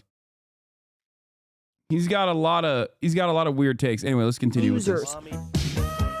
Home to viral moments and everything from how-to tutorials. You have to make these chopped Italian sandwiches. These to fashion and beauty trends. These over here are the Cyber Monday deals I'm low-key looking at. But in just 9 days, TikTok is set to disappear from America's app stores after Congress passed a law forcing its Chinese parent company ByteDance to sell the app or face a ban. Lawmakers from both parties and the White House argue it's a serious national security risk. Oh, by the way, they are going to come after Tencent. They're going to come after League of Legends. I'm just letting you know right now. I am letting you know right now. They're going to come after League of Legends. They're going to come after Valorant. They're going to come after the drone producers what is it called? DJIT or whatever, the Chinese drone manufacturers. They're going to come after Chinese router companies like TP-Link. I'm just letting you know. DJI, sorry, yeah.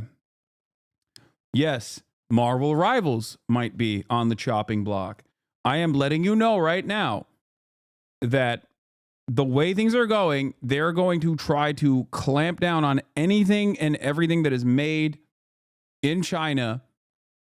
This panic is not going away. It is not going to subside. It is going to get much worse. Let's continue. The Chinese government can force TikTok to hand over Americans' data and use the app to spread misinformation. TikTok denies those claims, saying its American operations are separate and arguing the ban. Dude, there's nothing funnier. There is nothing funnier than saying TikTok is responsible for the spread of misinformation, which it is. Okay, that's true. But exclusively TikTok is responsible for spreading misinformation. Have you seen Twitter? Have you seen Facebook? Have you seen any of the social media platforms out there? Like, if you cared about the dissemination of truth, right? Or if you cared about like hate speech or you know, all of these like divisive, you know, all these divisive statements coming out of social media and like dividing the public, then apply European style restrictions. Then you will never do that, of course, because this has nothing to do with national security fears. This has nothing to do with misinformation that TikTok is causing, and everything to do with TikTok being a Chinese operated company that is literally sucking up the rest of the social media marketplace, and they want to ensure that they're the only game in town. American owned companies must dominate the land. TikTok doesn't offer the same backdoors that every other social media platform offers to the American intelligence agencies. That's a big problem for them. And also, it's not controlled by an American that is malleable, by a Westerner that is, you know, easier to control. That's the reason. That's why they absolutely hate it.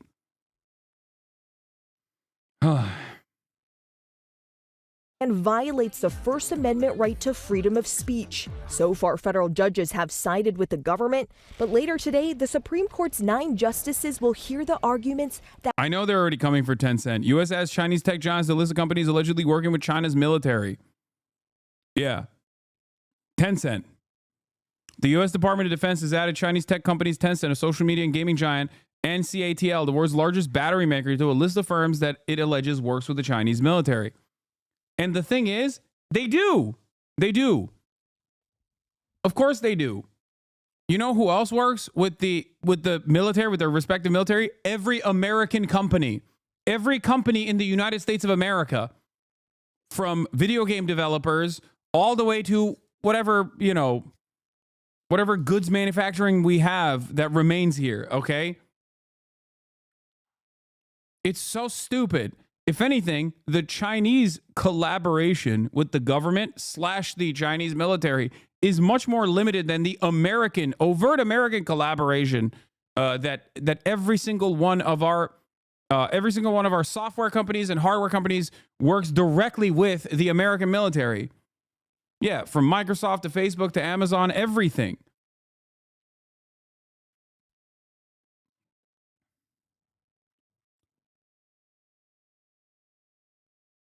If they take away my League of Legends, I'm going full treatlerite. Yeah, Tencent Epic Games also works with the U.S. military. Epic partners with SwordTech for government and military applications. Epic Games has selected SwordTech as our official provider of licensing.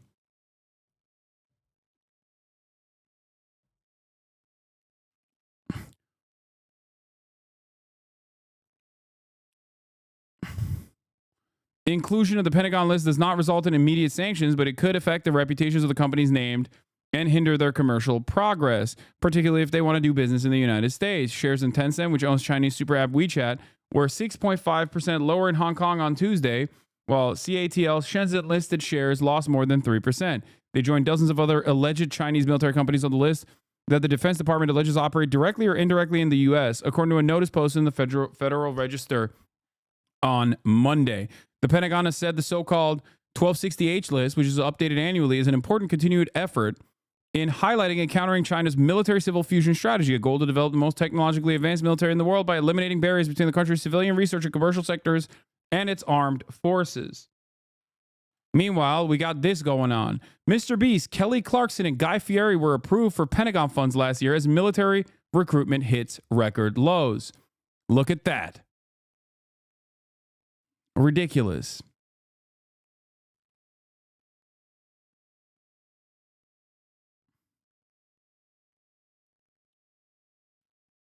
Yeah. Like nation.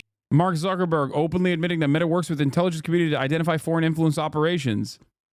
Like, that's the major reason why they're so upset with TikTok too.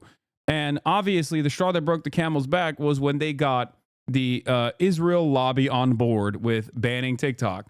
Because if you recall, Donald Trump initially said he wanted to ban TikTok when he was president. There was a lot of motion to ban TikTok. This materialized and became a full-blown, he wanted to do it via executive authority. It didn't work, right? Then they turned to Congress. And the final straw that broke the camel's back was post-October 7 when the ADL got involved. When ADL and other, Israel lobby arms got together and wanted to ban TikTok because there was too much pro-Palestinian sentiment going on those platforms, as opposed to like Meta, where if you say anything even remotely pro-Palestinian, you get banned. They were able to finally push Congress to take action, which they did, and then they voted for it, and then it went all the way up to the Supreme Court, and now the Supreme Court is discussing whether or not to ban this website, and virtually all members of the supposedly liberal media, supposedly mainstream liberal media, are on board with this ban as well. Meanwhile, Donald Trump, given the advantages that he got from TikTok and a last-ditch effort, I think, from TikTok that opened up the content faucet for right-wing sentiment to thrive even more than it does, is now trying to save TikTok. At least that's what he's saying he wants to do. That will determine TikTok's fate. After President-elect Donald Trump, who tried to ban TikTok during his first term, urged the Supreme Court to put the law on hold. It's sad. It's really, really sad. Hanging in the balance, many content creators and small businesses who make a living off of the app. Hey there, I'm Nadia. Like Nadia Okamoto, who has over 4 million followers. If TikTok were to go away, we would be facing a really, really challenging situation. Yeah, this is a very real issue because TikTok is virtually the only game in town for a lot of small businesses that have, become very successful small businesses. It's not even a joke. Like, this is straight up something that I brought. This is something that I brought up as well. Now, if the ban does go into effect, TikTok isn't just going to disappear from your phone, but new users won't be able to download it and you won't get those software updates. So eventually the app would just stop working. Now, the Supreme Court is expected to make its final decision sometime next week before that January 19th deadline. Guys? Okay, Selena, thanks. Let's bring in our chief legal analyst. I mean, I wouldn't be mad because this means one less deliverable for me at work. I think that it is absolutely ridiculous that they are banning TikTok. Here's Mitt Romney openly admitting why they want to ban TikTok, by the way. I just want to point this out. Here it is. Been so awful. I know that's not your area of expertise, but you have to have some thoughts on that, which is, I mean, as you've said, why has Hamas disappeared in terms of public perception? I don't know how you can see how badly TikTok has broken people's brains, and I think it's bad to ban it. I don't agree with their reasoning, but it would be a net good. No, you want to know why? Because, and I've repeated this over and over again, TikTok is one of the only social media platforms where there is leftist sentiment that routinely goes viral. Every other social media platform actively clamps on this sort of sentiment and genuinely stops its distribution. That's the reason why they want to ban TikTok to begin with. It's a major part of the problem. So I say, if there are going to be no restrictions whatsoever, then yeah, I don't want the only platform where there is somewhat of a 50-50 split on left-leaning sentiment versus right-wing supercharged conspiracy theories is better overall than platforms like Twitter that is like completely overtaken by neo-Nazi nonsense. That's it. Yeah, exactly. TikTok is the most left-wing platform, which isn't saying much, by the way. Just so you understand, TikTok being the most left-wing platform doesn't mean that it's like all leftist content on there. It's not that at all. There's plenty of right-wing nut jobs on there too. There's plenty of conspiracy theories on there as well.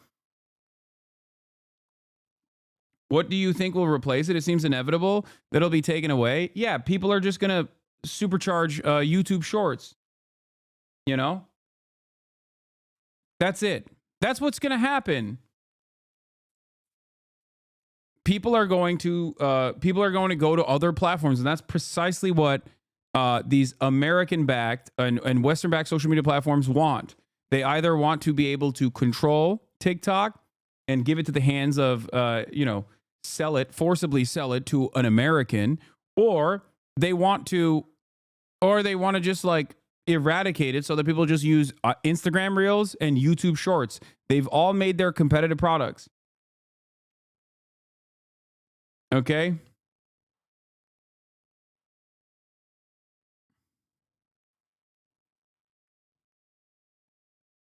On the table to have a ceasefire, and yet the world is screaming about Israel. It's like, why aren't they screaming about Hamas? Accept the ceasefire, bring home the hostages. It said it's all the other way around. I mean, typically the Israelis are good at PR. What's happened here? How have they and we been so ineffective at communicating the realities there? And we're on an intravenous feed of information with new impulses, inputs every millisecond. And of course, the way this is played out on social media has dominated the narrative. And you have a social media ecosystem environment in which context, history, facts get lost, and the emotion, the impact of images dominates. And we can't discount that. But I think it also has a very, very, very challenging effect on the narrative.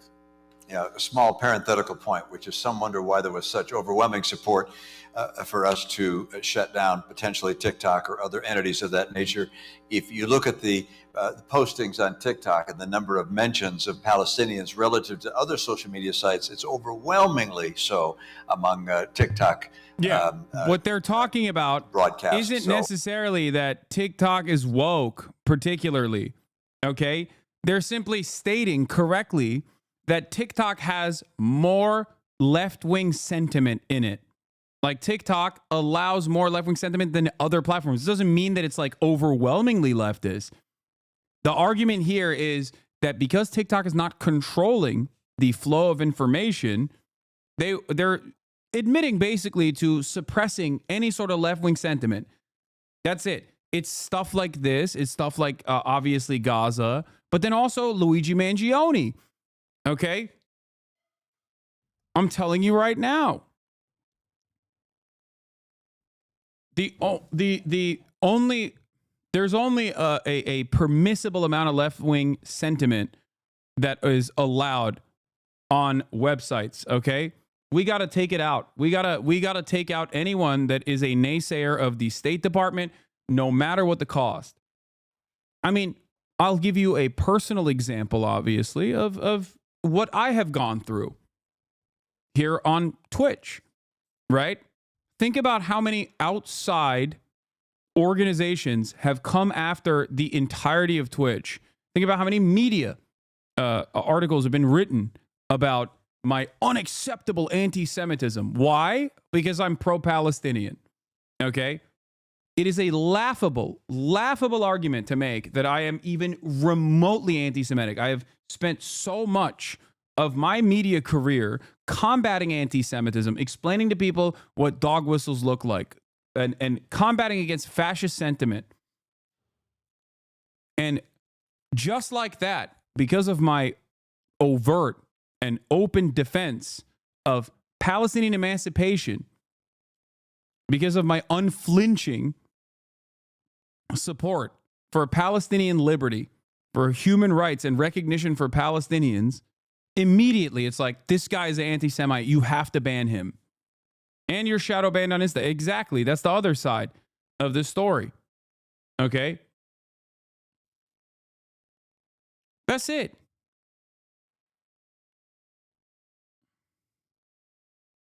I'd note that's of real interest, and the president will get the chance to make action in that regard.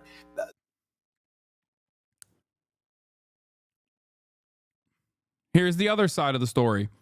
Mark Zuckerberg on how Meta works with the intelligence community to identify foreign influence operations. Let's take a look. Nation states or people interfering.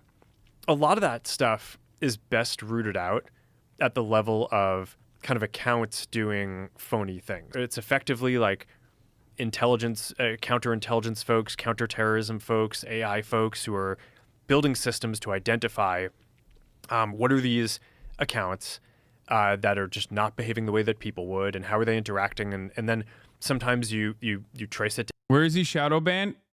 Put my name on the Instagram search bar. See if you can find me. Do it.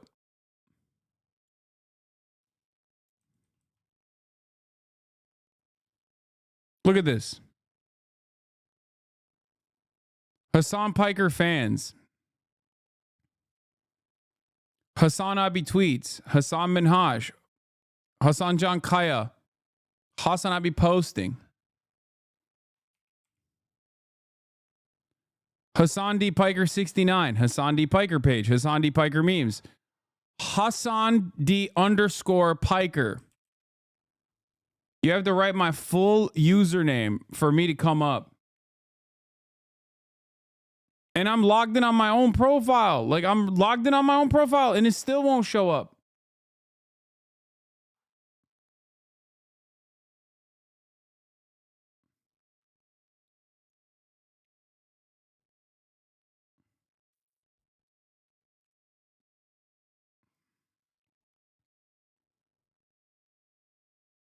Yeah, look at this.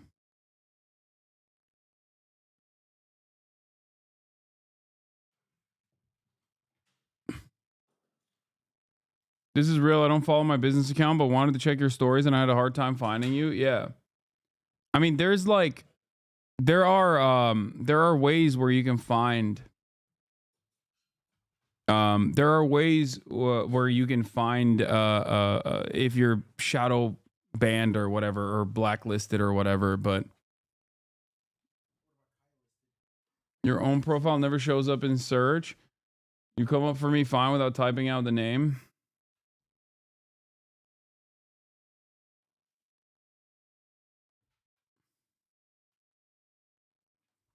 Is this because I'm in Canada? Maybe.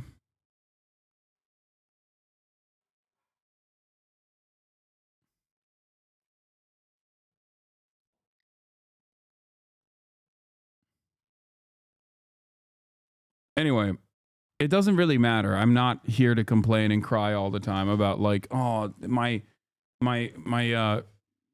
algorithm is bad or whatever. It doesn't matter ultimately, and it's varying results. Okay.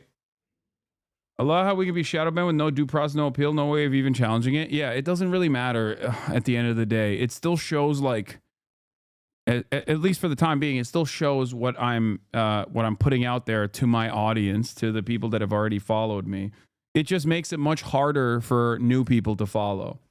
It limits your engagement. Now, having said that, okay,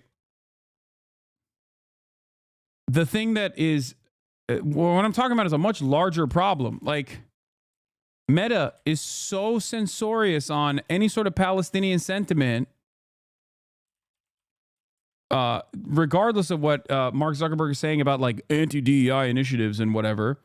Human Rights Watch did a report on it. Meta's broken promises, systemic censorship of Palestine content on Instagram and Facebook. Like Human Rights Watch was criticizing Facebook.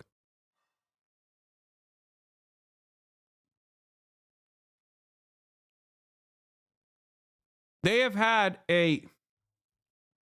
they've operated a major censorship regime on any sort of sentiment that is even remotely pro-Palestinian, so far as like to limit the engagement of accounts that have the Palestinian flag on them, on their descriptions. Like, it's crazy. And sometimes you get some tips from different intelligence agencies, and then you can kind of piece together over time. It's like, oh, this network of people is actually some kind of fake cluster of accounts, and that's against our policies, and then we just take them all off.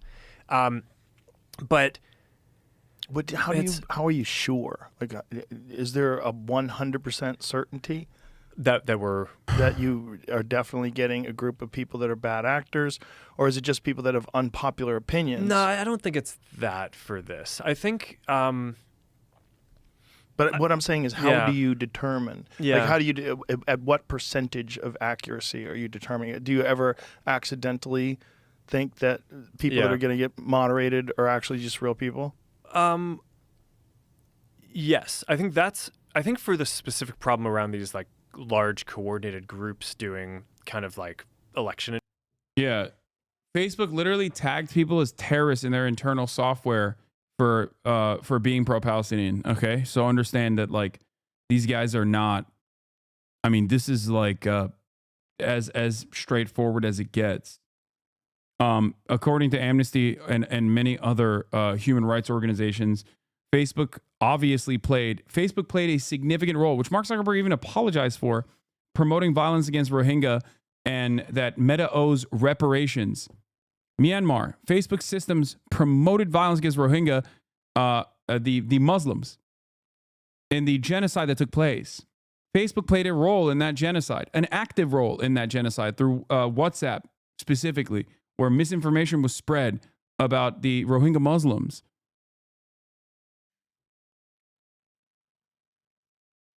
Interference or something. It's a large enough group. But hey, he does BJJ and he took steroids, TRT, and he got hit with a Dominican ray. So obviously he's cool now. We have like a bunch of people analyzing it. It's like they study it for a while. I think we're probably pretty accurate on that. Yeah. Not really relevant, but I think Zuck got on TRT, and I think it completely changed his whole personality and pretty much his approach to life, which happens. It's funny to watch a kind of meek, damp, befuddled alien guy slowly become a what's the move tonight rich white guy. At the beginning, here it is. More anti-vaxxer nonsense, and how Facebook complied with the state demands. It kind of seemed like, okay, we should give a little bit of deference to the government and the health authorities on how we should play this. But when it went from 2 weeks to flatten the curve to, and like in the beginning, it was like, okay, there aren't enough masks. Masks aren't that important. To then it's like, oh no, you have to wear a mask. And, like everything was shifting around. It just became very difficult to kind of follow. And this really hit the most extreme, I'd say during the Biden administration when they were trying to roll out the vaccine program. And I'm generally like pretty pro rolling out vaccines. I think on balance, the vaccines are more positive than negative. But I think that while they're trying to push that program, they also tried to censor anyone who is basically arguing against it. And they pushed us. You know what's funny about a lot of this stuff is that the overwhelming majority of the initial wave of content and content moderation surrounding COVID didn't happen under the Biden administration. It happened under the Trump administration, which is why I'm always shocked whenever these guys like make it seem as though Biden was already the president. Like they openly lie about this. It's so funny. Like even Matt Taibbi's assessment of government-backed suppression of speech during the hilarious Twitter files, it happened under the Trump administration. Trump was the president at that time. And they still, for some crazy reason, run with this insane narrative that it was actually the Biden administration that did this. I hate the Biden administration. I've criticized it time and time again. But it is mind-boggling to me how many people openly go along with this concept as though he was already in charge, as though he was already controlling the FBI before he won the presidency.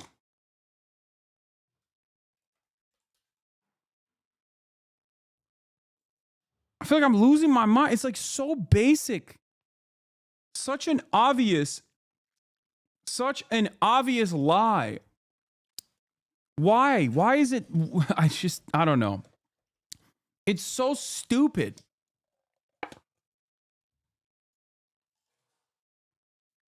Super hard to take down things that were true, right? I mean, they basically pushed us and said, you know, anything that says that vaccines might have side effects, you basically need to take down. And I was just like, well, we're not going to do that. Like, we're clearly not going to do that. That's also a lie. That is kind of inarguably true. Who is they? Who's telling you to take down things that that talk about vaccine side effects? It was people in the Biden administration. I mean, a lot of this is documented. I mean, because Jim Jordan and the House had this whole investigation and committee into the kind of government censorship around stuff like this, and we produced all these documents, and it's all in the public domain. I mean, basically, these people from the Biden administration would call up our team and like scream at them and curse, and it's like these documents it's all kind of out there. Oh, did you record any of those phone calls? I don't think we but I think I want to listen. I mean, there are emails. the emails are published. It's all kind of out there, and they're like, and basically it just got to this point where we were like, no, we're not gonna take down things that are true. That's ridiculous. They want us to take down this meme of Leonardo DiCaprio looking at a TV talking about how 10 years from now or something, you're going to see an ad that says, okay, if you took a COVID vaccine, you're eligible for, for this kind of payment, like this sort of like class action lawsuit type meme. And they're like, no, you have to take that down. And we just said, no, we're not going to take down humor and satire. We're not going to take down things that are true. And then at some point, I guess, I don't know, it flipped a bit. I mean, Biden, when he gave some statement at some point, I don't know if it was a press conference or to some journalists, where he basically was like, these guys are killing people. And I don't know, then like all these different agencies and branches of government basically just like started investigating and coming after our company. It was brutal. It was brutal. Wow.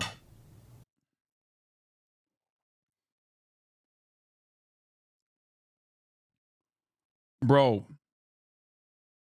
it is crazy.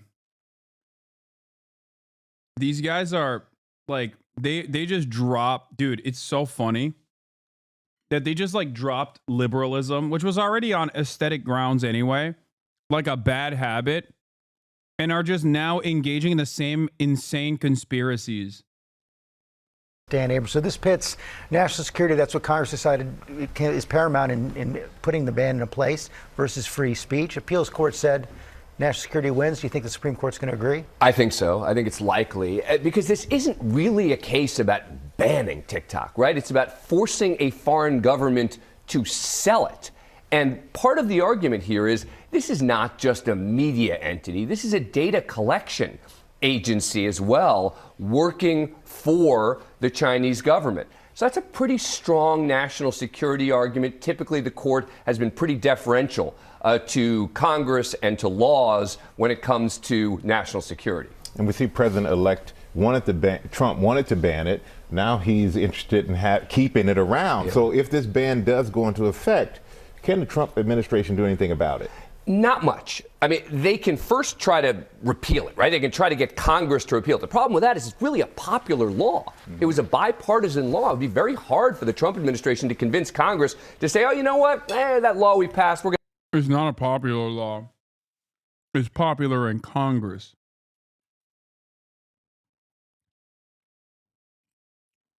It's not a popular law. It's simply popular in Congress. What's popular in Congress is not popular for the American population. We're going to retract it. The biggest thing they could do is they could assure the Apples and Googles of the world, we're not going to enforce it. Don't worry, you're good for now. The question is going to be, is that enough for them to say, okay, they're telling us that they're not going to enforce it, but boy, these fines are very substantial if someone does decide that they are going to start enforcing. Well, and one of the big questions about the app itself is the secret sauce inside of TikTok, which is the algorithm. That's the thing that makes sure you see what they want you to see, so you keep playing around inside of the app. What happens to that in all of this? Well, and the Chinese government is basically saying the reason they don't want to sell it is they're not going to sell the algorithm. Now, you have some American buyers who are coming forward and saying, hey, that's fine. We'll take TikTok. We'll take it without the algorithm. Who knows what's going to happen with the algorithm, but the Chinese are citing that as the main reason why there's no way, no how they can sell it. We'll see if the court comes in and says you got to sell it. We'll see if they stick with it. I got to ask another question. If the administration says they're not going to enforce it, can either Congress or some kind of private party bring some kind of action to force the administration? It would be hard. They could try, but it would be hard. In the end, it's going to be, and that's why there'd be concerns, right, from the Googles and the Apples of the world as to, is there really safety here? Okay. Dan Abrams, thanks very much. Yeah. Following today's oral arguments, the Supreme Court appears ready to uphold a ban on TikTok that is set to take effect in 9 days. The popular app is used by as many as 170 million users in the U.S. A bipartisan law orders TikTok to shut down in 9 days unless it finds a new owner that is not in China or the Supreme Court takes action. To give you some background, lawmakers fear that through TikTok, China could acquire Americans' private data or could push propaganda that would sow discord. It's a risk that TikTok's lawyer acknowledged to the 9 justices this morning. That they would use that information over time to develop spies, to turn people, to blackmail people, people who a generation from now will be working in the FBI or the CIA or in the State Department. Is that not a realistic assessment by Congress and the President of the risks here? Well, Your Honor, I'm not disputing the risks. I certainly acknowledge the risk, but I think there are lots of reasons, not just the one I just gave, but there are lots of reasons why that risk still can't justify the law. Let's get the latest on what happened today with CNN Chief Supreme Court Analyst Joan Biskupik. Joan, it looks like the justices are not going to block this ban. It does, but I've got a couple caveats. No, you could tell that they were with the federal government here in terms of the main motivation. But there are a couple questions. There are actually 3. First of all, is this a First Amendment infringement? And once you get past that, has the government, Congress, passed a law that's narrowly tailored to kind of meet its compelling interest to override the First Amendment free speech interest? And then after that, what about timing? Because that did come up here. Could this possibly not take effect on January 19th, which is when it's scheduled to take effect, which of course is a day before President-elect Donald Trump comes in? First of all, on that exchange that you just listened to, there was so much concern about the potential for, Chinese espionage. At one point, the Chief Justice also said, so are we supposed to ignore the fact that the ultimate parent is, in fact, subject to doing intelligence work for the Chinese government? Because TikTok, while an American company, is owned ultimately by ByteDance, which is, headquartered in Beijing. So that was a real concern. But those 2 grounds that you just mentioned that Congress passed the law based on, the data collection for blackmail and other espionage, and the covert manipulation, it was that latter grounds that the justices were really suspicious about. Doesn't everyone know now that TikTok is owned by a Chinese parent company? Wouldn't they know that potentially that there could be some manipulation? So I think the justices might not agree with the government on the extent of the grounds here. So bottom line, it looks like this court is ready to rule against TikTok, but then finally timing. The question came up of whether there should be some postponement of the effect of the law taking place on January 19th, which is what Congress had dictated when it passed the law back in April. President-elect Donald Trump has said, put a pause on it. TikTok has said, put a pause on it.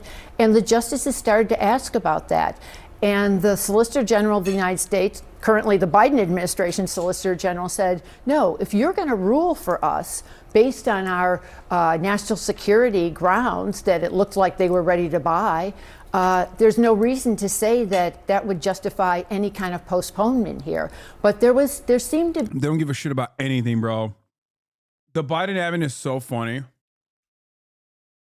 They literally are just like, no, ban it, ban it, ban it, ban it, ban it.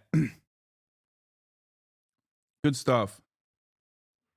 You want to know how ridiculous the arguments are about covert manipulation, data collection, and all that? The Democratic Party moved to ban TikTok.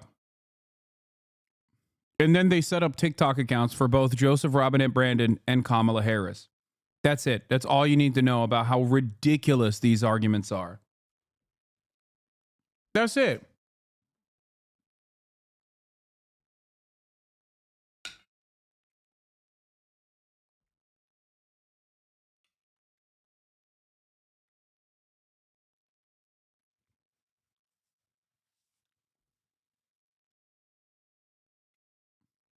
That's it.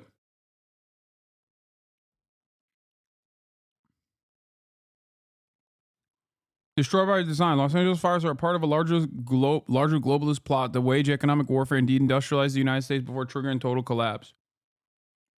Elon Musk. True. Nice.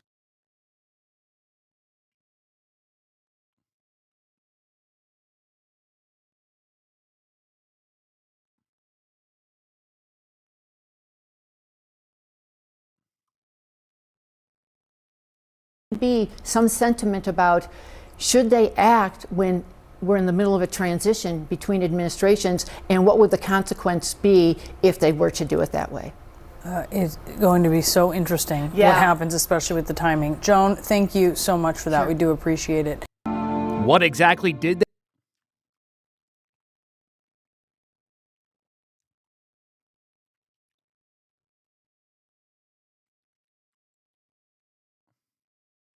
Biden is spinning today.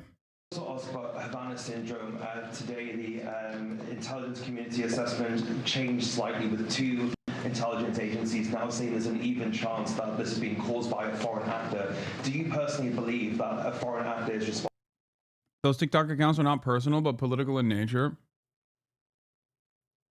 What are you talking about? It doesn't matter. They're literally promoting TikTok by using TikTok to promote their political campaigns. And there are people who have access to Joe Biden and Kamala Harris that are in these camps that have to be logged on to TikTok and using TikTok to do marketing. Responsible for these incidents? No. Now, do I believe that ISIS's theology, if you will, has impacted people in America? Some who are not particularly well suited to handle the life they live. What? It has that effect. But I find no evidence, and I spent 17, 18 hours with the community right off the bat.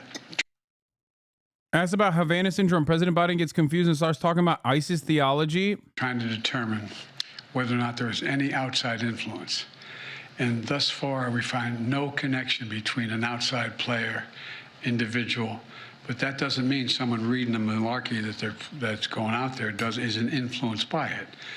Both these men, both in Nevada and in Louisiana, have been men who've had their own problems but not because they've been influenced by a specific individual. Sorry, so my question was on Havana syndrome, not Nevada, sorry. On the Havana syndrome, the intelligence community today, part of their assessment changed, saying that there is now an even chance that... Look at his fucking face. Oh my God! The Havana syndrome cases and incidents, there's a foreign actor potentially behind them. Do you agree with that assessment? I don't have the full brief on that right now. I'm not going to comment on that. Do you have an update on Austin?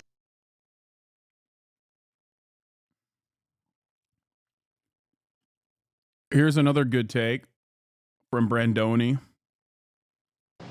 Asked if he regrets his decision to run for re-election, President Biden says, "I don't think so." I don't think so. I think I would have beaten Trump, could have beaten Trump, and I think that Kamala could have beaten Trump, and would have beaten Trump. It wasn't about, I thought it was important to unify the party. And when the party was worried about whether or not I was going to be able to move, I thought, even though I thought I could win again, I thought it was better to unify the party, and it was the greatest honor in my life to be President of the United States, but I didn't want to be one who caused a party that wasn't unified to lose an election. And that's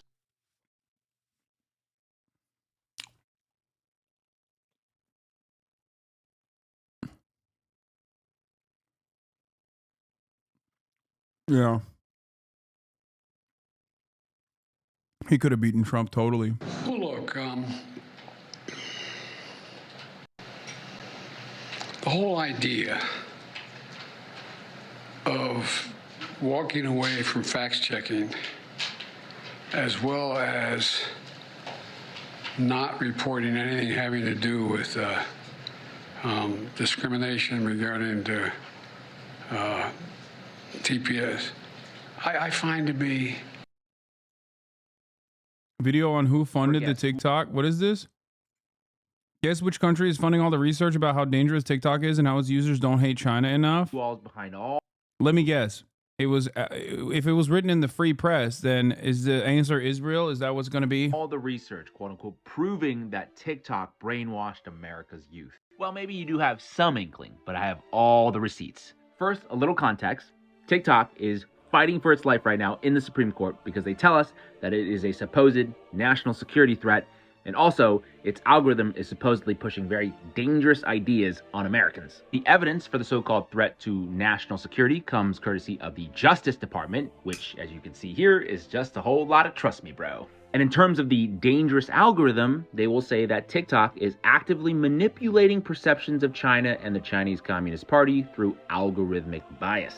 And this is the seminal study they're going to cite, which is titled Information Manipulation on TikTok and its Relation to American Users' Beliefs Rutgers University, Department of Psychology. About China. It is a paper put out by NCRI, Network Contagion Research Institute at Rutgers University, which once again, they conclude that TikTok is, quote, indoctrination at scale. But here's what they don't tell you about that study. That study never analyzes the For You page, which is how everybody uses TikTok. Nor do they ever look at view count, which is just super weird. All they did was some arbitrary categorization and count of pro or anti-CCP videos, which they found through searches. I mean, why wouldn't they A, factor in how the user actually uses the app, which is the For You page? And B, if they're claiming that they're worried about ideas spreading like wildfire, why aren't they actually looking at the view counts of these videos?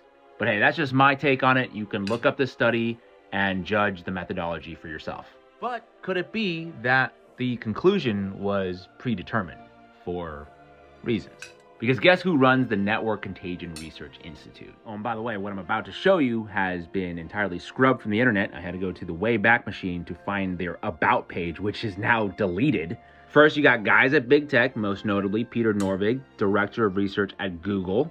And we know they want the competition gone. Then you have the folks from the military. For example, this gentleman, Jacob Shapiro, Chief Scientific Officer, U.S. Navy. More military, Denver Riggleman. He did advanced analysis for the NSA.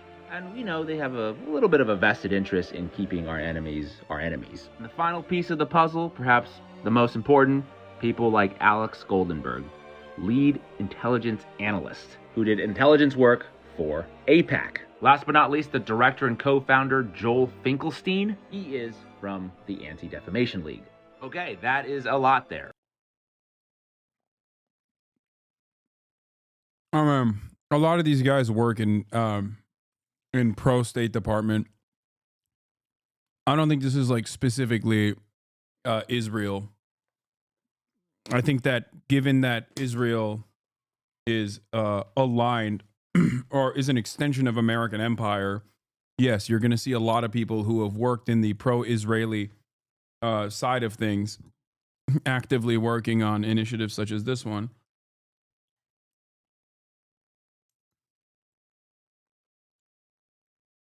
Yeah. That's all that is. And unfortunately, there's a lot that I'm gonna have to leave unsaid for reasons. Some dots that you're just gonna have to connect for your. Okay, yeah, I think this stuff is stupid.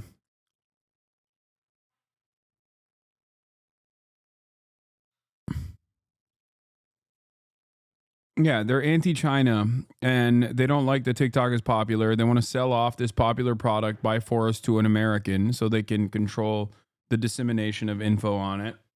And yes, if you scratch the surface hard enough, you're always going to find people that are working at these like research institutes that have State Department background. And yes, if you have State Department background, of course you have at a certain point worked for an Israeli Knesset granted, jobs program like at the ADL, or, I mean, I guess AIPAC doesn't officially get sponsorship from the Israeli government because then it would be a foreign lobbying group. But, but yeah, it's not.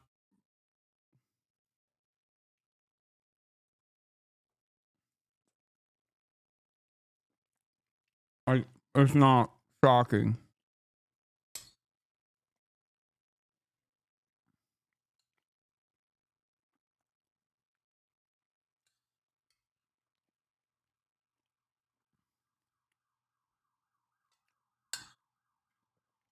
I think it's a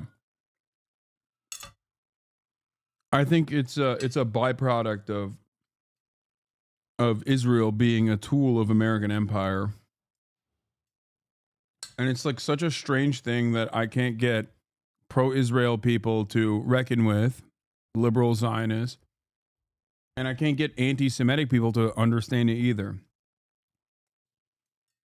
They both, to varying degrees, repeat the same old horse shit.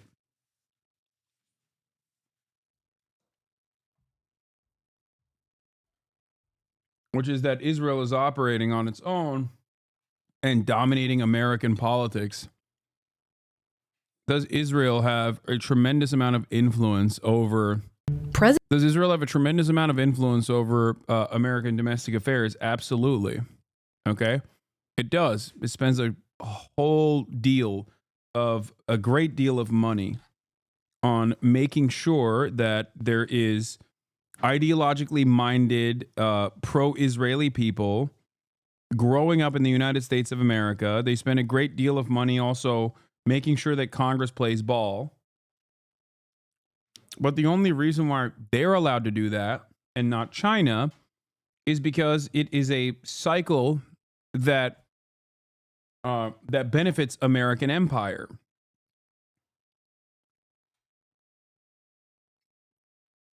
Like the special privilege that Israel gets in this regard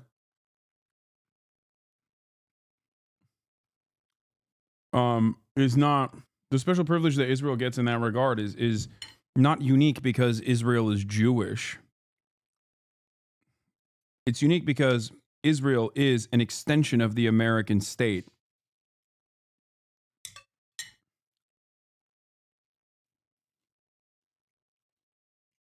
Yeah, see, this is why I'm saying, like, is it safe to say USA is a puppet of Israel? No, it's not. It's the opposite. Israel is a weapon of the US state, not vice versa.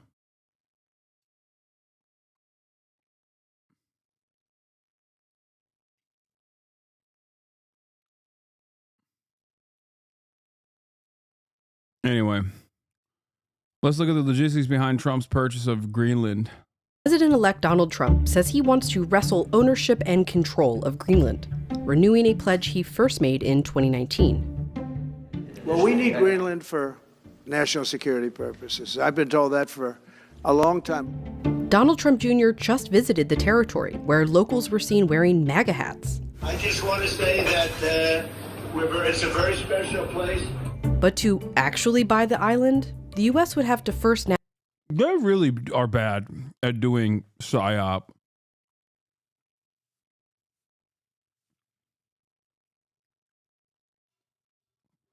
Like, they straight up are bad. Like, Democrats are unironically, for all of their faults and failures, this is the one thing that Democrats do care about, is like at least putting a lot of initiative behind like decent propaganda.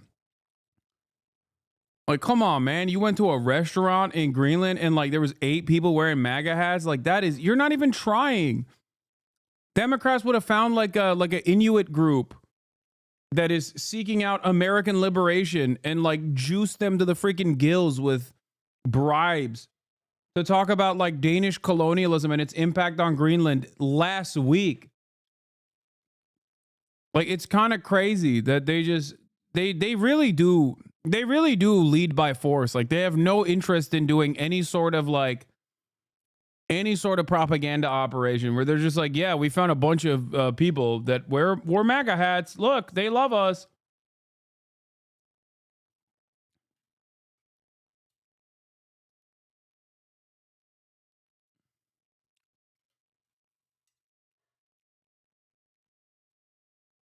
You know what I mean? Apparently people with MAGA hats are unhoused people who are paid with a meal. That's what I'm saying. It's like, that is terrible. That is like entry level propaganda. You are not doing a good enough job trying to create reasonable ground as to why, you know, Greenland must be American. That's what I'm saying. Like, Democrats would run this so much better. Even though they kind of flubbed with Israel, they failed because, you know, it got to a point where it was impossible to do propaganda for. But like, Democrats would be so much better at this. They would immediately, I'm telling you, they would go and find like native Greenlanders, okay? Sitting on top of like, I don't know, like a lithium reserve or something. And they would juice them to the gills with contracts, like unimaginable contracts. Like, if you help us extract these resources, we will promise you prosperity. You open up the door that way through the private enterprise angle.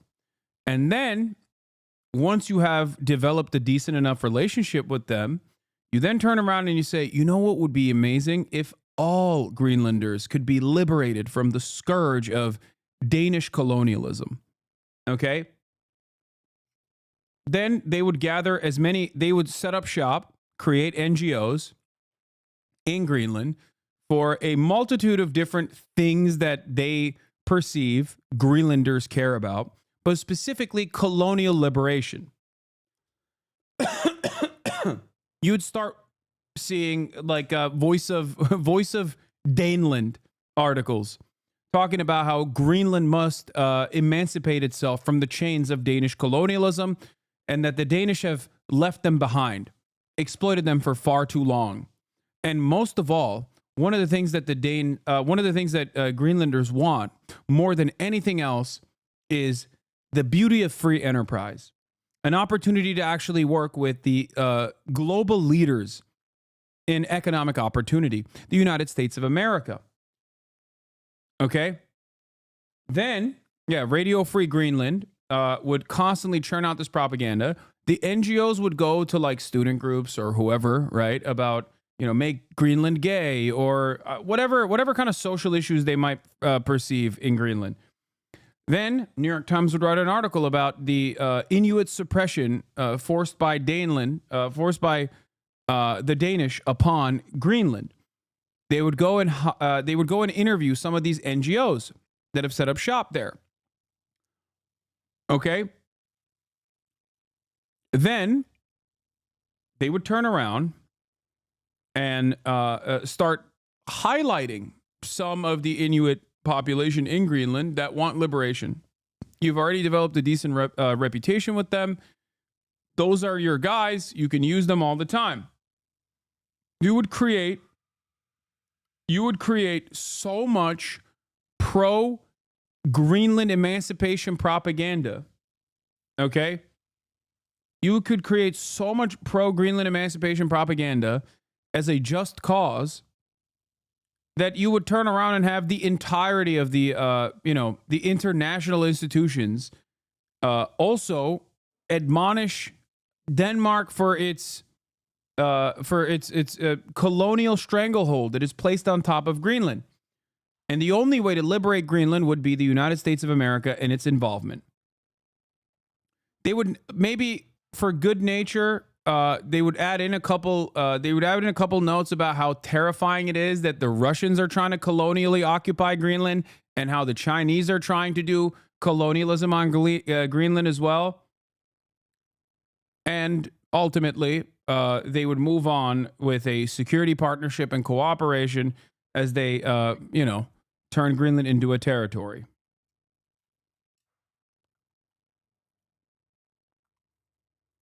So you'd rather manipulate them instead of being upfront about wanting their land? I would rather us not do any of those things.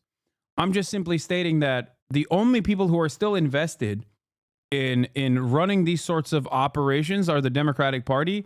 The Republicans have completely dropped it. And they're just very openly just go, and they're like, no, it's ours. What are you going to do? We're America. We'll fuck you up. The point is, Republicans see no reason to do manufactured consent. That's my point. That's ultimately what I'm saying. Whereas Democrats still do care about that. I missed the part where the U.S. funds a right-wing rebellion. Oh, that too.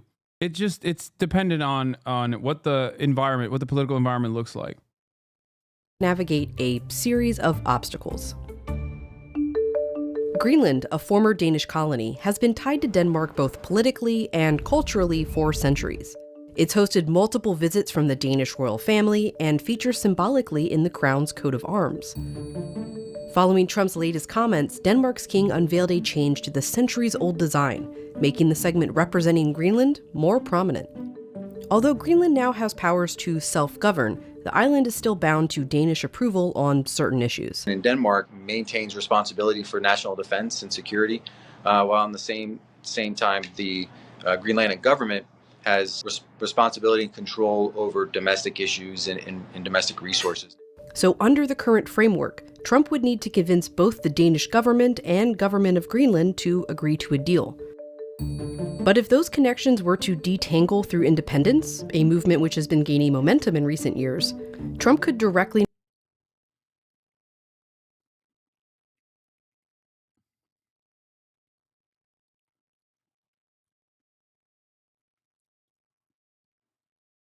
I like that the media is on autopilot. Like, the media is on autopilot already. Like, Trump might do a bad job at it, but it doesn't fucking matter. The media will do it for him. That's amazing. Negotiate with Greenland.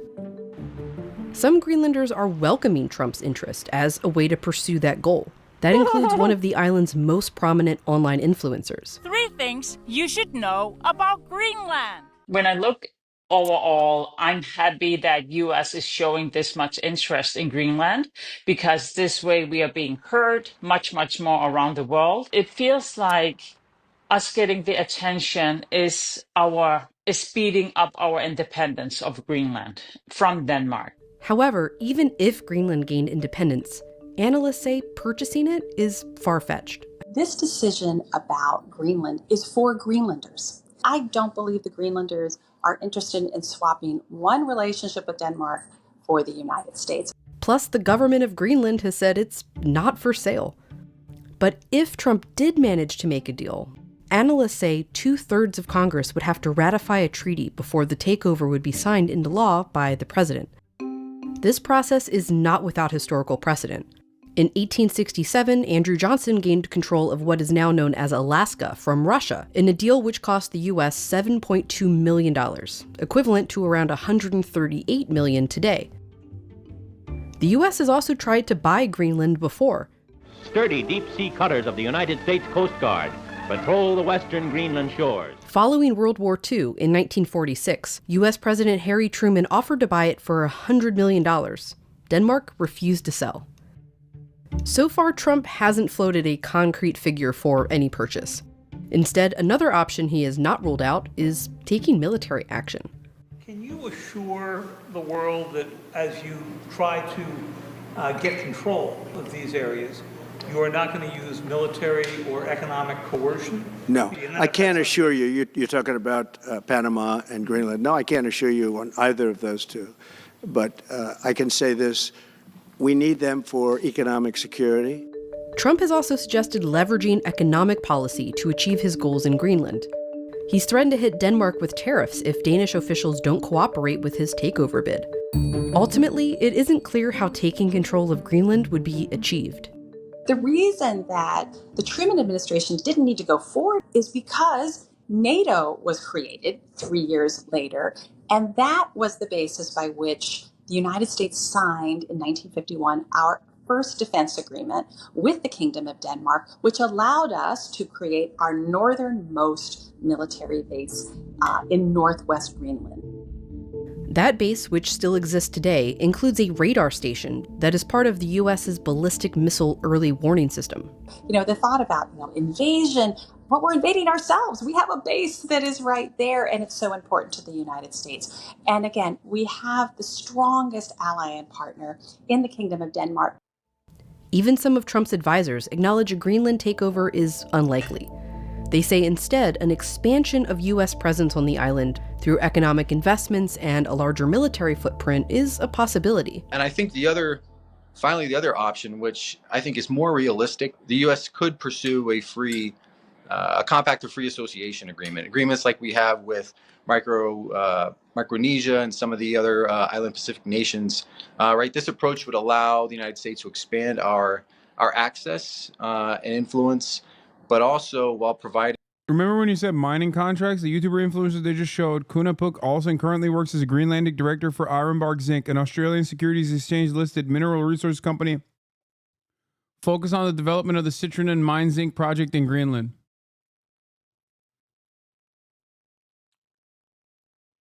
Man, that's so shocking.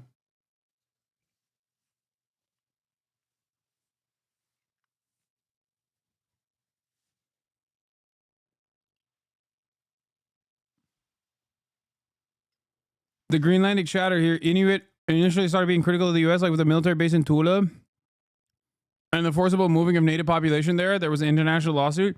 Now the latest polls show Greenlanders view very positively to NATO and the U.S., result of your described optimal propaganda.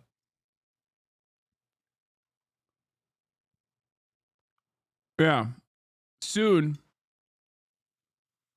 you will hear about Greenlanders and their resentment towards Russia and Russian imperialism and China.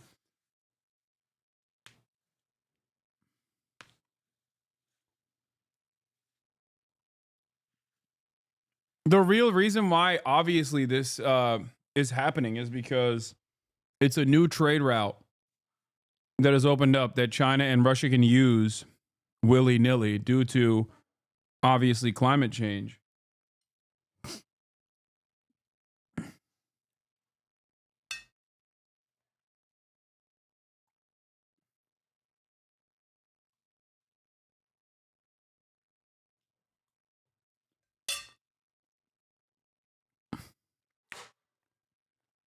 Arctic Studies Group is an extension of the Naval Academy.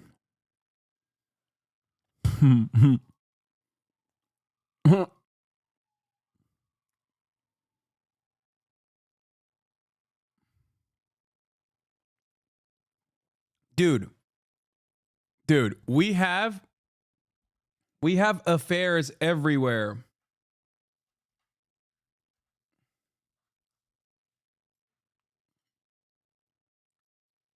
We have our tentacles in every country.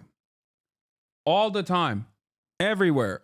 Like, think about how easy it is to just, like, activate a bunch of NGOs and a bunch of, like, normal, neutral-sounding groups.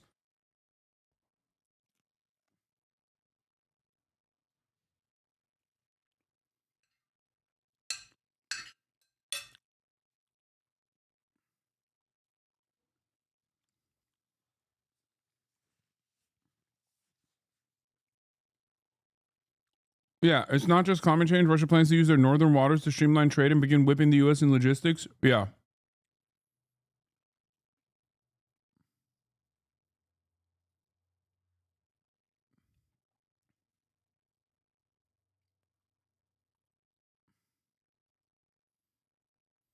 That trade route is shit is such delusional, antiquated thought, completely divorced from science. If that's what's being thought, climate change will force regionalism. There will no longer be global trade, like under neoliberalism, within a decade.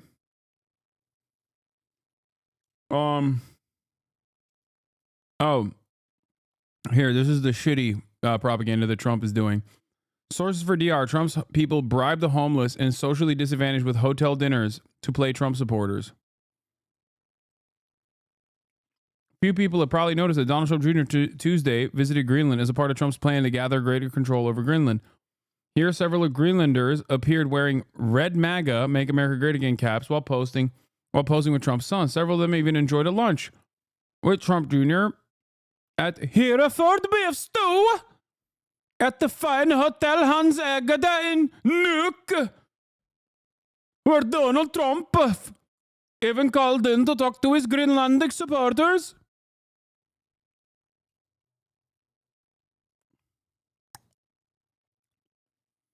At X, the Greenlanders present in MAGA caps are referred to as the local community in Nuuk. But several sources are now telling DR that the portion of these peoples who appear in the video from Trump's campaigners and in the video that Extra Bladet has recorded with the dinner guests are homeless, unsocially disadvantaged, who are often out in front of the utility in Nuuk, Bruxelles, located directly opposite of Hotel HasnAbi.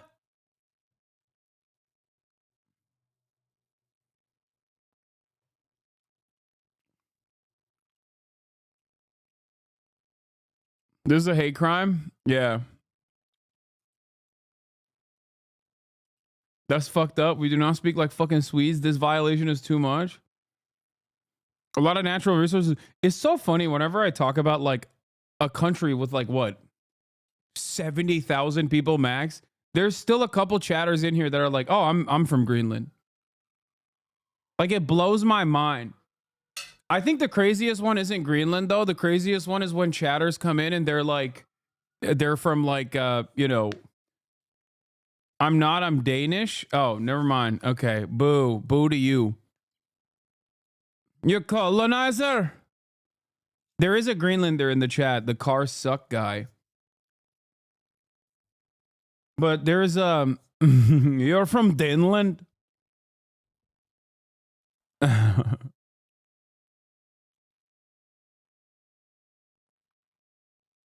No, not even Moldova. Hey, second generation Algerian. Okay, I'm just memeing anyway.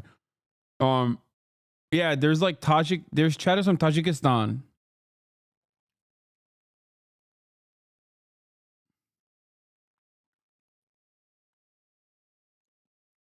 Or yeah, Kyrgyz. There he is, Poker Guy 18, Kyrgyz chatter. Not Tajikistan, Kyrgyzstan. There's a dude living in a village in Kyrgyzstan who watches. There's two dudes from Kyrgyzstan.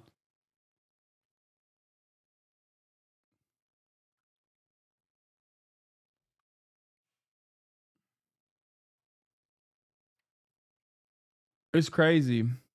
I'm one of like 5 Japanese chatters. Yeah, I'm always shocked that I have fans in Japan. Anyway, but yeah, we'll pack it up real quick, dude. That's why I said like a security cooperation agreement with Greenland is infinitely more likely than annexation of Canada. I think that stuff is crazy. Annexation of Canada stuff is like insane. I don't think it'll happen, but obviously like Greenland security cooperation, very likely. And so is something with like a side deal with Panama as well. Getting safety and security for the Greenlandic people. Greenland has vast deposits in rare earths, oil, and gas, also making it a focal point for other major rivals, including China and Russia. Greenland is quite essential for the homeland security of the United States. It has been that way certainly since the Second World War to prevent Nazi Germany from invading the United States, the Soviet Union, strategic bombers, Russian submarines. The United States has to prioritize the Arctic and making sure that we have the strongest possible defense and deterrence. We don't need to purchase Greenland to do that. We have a robust security, defense, and economic relationship with the Kingdom of Denmark. They have been open for business for quite some time. We just have to deepen that investment. It's the right thing to do, but we certainly don't have to purchase it.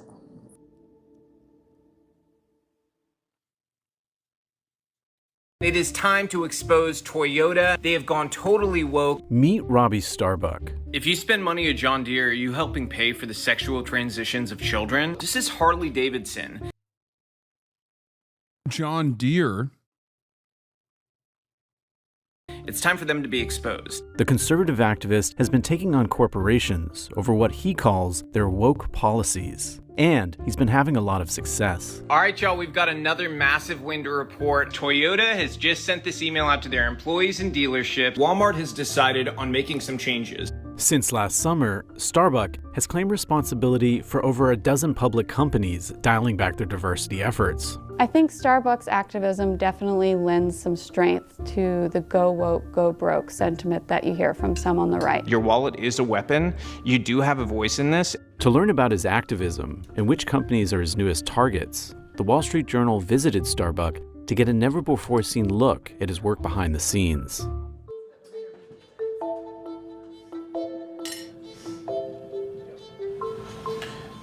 All right, guys. Hey, this is Robbie Starbuck. We're on the set where I typically do my TV hits. Right now, I'm about to go on to do a hit for TBN.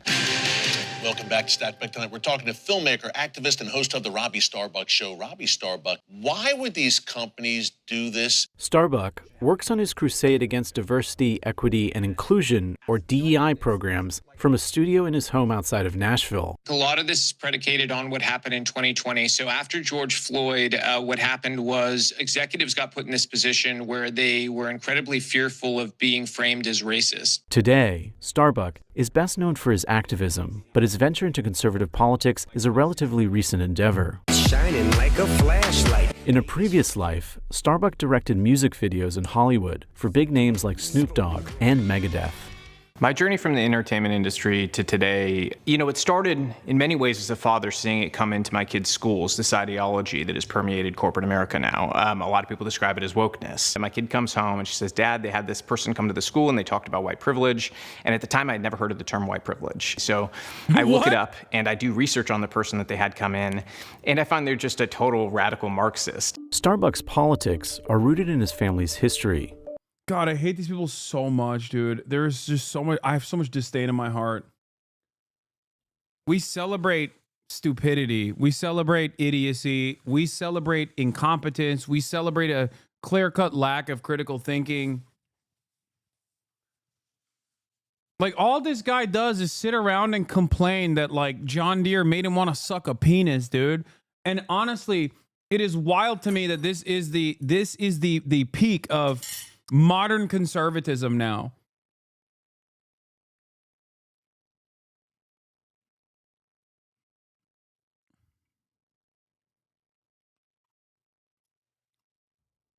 Vivek was right. No. I'm just saying there's something severely wrong about American society. And I think it's done as a way to defend capitalism. Okay? I think this is deliberately crafted in a way to keep you preoccupied with the silliest, most nonsensical bullshit you can be preoccupied with, as long as it does not offend the pre-existing hierarchies.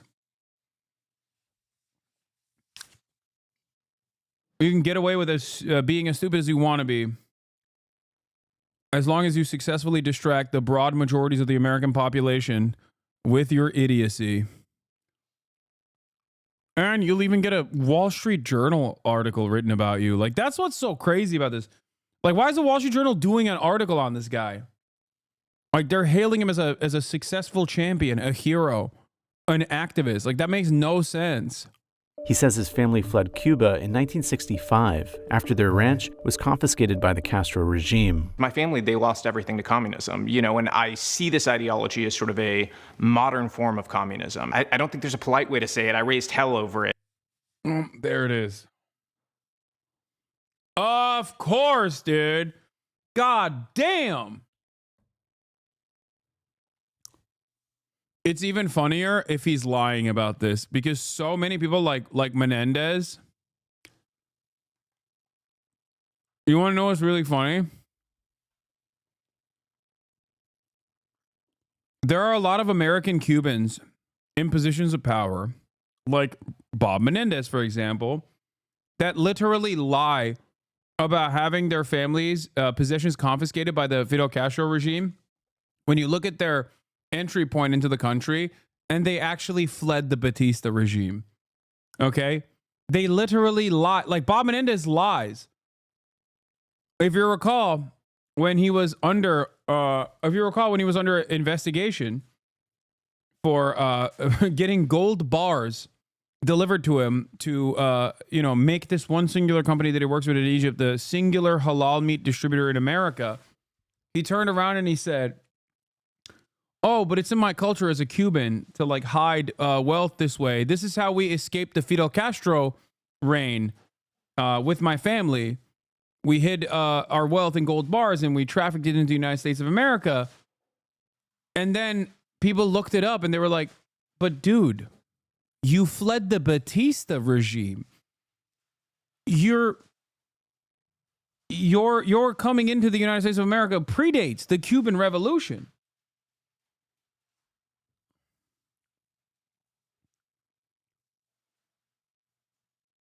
So many people that have like fled under Batista will just legitimately lie and say it was actually the communism and the Cuban Revolution that caused them to flee. And I was really the first parent to speak up. And me being able to do it from a lens of being a minority myself made it a little more awkward for, the faculty there who were mostly, from a certain subset of the. You misspoke? You said he fled Batista? No, I didn't misspeak.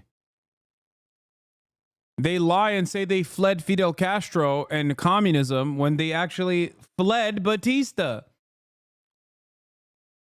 But hold on, what is this? Made it a little more, and I was modern form of communism. I don't think there's a polite way to say it. I raised hell over it, and I was really the first parent to speak up. And me being able to do it from a lens of being a minority myself made it a little more awkward for, the faculty there who were mostly, from a certain. Absolutely zero people think you're a minority, dog. Like, what do you mean it made the wokes awkward because I'm so Cuban? Is that what your argument is? There are Italian people that are infinitely more not white than you, my man. And they're white too still. And so am I. My parents and family Cuban are hooked on this crazy radical Cuban YouTuber who does news. When I tell you all Cubans who live in America watch this guy, it is crazy. What's the name? What's the name of the YouTuber? If you say Destiny, I'm banning you. Okay. No time for memes right now. Find me the guy.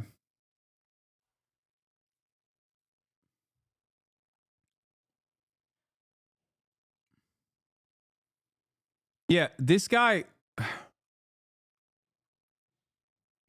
like this guy's the whitest Cuban man on the planet. Certain subset of the left where they didn't have that same ability, but they thought that they had the wisdom to speak for all minorities, right? All right, y'all, you're going to want to see this. Last summer, Starbucks began his first corporate campaign, targeting the agricultural equipment chain Tractor Supply Company. We're going to expose it all the craziness that they have done that their customers have no clue about.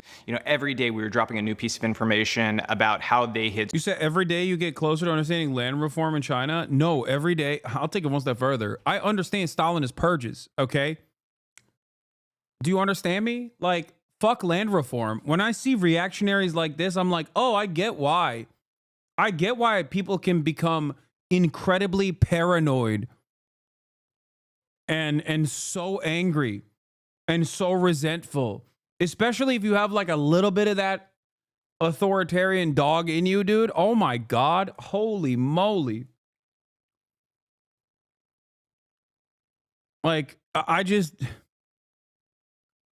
like imagine coming out of World War II, trying to consistently concede to the demands being made by the West while being very skeptical of their intentions, being very worried about it, trying to maintain a reconstruction period for your country that was eviscerated, 20 million dead, okay, mostly predominantly young men too. And then you got a Robbie Starbuck type being like, hey, Stalin, I don't like any of the implementation of I don't like the way that you're redistributing and reallocating grain supplies. I would be like, all right, you're dead. Like, I'm literally killing you now. That's what, like, and it's not the right thing to do. I understand that. But also simultaneously, I understand how someone could be pushed to that moment of weakness. Okay?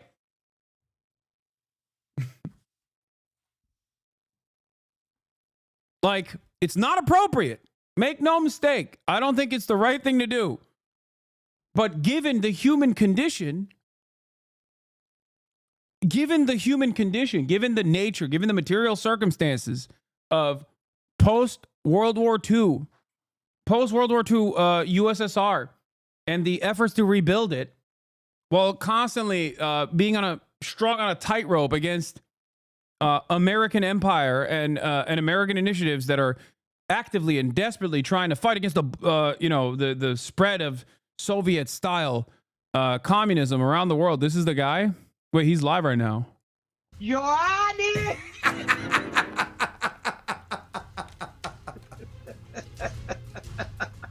Cubanos por el Ay, mundo. por tu madre. Bueno, nada, Jorge, tú cantas muy bien. What is this guy? I can't speak Spanish. Better video for an introduction. Now, from CBS News Miami, this is Facing South. Bro, I don't know if this guy's got motion like that. He's got 12K people watching him. Oh my God, this shit is racist as hell, bro. What is happening? Bro. What is the local news guy saying? It's kind of like Baba and not speaking English on principle. Yeah, I do respect it. Except he's incredibly reactionary. Tired of Stalinist communism in Miami-Dade. Yeah. It's sort of strayed from the values of their consumers. And at the time, a lot of people were still of the mindset, there's no way you're going to get this company to change things. They're worth billions and billions of dollars. You're one guy. 3 weeks later, Tractor Supply caved. The company said in a statement that it would retire its DEI goals, stop sponsoring pride festivals, and no longer submit data to the Human Rights Campaign, the nonprofit that grades companies on their policies when it comes to LGBTQ workers. Tractor Supply and the Human Rights Campaign declined to comment on this story. So these are all the statements from companies that we have convinced to change. You've got Brown. I like that this guy is like a serial nuisance. Like, it's pretty funny. He just annoys people. He annoys companies that are making stupid ass like marketing. Right, that are making stupid marketing decisions to be like, oh, here at John Deere Tractor, we value our neurodivergent minor, Vemperor, non-binary tractor operators. And then this guy like has an aneurysm when he reads that and immediately gets to fucking dialing. Okay? Immediately. It's just like Mr. Too much time on his hands. That's what this is.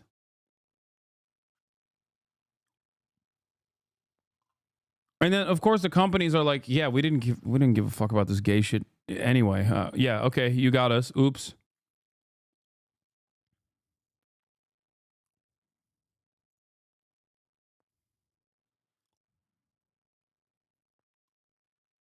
This isn't that related, but I hate this ponytail.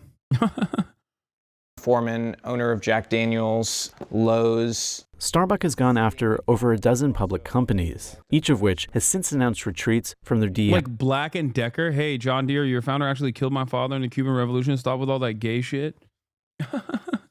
Policies, according to Starbucks. Caterpillar, Harley Davidson, John Deere, and the one that started it all, Tractor Supply. Starbucks' impact has been really significant so far.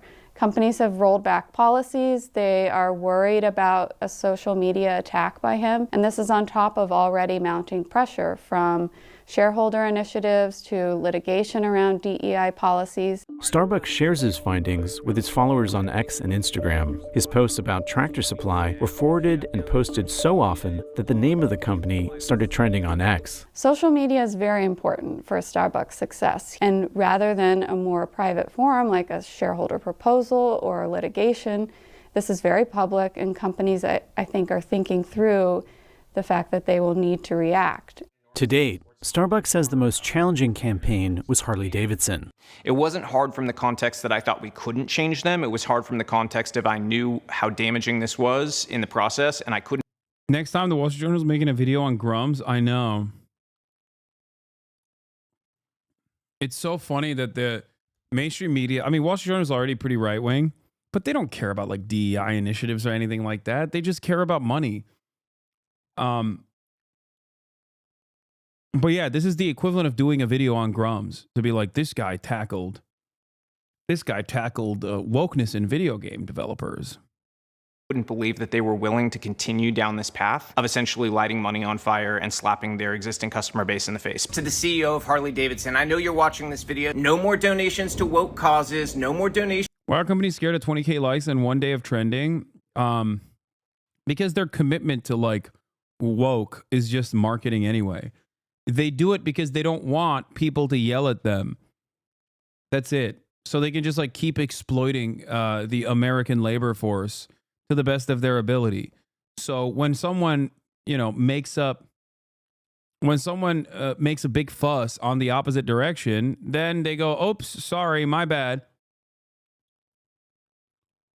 They don't care if there is enough momentum and enough motion to do good PR by supporting Black Lives Matter or whatever, then they'll do that.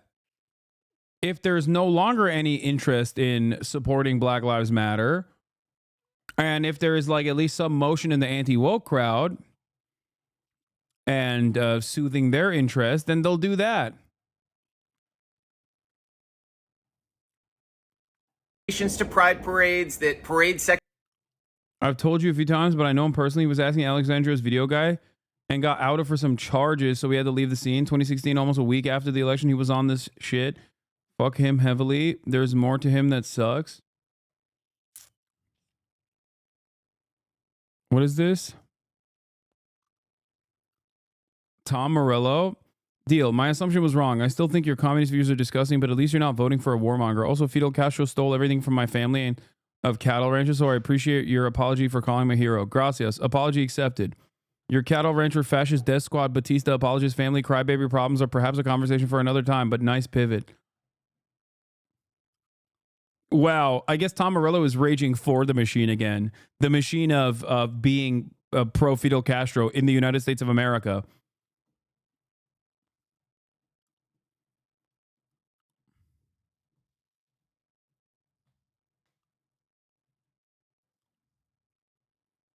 We're never getting a pansexual Harley-Davidson shirt? Yeah, sorry.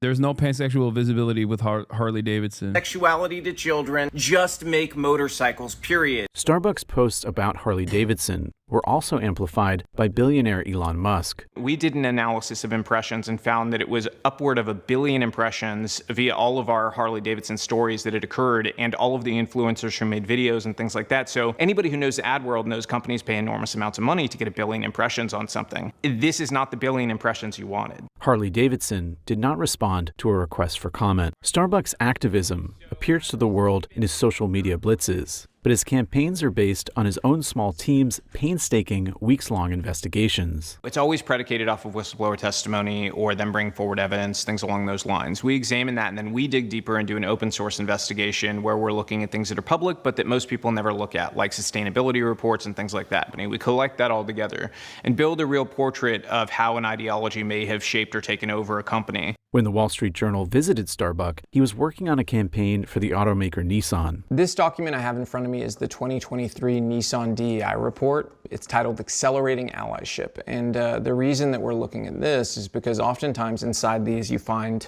different threads to pull about exactly what these companies are doing. So on this form, they say we define DEI as, and they've got equity listed, and it says recognizing that each person has different circumstances and allocating the resources and opportunities needed to reach an equal outcome. The horror of it is that it sounds so similar to equality that people get tricked into believing that they should accept equity. But equity, in fact, is something that seeks to strip excellence and really everything that makes you special and individual away from you. All right, y'all, I've got amazing news once again. Another company is dropping woke policies today. It is Nissan. Notably, Nissan decided to roll back its DEI policies before Starbucks went public with his investigation. When we approached Nissan with sort of our findings and the story we were thinking about putting out, Nissan was ready to listen right away. And now we're very proud to be able to bring you these changes. In response to a request for comment, Nissan wrote, "For nearly 4 decades, our commitment to respect and inclusion has been rooted in our values, shaped an environment where each of our team members can contribute at work, and, ultimately, contributed to the success of our business."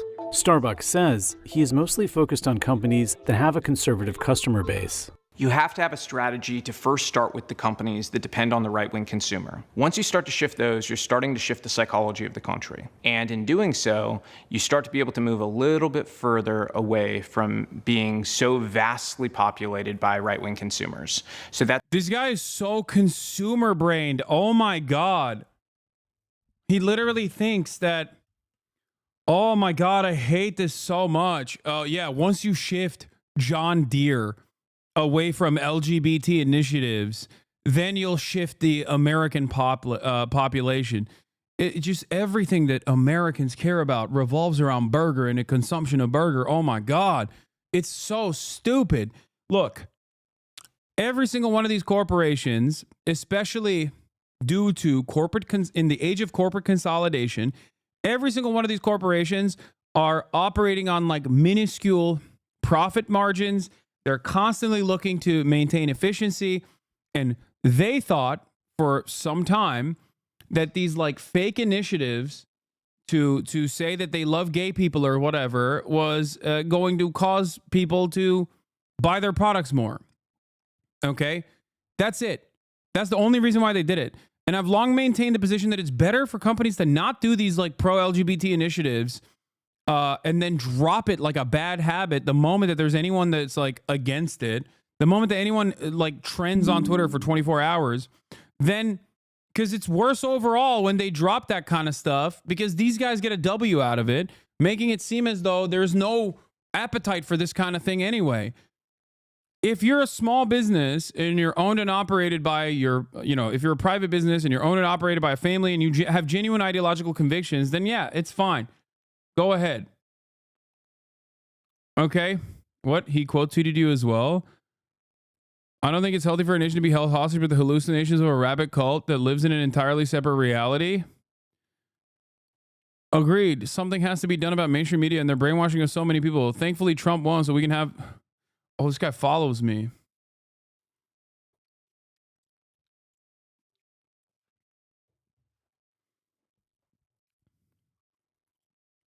Like, Ben & Jerry's a great example of this, right? Obviously, Ben & Jerry, while they're still owned by like a larger conglomerate, have a genuinely held opinion, and they're willing to fight for it, and they're willing to like eat away at their profits, as a matter of fact, or they're willing to take a hit when it comes to standing by their convictions on Israel. Okay? Not every company wants to do that. Many companies are just terrified. Many companies are terrified of putting out anything, really, any political statement whatsoever. And it's really annoying. It's really annoying when companies like that just, throw out this like purely aesthetic campaign about how they're pro-gay now or whatever, only to drop it at the first moment of feedback. It sucks. You said Apple is the only exception. Apple opposes investor calls to end its DI efforts. We strive to create a culture of belonging. Yeah, I mean, because he's gay. Tim Apple's gay. So I guess they are, they're like, yeah, we're not going to do that because it doesn't matter.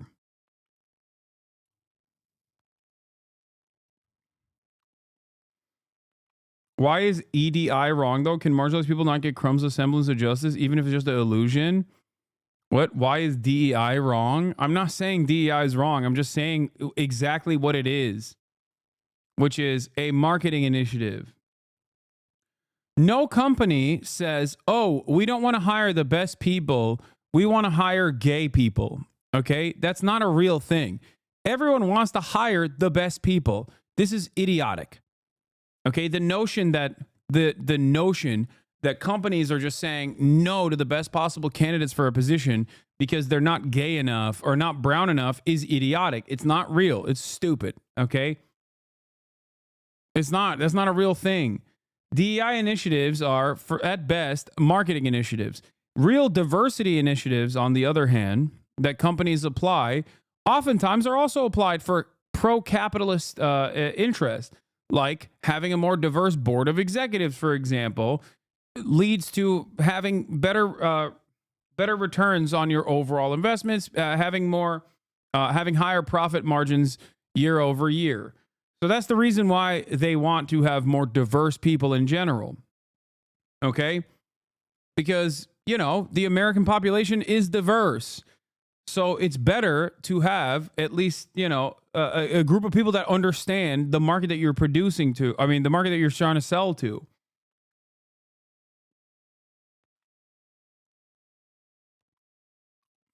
DEI overall. DEI overall is either, simply put, a marketing initiative or, at the very least, a way to expand the labor pool, okay? It just simply means don't overlook non-white and non-male applicants because you're so used to simply hiring white men. That's it.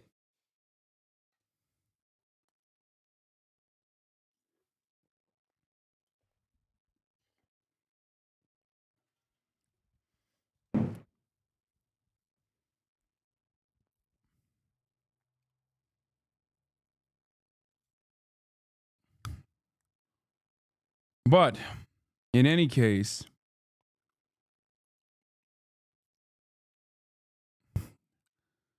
it's ultimately inconsequential. That's how you eventually have seen us take on Toyota and Boeing and Walmart. Starbucks activism is controversial and has attracted plenty of critics, some of whom have labeled his views racist and homophobic. Proponents of DEI policies believe that this is good for the workforce, this is good for customers, and it is good potentially for companies' financials as well. So for my critics who claim that DEI improves anything at work, I think there's really only one answer I can give them, and it's that I hope they enjoyed reading the book, How to Lie with Statistics, because that's all they're doing. For companies that he has yet to target, Starbucks has a message. We're reasonable people. We're not here to shake companies down. Don't be afraid to reach out and ask questions. I will offer advice for free to any of these executives at major companies and tell them what needs to change. You don't need to be a story to change.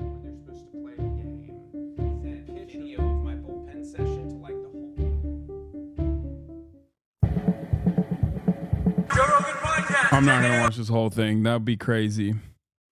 I have done crazy things in the past, though. Oh, man.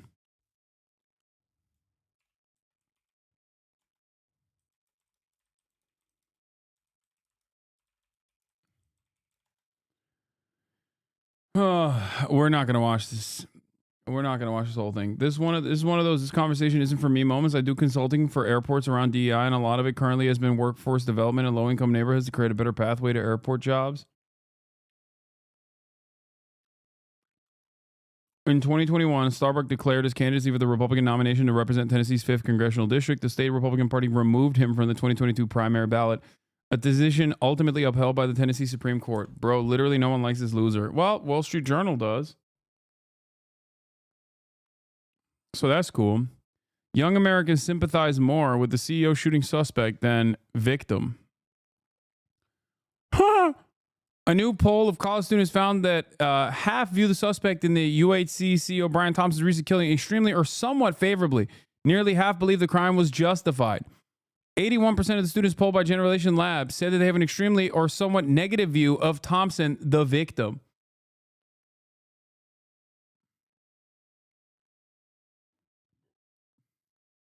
Asked my dad about this story as a reminder. He's an ultra-Zionist, and he said name calling is not good, but blatant censorship is far worse. Oh, yeah. I mean, this is the fantastic new meta rules reported on by Sam Biddle at The Intercept. I've obtained internal meta docs with example posts of now allowed under new hate speech rules. Examples include calling children, I'm not going to say the word, or even saying things like Jews are flat out greedier than Christians and immigrants are grubby, filthy pieces of shit. The loosened rules allow for overt statements of racial superiority and, unsurprisingly, given the national moment, carve out a particular latitude for hateful comments about transgender people and immigrants. The document outlines at the Times arbitrary boundaries Meta has drawn with respect to hate speech. Lesbians are so stupid is cited against the rules, while trans people are mentally ill or gay people are sinners are now marked as allowable. Wait. Is there a big lesbian lobby? What's going on? That's so funny that Mark is... I think a lot of old heads don't remember this, but I covered this before. Mark Zuckerberg quite literally allowed anti-Semitism on Meta for the longest time. He does not care about anti-Semitism. What did he originally say? I remember listening to him in an interview being like, I think you should be able to question how many people died in the Holocaust.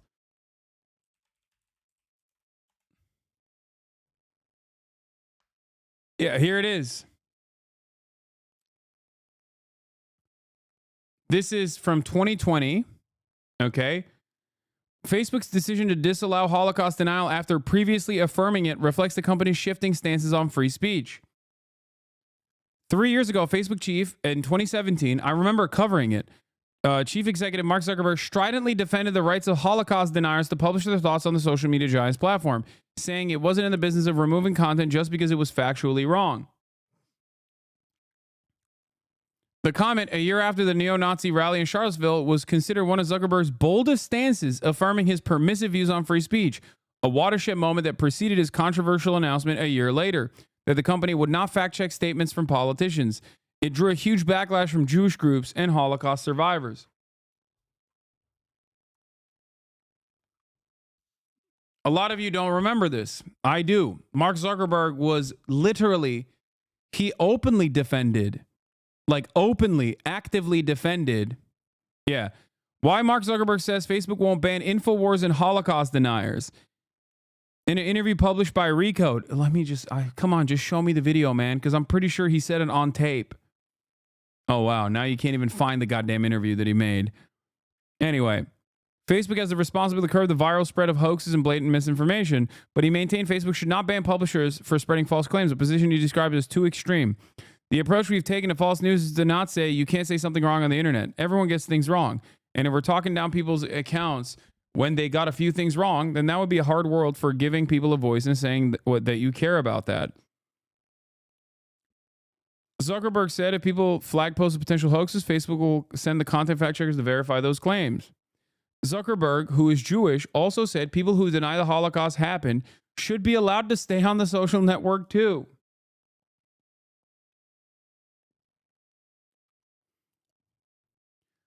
I find that deeply offensive, but at the end of the day, I don't believe that our platform should take that down because I think there are things that different people get wrong. Zuckerberg added, it's difficult to understand a person's intent. He said Facebook shouldn't ban people from the network, even if they spread false information on multiple occasions. Zuckerberg later clarified the recode on Wednesday afternoon. I personally find Holocaust denial deeply offensive, and I absolutely didn't intend to defend the intent of people who deny that. I'm Jewish, and there's a set of people who deny that the Holocaust happened, Yes, right? I find that deeply offensive. But at the end of the day, I don't believe that our platform should take that down because I think that there are things that different people get wrong. Either, I don't think that they're intentionally getting it wrong, but I think that In case of a Holocaust. Karis was like, in case of the Holocaust? Deniers they might be, but go ahead.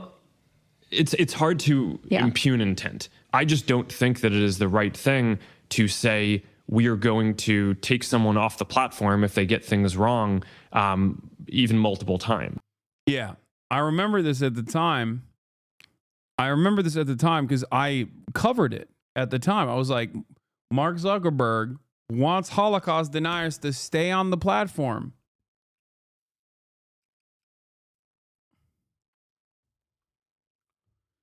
What you guys fail to comprehend or consider is that no billionaire is in any way, shape, or form interested in maintaining some sort of like real ideological position against political dissidents, no matter how ridiculous they are, no matter how violent and dangerous their ideology is.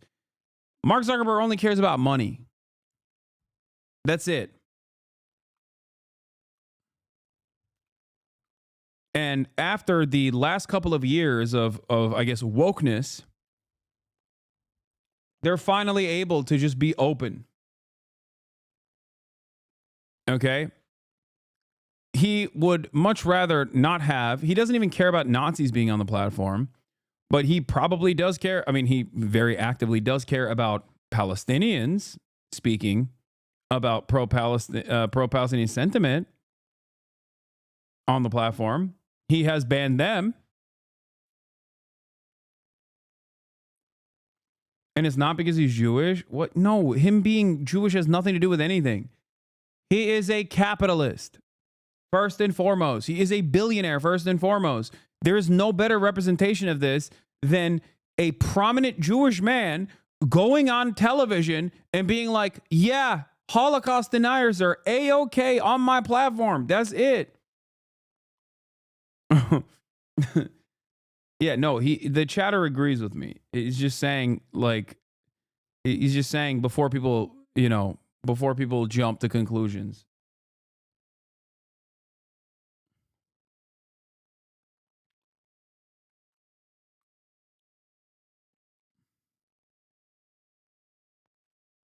You've said before that anti-Semitic people are just mad at capitalism. No, the famous adage is anti-Semitism is the anti-socialism of fools, I think, right? Or something like that.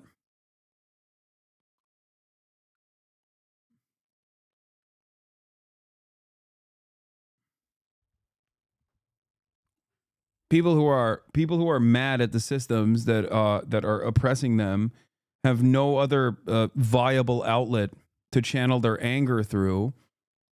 So they just turn around and get mad randomly and inappropriately at a group of individuals that are upset.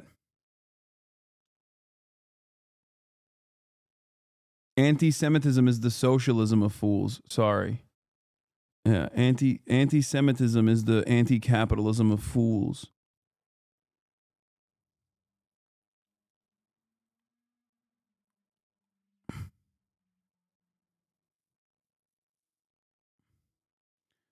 Elam! After this game, we have a spot. Elam!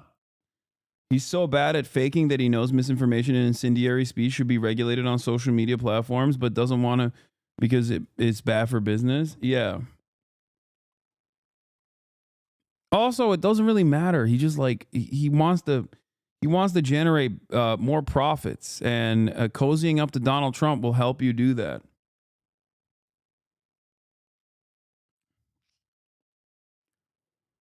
Anyway,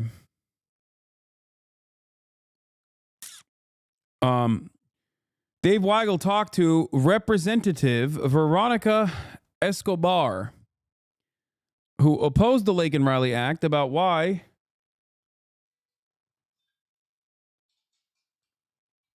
so many Dems helped pass it. Some interesting answers. Do we have video on the Laken Riley Act?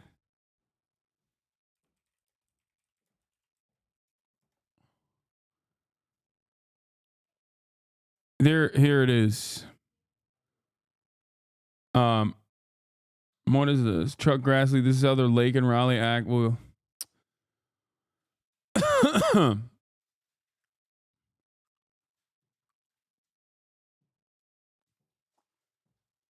Do we have a video on the Laken Riley Act? I want to find it.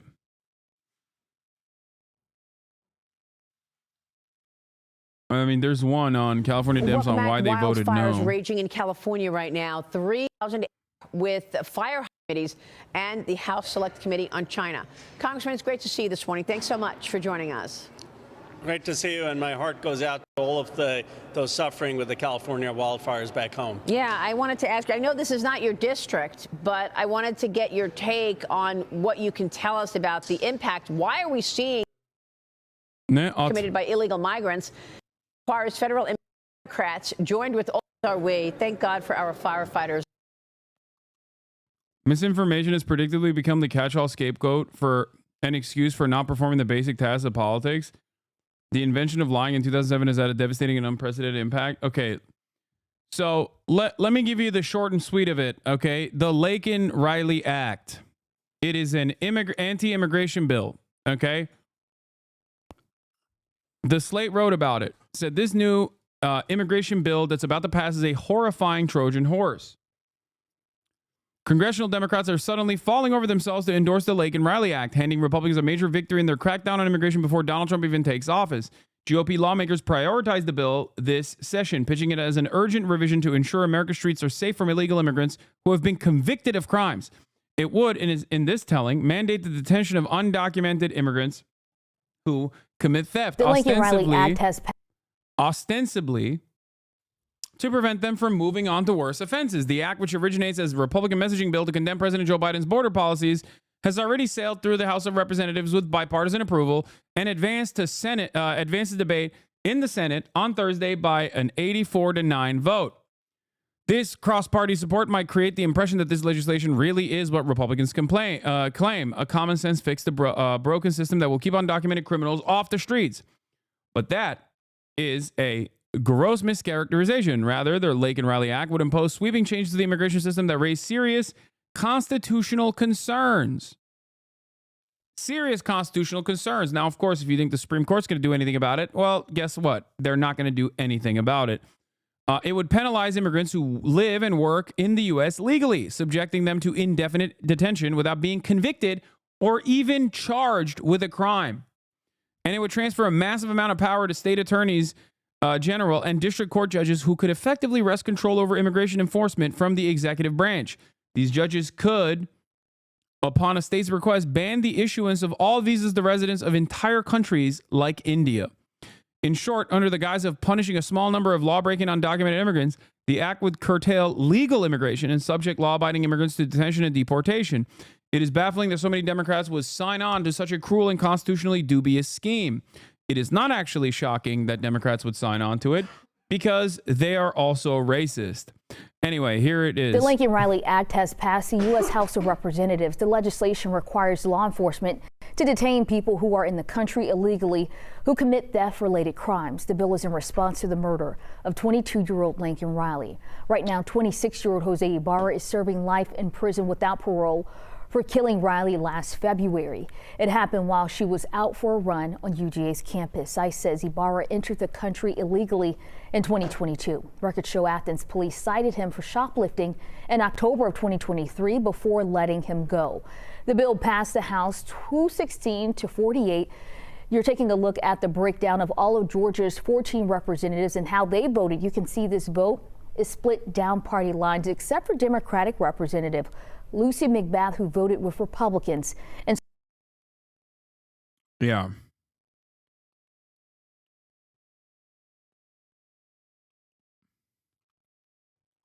Oh, brother. Also, LAFD chief Kristen Crowley has been summoned to meet Mayor Karen Bass behind closed doors. Oh my God. Karen Bass is going to fire Kristen Crowley and get a DEI victory and say, we're doing anti-DEI. We're putting a white man in charge again. Oh my God.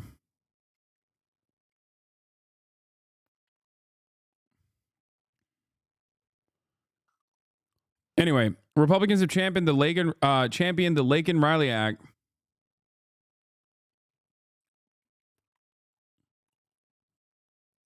By trumpeting the tragic story of its namesake, a 22-year-old nursing student who was murdered by a man who entered the country without authorization. They cynically framed the killing as a part of a migrant crime wave, which Donald Trump seized upon his presidential campaign. In reality, this crime wave does not exist.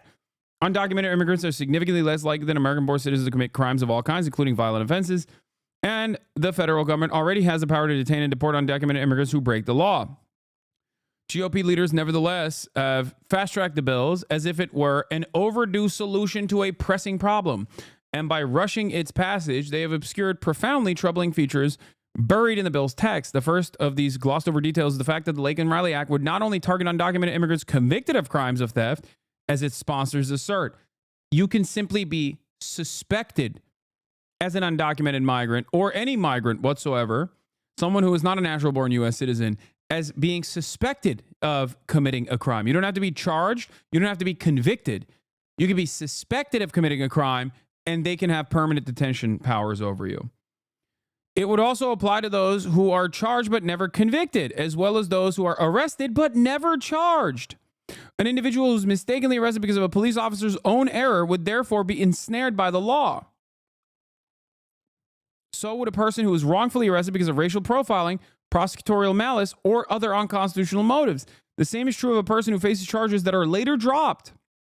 Under the act, the government must detain all these individuals without bond, punishment that is difficult to square with due process. It is not difficult to square with due process.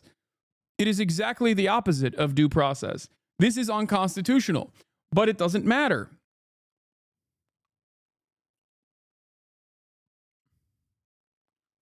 Although it is unconstitutional, it literally does not matter because you're doing it against a politically appropriate target, migrants, okay? And secondly, what are you going to do? Take it up to the Supreme Court? You think the Supreme Court cares about defending the Constitution? This is yet another implementation of Nazi Germany-style anti-migrant initiatives, okay? This is straight up how it happens.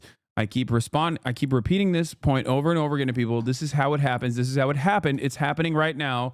Wake up. And people think, oh, you're wrong.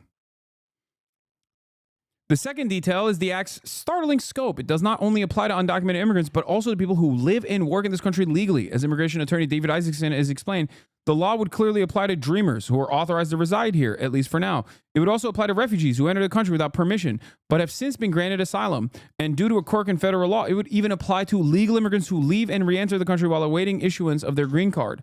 Finally, the act applies to minors who are arrested or charged with a crime, despite Democratic Senator Ruben Gallego's false claim to the contrary.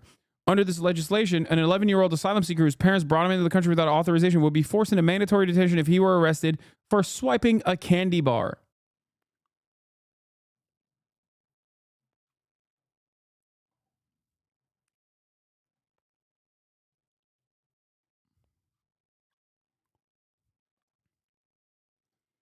ICE warns Laken Riley Act could force it to release detained migrants. Yeah, it's because federal immigration officials are warning Congress that it could require the detention for 60,000 people needing billions of dollars and thousands more detention beds to comply. Because there would be so much more need. And you know who else? You know who is going to be excited at this prospect, salivating? GEO. There was a intercepted, I believe, like quarterly earnings call that GEO made. The GEO group made. Okay. Where they were talking about how fantastic it is that this is their opportunity to rise up. Okay. Hold on. Let me see if I can find it.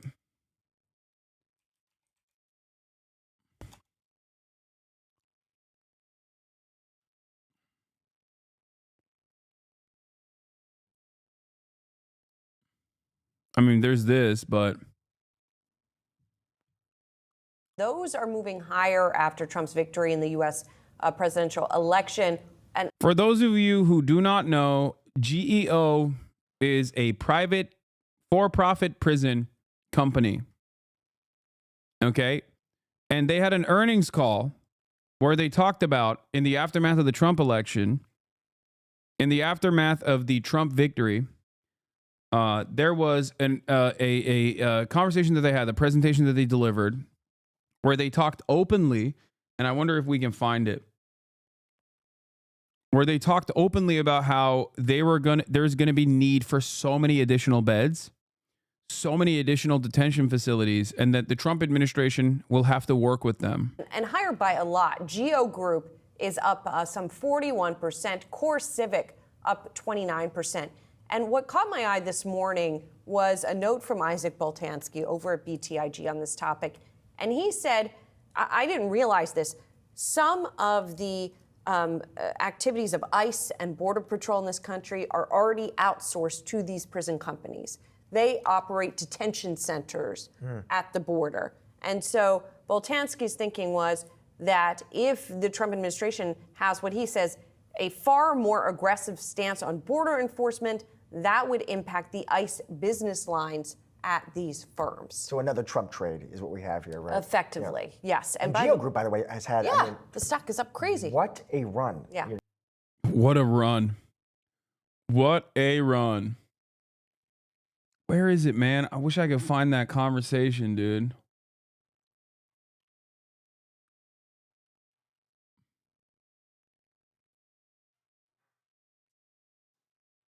Let me see if I can find it.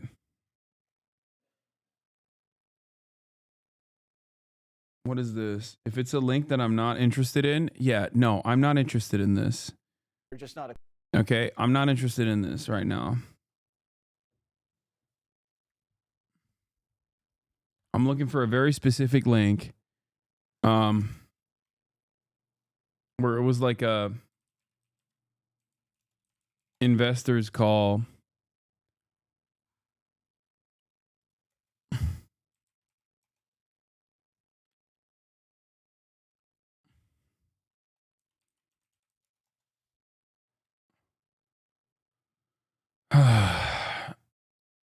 Okay, I can't find it.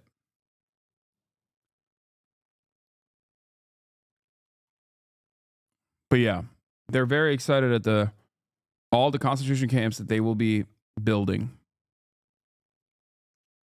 in order to keep up with the extra demand.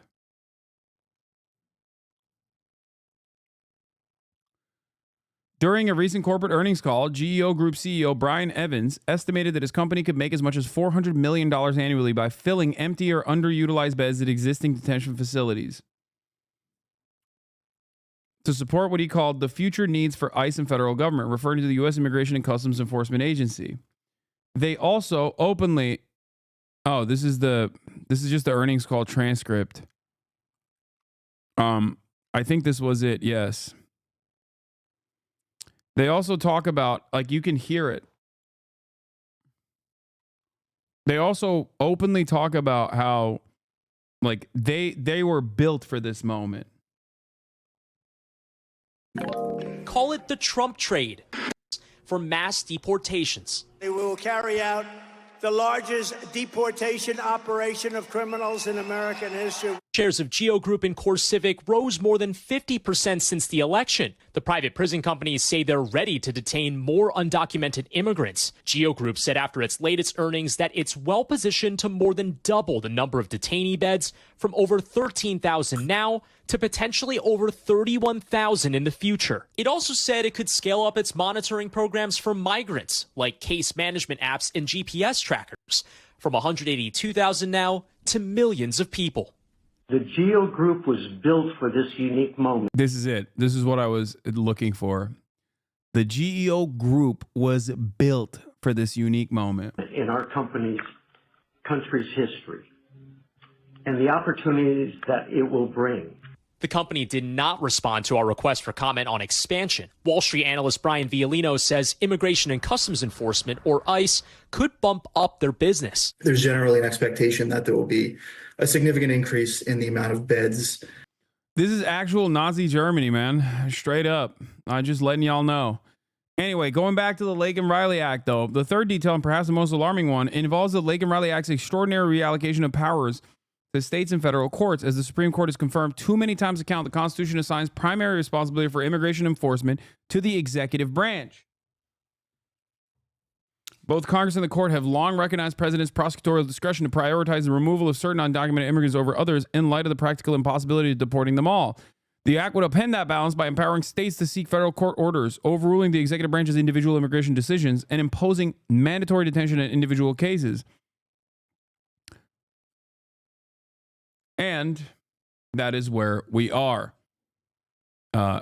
We are absolutely gutting what remains of constitutional protections for people in this nation, all at the behest of launching the ridiculous, violent, bloody affair of empire.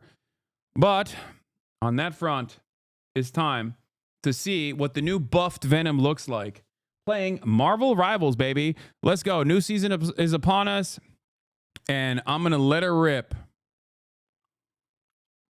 with some friends. Well, no, I'm swapping out because I'm hungry and I need to pee, bro. Dodge. Whoever Hassan's taking the spot for, just dodge real quick then.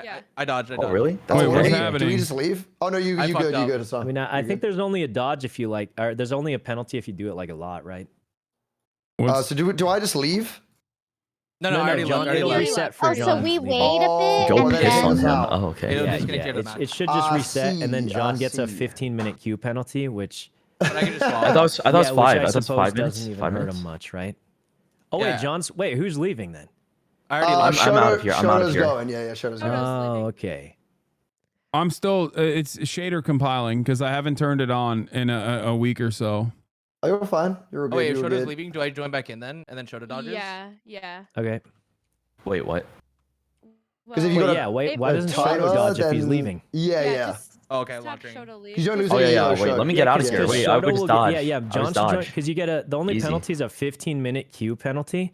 But if Shoto's done anyway, then it's like yeah. Oh wait, really that's penalty, fine. Right? I almost forgot about that. Holy shit! I thought it was like League of Legends where you just lose elo.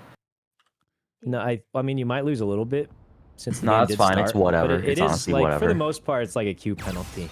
I've done it before on accident. No, it's all good. Drops are on, okay. chat. Good luck, guys. Drops are on. Bye, Shoto. Thanks, See you later, brother. See you later. Good games, brother. Drops are on. See you in already. Pokemon. Here, I'll put on. I'll say drops too, but I'm pretty sure drops are on. So, how do I get out of this game? I think eventually it takes a bit, like a minute. Yeah. Okay. Pretty sure. So should I? Oh, you're about to be tagged as AFK. Oh. It'll disconnect eventually. Don't worry. Okay. What should our takeaway be from fascism to gaming? Gaming creates more fascism, and that's why I like it. Killed me with no mercy. They didn't care. Maybe. Oh no, I'm bronze 3. Guys, I've been deranked to bronze 3. Oh, nice.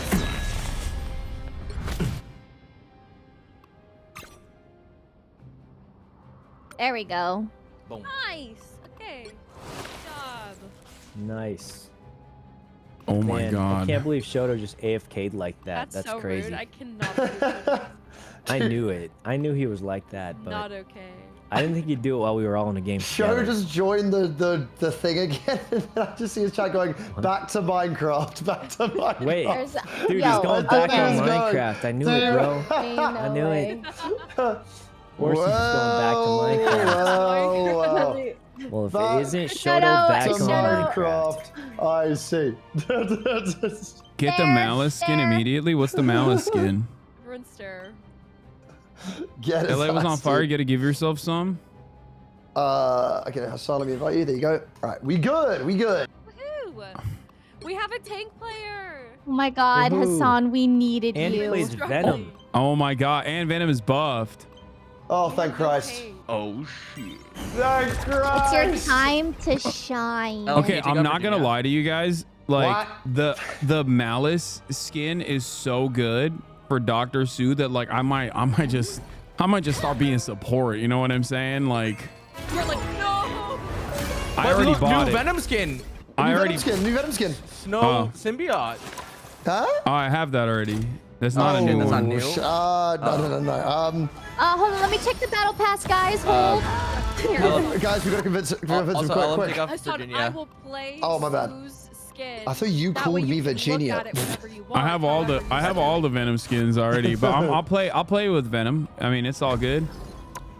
Listen, guys, I'm bronze 3. Okay, I am not in any I'm not in a Why place can't to I not make queue? these decisions. John, I'm going to kill you. Was it? Were they Dude, I can see it's your ass doing that. Oh, wait, you can see it's me? Yes, I can see it's you.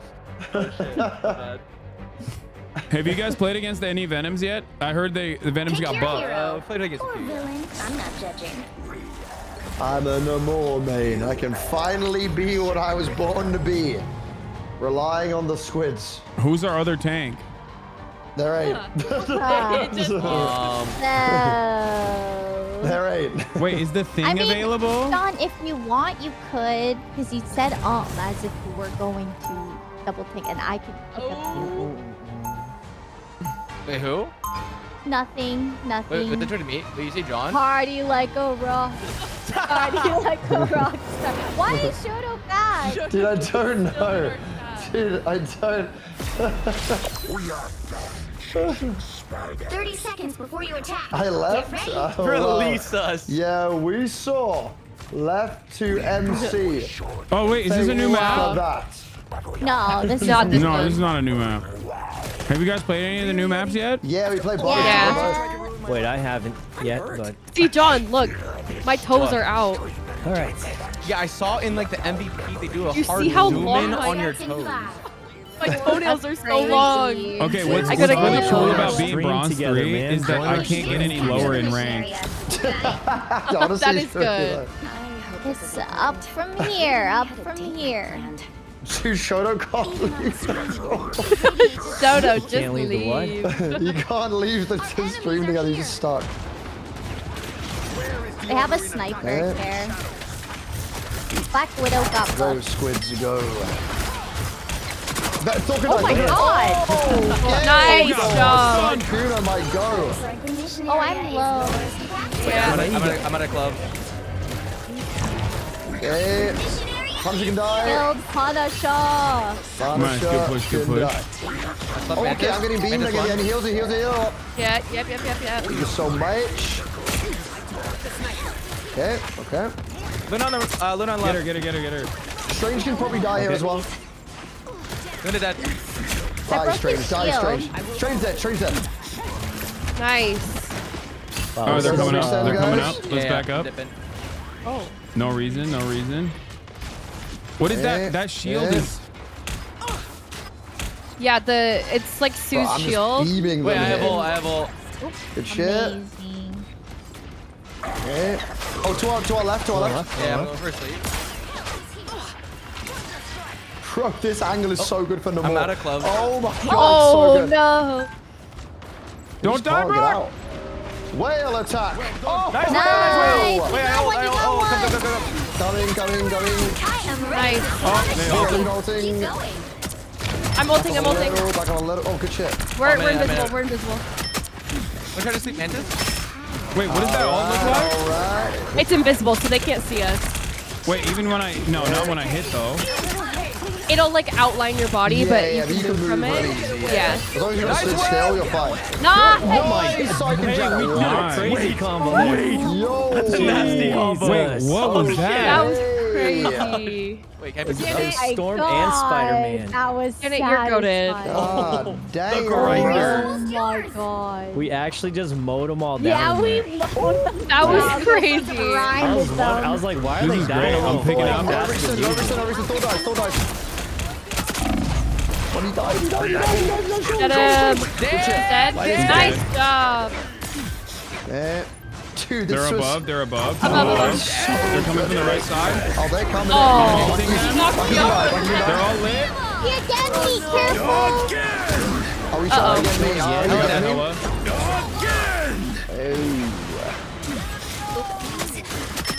No, we good, dog. Oh, good. Good job. I'm running Oh, back. I'm dying. Oh wait. Oh, I'm dying. Oh, good. I'm on the They're on me. Oh, I'm on you. Thank you. nice.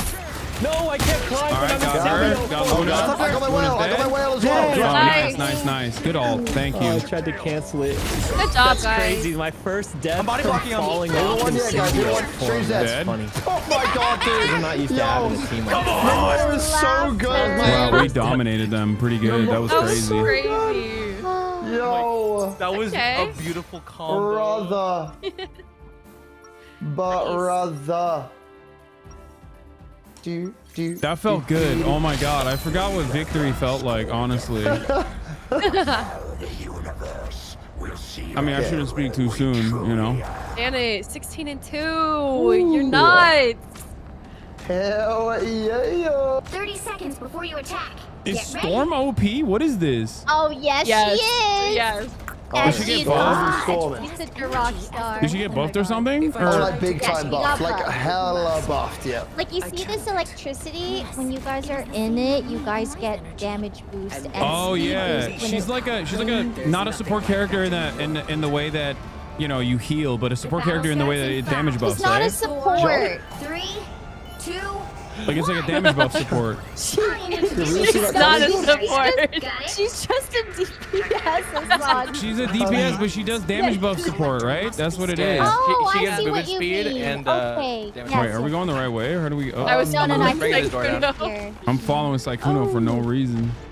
Here we go. A fine place for an attack. Sean, They're going through center. Sean, what? Sean, Oh, they're on the right corner. Yeah. Don't read them. Ignore them.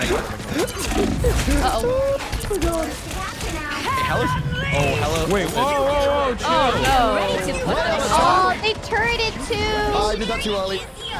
Oh, I didn't know they loot ulted. I was perfectly done. How did that? Should I back off here? Oh god. Oh god, I'm dead. Oh, oops. I'm dead. Okay, I'm Here, back. let's move back. Yeah. I'm getting their support. Control lost. First class. Oh crap, I hit E on accident. What did they switch off? I feel like they're pretty good though. Okay, let's I have the invisible ult if we want to get on the site and then. Is there? Oh, there. Hello. Oh no way. Okay. Are we diving in? I'm gonna go after Luna. I'm down. Bang. Oh. I'll ult it. Ready? Yep. Okay. Wait, can they see us though when we're in it? No. You can't see us in here. Lol. No. Oh. Nice. Okay. Oh god. Oh, see, they did it. I ulted in the ult. Come in. Oh, one dead. Speared. I have all. Strange dice, please. No. No. Strange is dead. No. Nice. Oh my god. No. Just Oh, they're staggered. Okay. Oh, they're about to die. Yo, Punisher, what's up, bro? Wait, They could portal. They staggered big time, portal, bro. no Groot. Oh, Groot's coming. I'm on backside, but there's no portal. Grooting. Oh. Oh, the Groots are grooting. Oh god. And now all the whales are wailing. Did it whale? They did whale, Bella. Get anyone? Don't die. Oh, good ult from You know what? I'm gonna hide from that. John, let's get John off the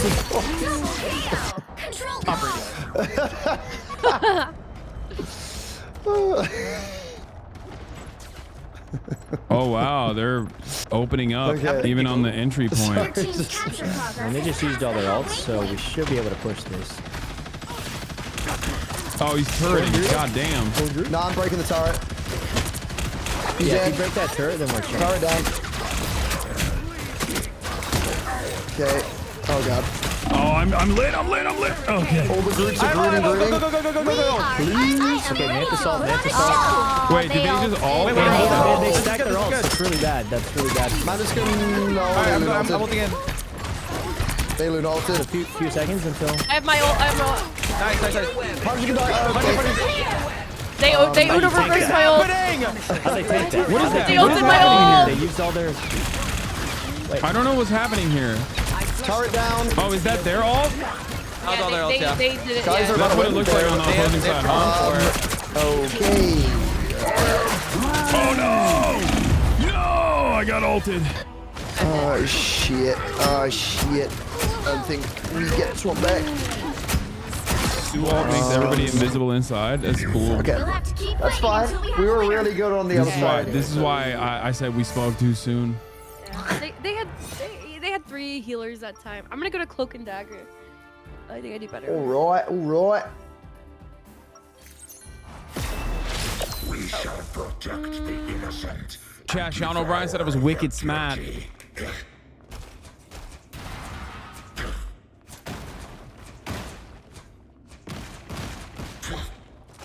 30 seconds before you attack. Get ready. Ouch. Okay, I'm gonna He owns you. I think That's crazy. That's so sad. Oh my god. Wait, Elam. No, Kappa. Go Moon Knight. Go Moon Knight. Bro, I've never played him, but I can. You don't need. Go you Moon don't need to Knight. play him. Go Moon Knight. Wait, I can use my cool skin. Yeah. Team up. Oh, Okay. yeah. Save your ult for when they. Wait, he has so many And abilities. then also what with the triple frick? support, you can just. All you need to do is capture the mission What does my area. C do? Got it? Oh, I'm invisible. Your C is the team up with Merc and then God living in my Yeah. Okay, and then unks that. Okay. Yo, this skin is sick. What the hell? turret. Here we go. Through the portal? I need assistance. Punisher turret is dead. Punisher I'm ulting. I don't care. Fuck him up. Nice. Get him. And just low.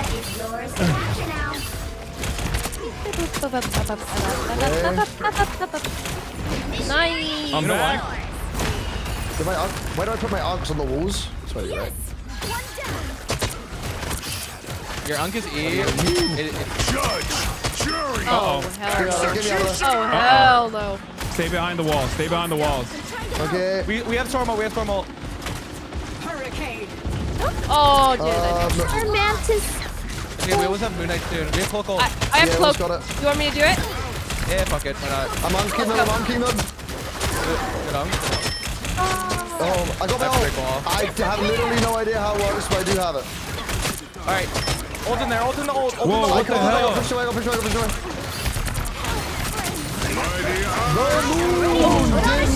Didn't do anything. Oh, no. I agree. Is there anything else other than invisibility when you're in the ult? It slow heals, but not like a significant amount. Yeah. It slows the other team as well. Oh, I can glide. Whoa, this guy's awesome.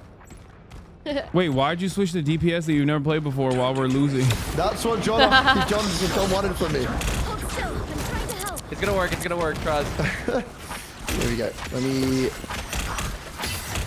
Come on. Their team's capture progress. We can go right side. Halfway point. I'm unking. Okay.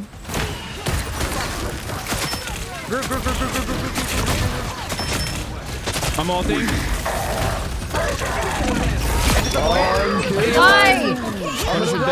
I'm dead. Hey, great utilization there. It's like, no. Oh! We're dead. Healers are dead. Yep, no healing. Coming back. We're back. Dead. This is dead. Okay, we have I'm gonna take farm ult and run on point. Okay. Oh no. Uh-oh.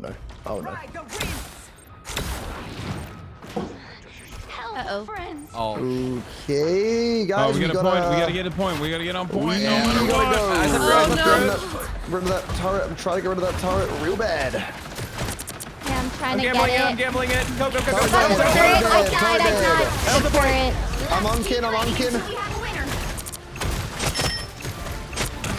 Still on. Wait, Green dies. Please. Oh, he's the getting wall blocked. is so good there. Nice. Oh god. I'm low. Still. Holy Jesus Christ. I'm still on it, but I'm gonna die. Same. So I'm dead. I got my ult. We can just hold for a second. I can We're on. Go, Janet. Nice finish. Janet. Nice. They Luna ulted. That's bad. Oh shit. That could be a GG clap of that. Yep. No. God damn it. Oh. Wait, so if Sue ults, can you not throw it in there? Do you have to like run inside? That's sick. I could see that. It like pushes it to me. Murad. Food's here.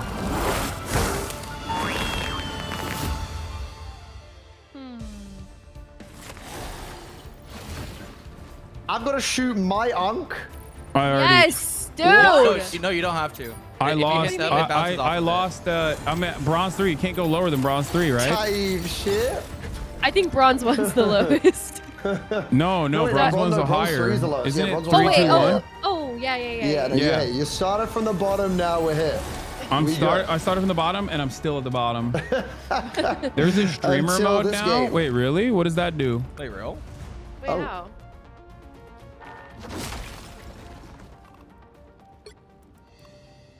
Wait, there's a.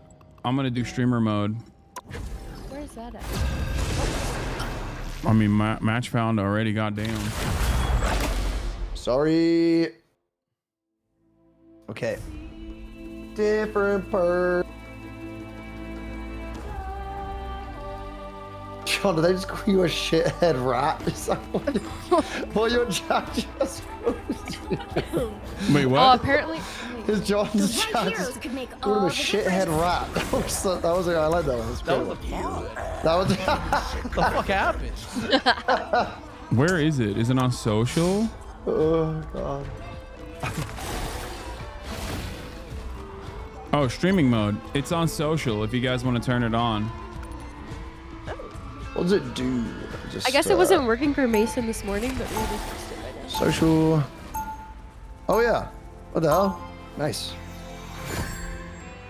Okay, guys, let's get this dub.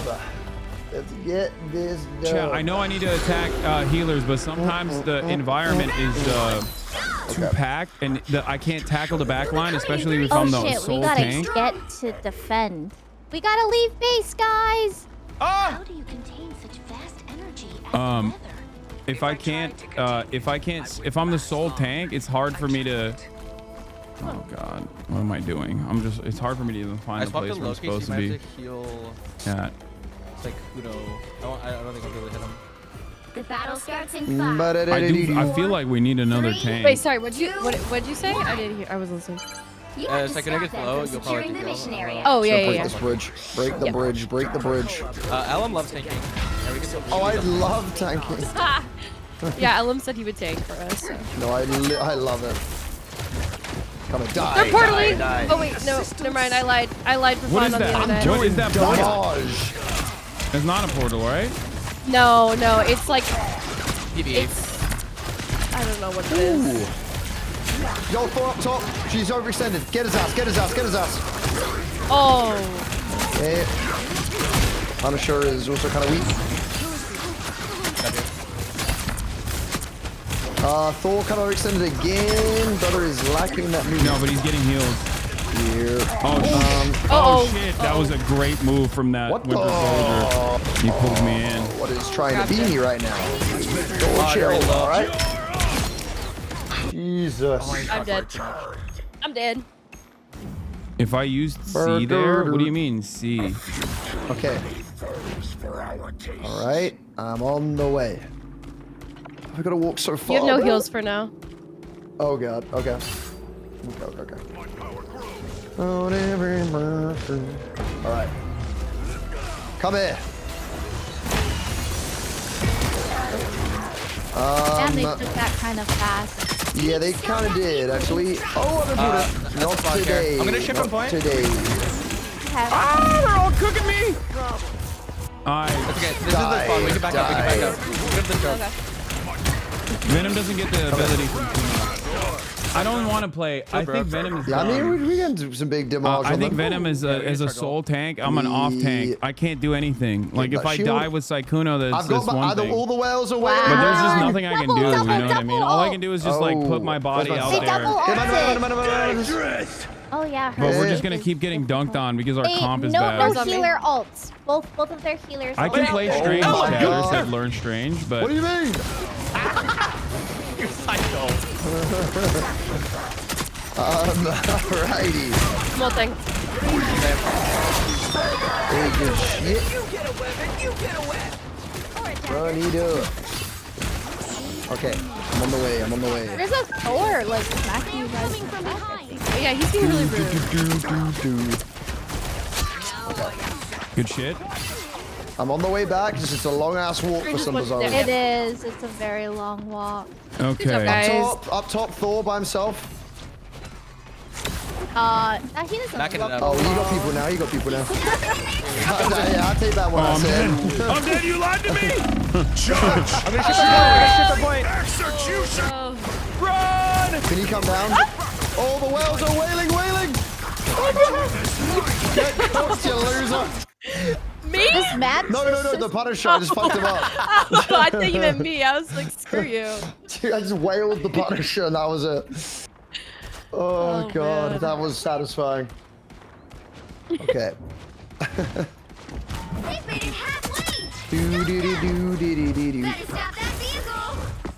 Okay. Alright, guys. Still feels like a long ass walk. What? Oh, Nice. Good kill there. I took the point. Go, squids. Go, back left. Fucking dagger. He's overextended. Oh god, no, no. She ulted. Oh my god, that ult melted me. I don't even know who I'm even aiming at right now. They just seem to probably always have full health. I know what to do. I need to. I know what I need to do. I need to. I need to jump up, dive, and then use it to escape. But the problem is. There's a lot. Oh my god. They got point. We got it back. We can kill Thor. He double damage. He dies. Help me. He has to die. Okay, I have my ult when No way. Oh, I got Mantis. Your healer's dead. Bro. Alright, let's just group up and then I can ult and. I'm done. That is actual insanity. I'm done. And no, my duelists aren't bad. I'm bad. All right. Let's get it done. LA Fire Chief was fired for speaking out. Yeah, they're gonna. Oh my god! Karen Beck's in the anti-DEI. Okay, are you guys ready? Are we ready? We ready? Oh, I'm going. You ready? Focus on the battle. Come here, bro. Nice. Oh, the man is solo. Good job. Thor. I don't like him. Himself. Help me! He's ulting. Missed entirely. Get his ass. No. Oh, you. Cook his ass. Oh, wait, he actually got away. I told him. Yeah, let's go. Nice. Guys, he's trying to get the payload. Oh, wait, I didn't. He's come up the payload. Help! Oh god. Get him. Help! Help! Guys, help! We're way. Oh, he's on the payload. He's on the payload. Coming.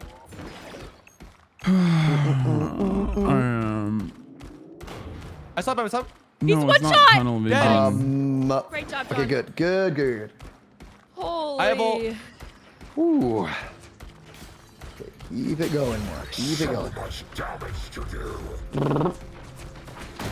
Where you at, bro? Die.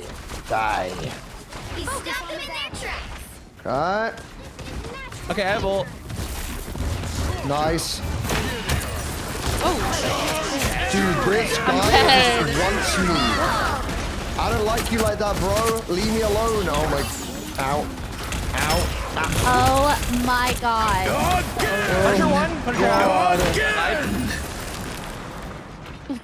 Okay. Why does this feel hard? Like it feels really. Don't give them another inch. Oh, we're so cooked. I can whale all the whales. Whales are whaling. I'm looking. Okay, that didn't really whale much. I'm not gonna lie to you. Okay. All good. A rough. 2, 3. Okay, we need to. I can't. Me just primarily tanking with Venom is not gonna work. I either need to swap to Doctor Strange or we need to do 2 tanks. But even if I swap to Doctor Strange, like I'm not gonna be that good. I'm just letting you guys know. Doctor Strange. I got it. We need 2 tanks. Okay, let me strange it up real quick. No, I want to play Storm. I'm like, fuck, do I play Punisher? They're staggering their support ults really well. So if you see them all, let me know. And then If you're a solo tank, you shouldn't backline. If I'm Venom and I don't backline, I have nothing. That's why Venom is an off tank. If I say Because they I have no have no support utility. ults, I have no utility that like gives me extra support. I don't have like a big shield to protect others with.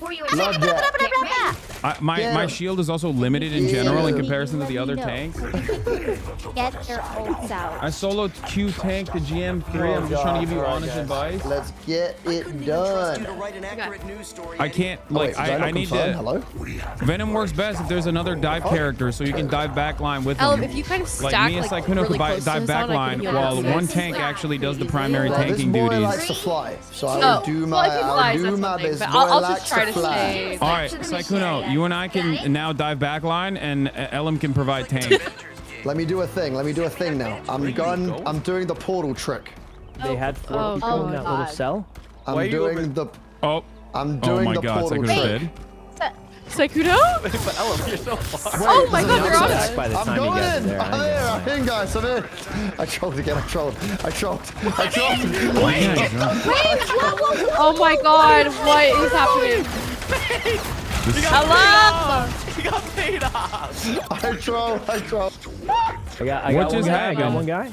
No, nothing. Where's everybody? They're all up top. You gotta get these guys up here. I mean, I can dive in there if when Sykkuno comes back. Sykkuno, when you come back, let's dive in there together. He's already in. They're looking at He's in there. He's like, yeah. Sykkuno dead. Oh god. Well, too late. Train. Go train. I'm coming. Okay. Get his ass. Stand with me, brother. Stand with me. Kick him. There's 3 in their head. Help. Heals? Yep. We have returned. Oh my god, I'm gonna die. I died already. I ulted. Come.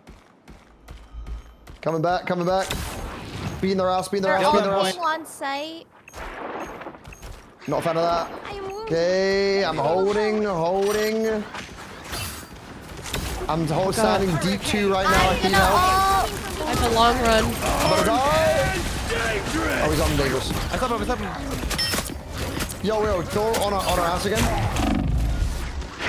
I'm low. Oh, dodged it. I dodged your heels. Same. I dodged your heels. You're good. Okay. There you go, Elam. Oh, never mind, you're dead. Okay, that's alright.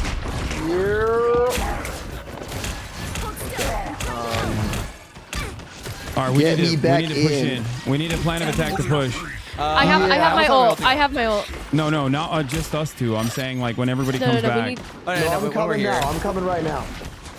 Okay. Let's. I'm ulting. I can ult it. Oh wait, nice. And I'm looking strange. I'm looking strange. Yeah. Say he can die. Good cheat. I said good shit to myself. That's crazy. I ult him on you. Holding. Nice job, Sean.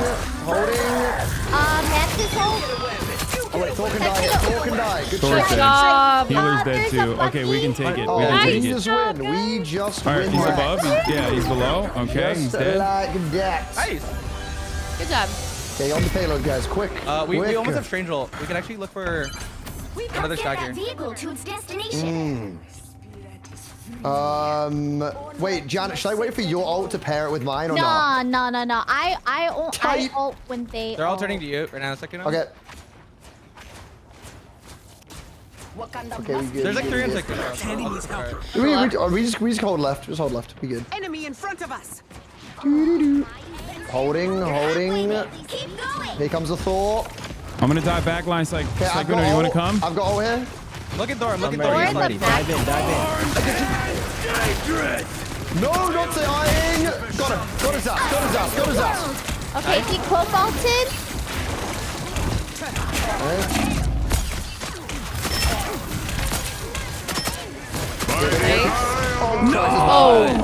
This is not good. We got the other ult. I don't have easy swing on. I'm just swinging like poorly, I guess. I don't know Mantis has her ult. Okay, let's We can run ult this first. back. I'll ult after. John, your chat is. Don't look at him. That makes me die. Dude, I swear to God, everyone is just so much better. Like, this is it. Okay, I have my ult. Punisher turret almost out. It's instant racist moding, bitch. Kill turret. Nice, nice, nice. Coming. Oh, Jesus. Okay, get him, get him, get him, get him. I can heal you, take it out. Oh my god, oh my god. Here, I have ult after. I have ult after. I'm ulting. I'm holding There it is. Oh, it's fine, it's fine. Okay, so there's a Mantis ult. He's holding. He will stay behind me. Ow. Where are you? Thor back on him. Thor back on him. There you I need help. I need a duel. Yeah, Thor's behind. Bucky buns up. Bucky buns up. Wow. Dead. Oh, That's why he's by himself. That's why he's by himself. Oh my god. Okay, no support ults. no support ults. Oh my god, they want me. Mantis and Cloak ulted. I'm stuck in a tree. Holy moly. Oh, everybody's dead. Oh god. John. Dead. Nice. There you guys go. This is not a bronze lobby. Everyone got D-ranked on the other team. What the everyone got D-ranked by There's 7 no ranks. I don't know what else to do though. Like honestly, I'm trying my best, but pushing up, guys. Pushing up. I'm gonna pull somebody. Shield Got strength. broken. Nice. Yeah, nice. I beat this up. Strength left. Yo, they grabbed me. They grabbed mouse. I'm by myself. Oh, okay. I'm You're by yourself. Where were you? No, I I got dragged in. I'm going Bucky. I'm going Bucky. Yep. Okay, we got a bunch. We survived this ultra or he's in the back. Let me pull him. Punisher behind us. That's just Punisher. He's dead. He's dead. killed his ass. That's their cloak ult. Oh, I hit on the cloak ult. And Mantis. Okay, all support ults are gone, so if we survive this, we just... Okay. 1, 2, 3. That's all right. Dang, I mean, there's a cloak ult on point, so we're probably gonna... Yeah. Wait, did we loot? Oh. Well, you can't expect That's it all. Guys, we're going on a bit of a streak right now, and it's not the direction I was hoping for. I'm getting a little concerned. No. See, we did just fine once you got on tank. Bro? That's true. We started that game off with 1 tank. Ooh. John, why are you blaming Alan? That's what I'm saying, bro. John, what the fuck, man? You're a bad guy. Oh, boy. No such thing as a loss, only improvements. What did I learn from that game? I didn't improve anything. I think it is. New map. Dude, my least favorite thing is like even Turkish chatters are like, bro, please, I'm begging you, just stay in the space, okay? And then you can combo that way. I know, man. I know Turkish chatter. I know. Unfortunately, running up a wall is fairly difficult in the midst of a battle. Did they add the... I know. I'm supposed to run up a wall, dive in, and then I have a swing to escape if I need to. I'm familiar with this process. The problem is, even if I do that every now and then, positioning myself onto the wall is quite a difficult endeavor. I think it's like V-Sync? It's like a equivalent of V-Sync? I don't know.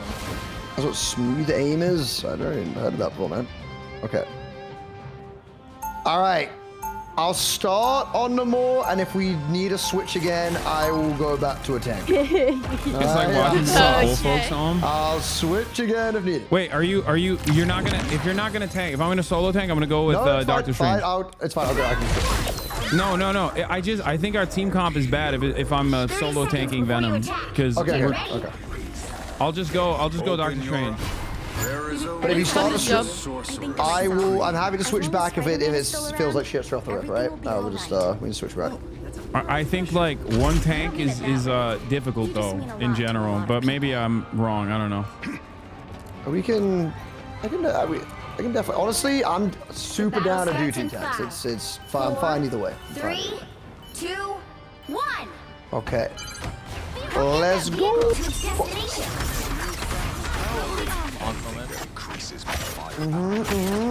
Oh, I've never played this map. What's up? Okay. Flank, Psylocke. There is. Oh yeah. I'm coming. I'll get their asses. I'll put squids in the back line then. They're flanking. I'll get them. Yo, Magneto overextended. Psylocke backline. Watch out. I got squids out. Oh my god. He's one. Dead. Psylocke's dead. Unk on the ground here. Unk's gone. Okay. Get him. Okay. Oh my god!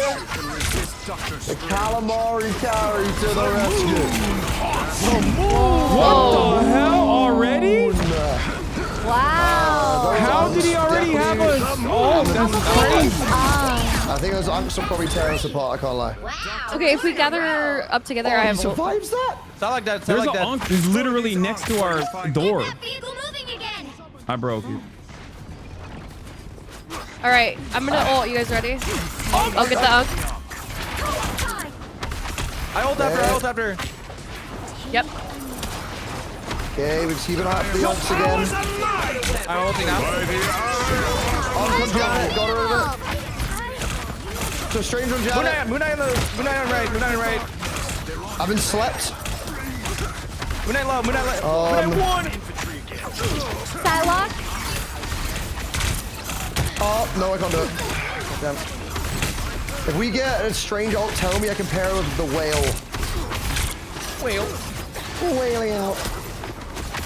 Oh my god. Come on. Shield broken. No way. Back it up. Oh my god! Not like moment. How does it? This guy is. He's 10-0. This guy is an endless well of ults. He's got 10 kills, 0 deaths so far. How is that even possible? He kind of be doing it. I ain't gonna lie. This map is rough. Moon Knight is cheating. Hey.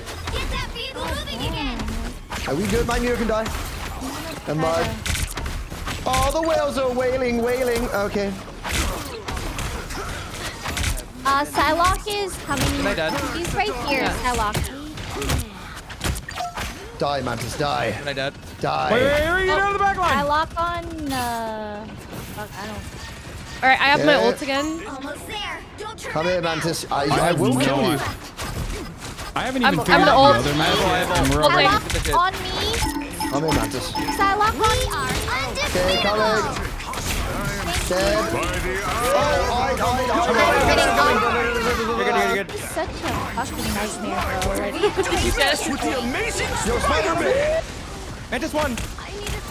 Mantis dead. Spider-Man can die. Spider-Man dead. He's dead. Yo, get cooked, bro. everybody is trying What's up, to Mag? kill me as Nice if job. I'm mother. This guy puts the unks in the worst possible places. Oh my god. Good job, guys. Oh my god. Just like that. Focus on the battle. Okay. Working to come here. T-bars already on the track. C bars. I have Triple all. J, double G. Wait, I really think this card because Yeah, I feel like Bang. Oh, I like this for the Namor. This is a really good hole for Namor. Yes, the squids will go crazy here. The calamari carry. I killed their mantis. Flank. Moon Knight. Oh, they be doing the whole thing. Are you running away? I will chase his ass I'm gonna down. Agamotto here. look at Og. One mag with you. Nice job, you guys. Great job. Behind. Psylocke. Nice. No, get Psylocke. Yo, I'm Protect back standing line. flanks the whole time, bro. I'm just gonna flank because these guys are just falling into me. This is great. Come back again. Come to the flank again, bro. See what happens. Pull up. Pull up. I slept, train. Dude, Janet is so funny. That thing, bro. She just doesn't have to move. She just gets to She just chill. sits there and Yes, kills. passenger princess. Okay. I'm ulting in. Let's go. Look, side left and left. Side left behind you. Wailing. Oh, he's weak. I'm lit. The Loki dead. Also. Good job. Wait, can't we just push through now? We can keep pushing. We just don't stop. I'm ulting. Oh, this guy. These guys are just getting fried. All right, This is just panic ulted. I try to break it. okay. Gonna keep an eye on flank again. I feel like they're gonna do it in a minute. You gonna do what? I feel like they're gonna flank in a minute. Good job, guys. Wait, that's the end. Current score What a is strange Yeah, match. just run that back again, you know? God damn. time to switch things up, God damn. including which side. I think I did a much better Janet, job tanking again, there, you are- night, right? Oh, you're so sweet.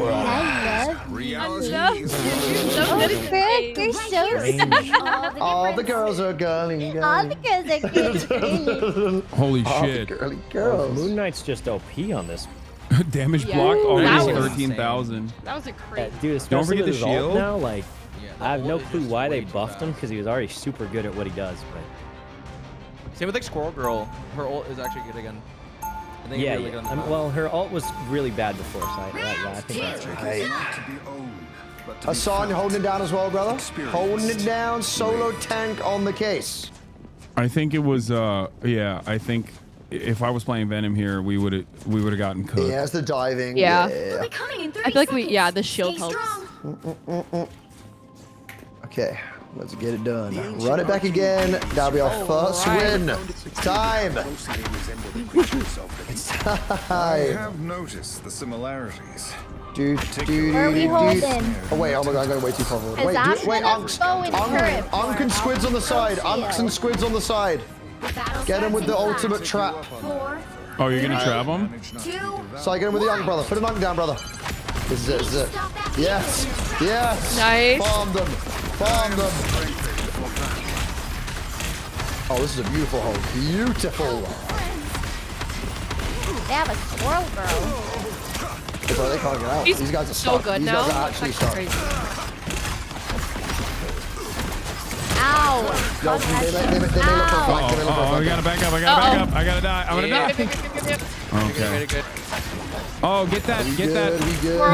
rejuvenator thing. Survivor. Yeah. Oh shit. Oh, Christ. Squirrel girl up front. Up top, yeah. I'm beaming up. Oh, God. Don't worry about Okay, we're flanks. farming all. Here. Still got a ways to go. I'm ulting. Okay. The squirrel girl took my life. What the hell? Okay. No. Okay. I love you. He got me. Are we good? We good, though? Squirrel Girl is yeah, does a lot of damage. On the way back. This is a long journey back. Dude, it really is. It really Yeah, is. I'ma die. I'll be real. God, it is. Oh, the train's got domed, bro. there's still a chance to stop them. Better stop that. Go, my squids, go. Squirrel girl, you want that? Huh? You like that? Squirrel girl. Oh god. I'm done. I'm dead. No. Now might be our time to stop them. Oh my god. They just. Yeah, I don't. Yeah, we're 3 Ran down. We should over regroup us. it. Regroup. We got John. Oh, we got a Psycho. Dude, I'm not gonna portal. I don't know how to portal. Okay, you're crazy for saying I should portal right now. Okay. All right. Yeah, we good. Is this the right way, Elam? I don't even. I'm following you, but I have no. We did this way over. It's so far. Follow me, guys. Just a stupidly long walk for some bizarre reason. Back it up now. Yeah, I don't want to play like on the uphill. Are we playing it? No. There's unks behind you. Unking? Oh, yeah. Where the unks at? I got him. This is real fire! Oh my. Dude, what the fuck?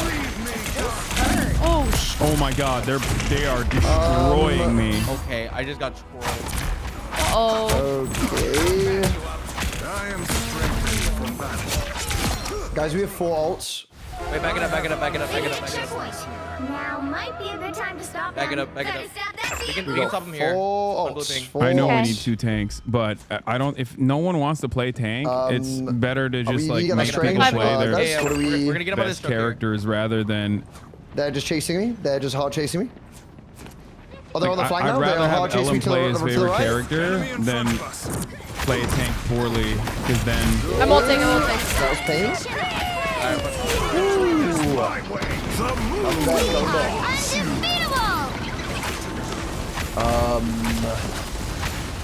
Good job. Nice, Janet. Oh, damn, they're like, they must be ulted or something. Scroll dead. Maglo. That was the main DPS. You good? Magneto's low. Magneto's low. No, Magneto's low. Push in. I'm shielding. Oh, Magneto's that's dead. stupid So we card. still fine. We still good. That is so Spawn to the right. Yeah, watch out. This is their spawn. Oh, I did the most. No. No, she's dead. She's dead. Yeah, but they gonna respawn and be here way faster. No, we good though. We good, man. Oh my God, there we go. Strange can die. They got a rocket who's ulted. Oh, I'm dead. Oh, that. Oh my God. The Unk is on the cart. Did I whale? Hello? Oh my God. The scroll girl is broken. Yeah, we gotta stand high ground. Yeah, no, I just need the high ground. Oops. We have a high ground. That's great. Great teleportation. Great TP I put up. Where'd that bring us? Are we closer? Stand up, come up. To left. Here. Don't give them another inch. What the heck? Oh my God. Moon Knight Where dead. are we even pushing it right now? Oh, the whales are wailing. Okay. Go off the side again. Unk on the side. I got it on. Oh my God. Come on, squirrel. What is... Please, she's gonna die. She's gonna die. She's dead. I'm looking trained.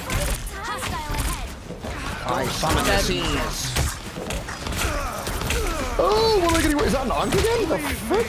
Yeah, there's an Unk. It's on the... Strange can die. Yeah, I'm still dead. It's just you, John, on my way. Oh no. I'm dead. Fuck, I got double teamed by the raccoon. Stranger old. I'm throwing my heals. I'm ulting in. Come. Okay. Nice. Hey, good Moon Knight. That good portal Moon Knight. actually Nice worked. job. It took the squirrels Oh, wait, auto targeting for some reason. Mag dead. The moon. Mine. Oh my God, this Moon Knight, dude. John, it's What just is you. happening? Oh God.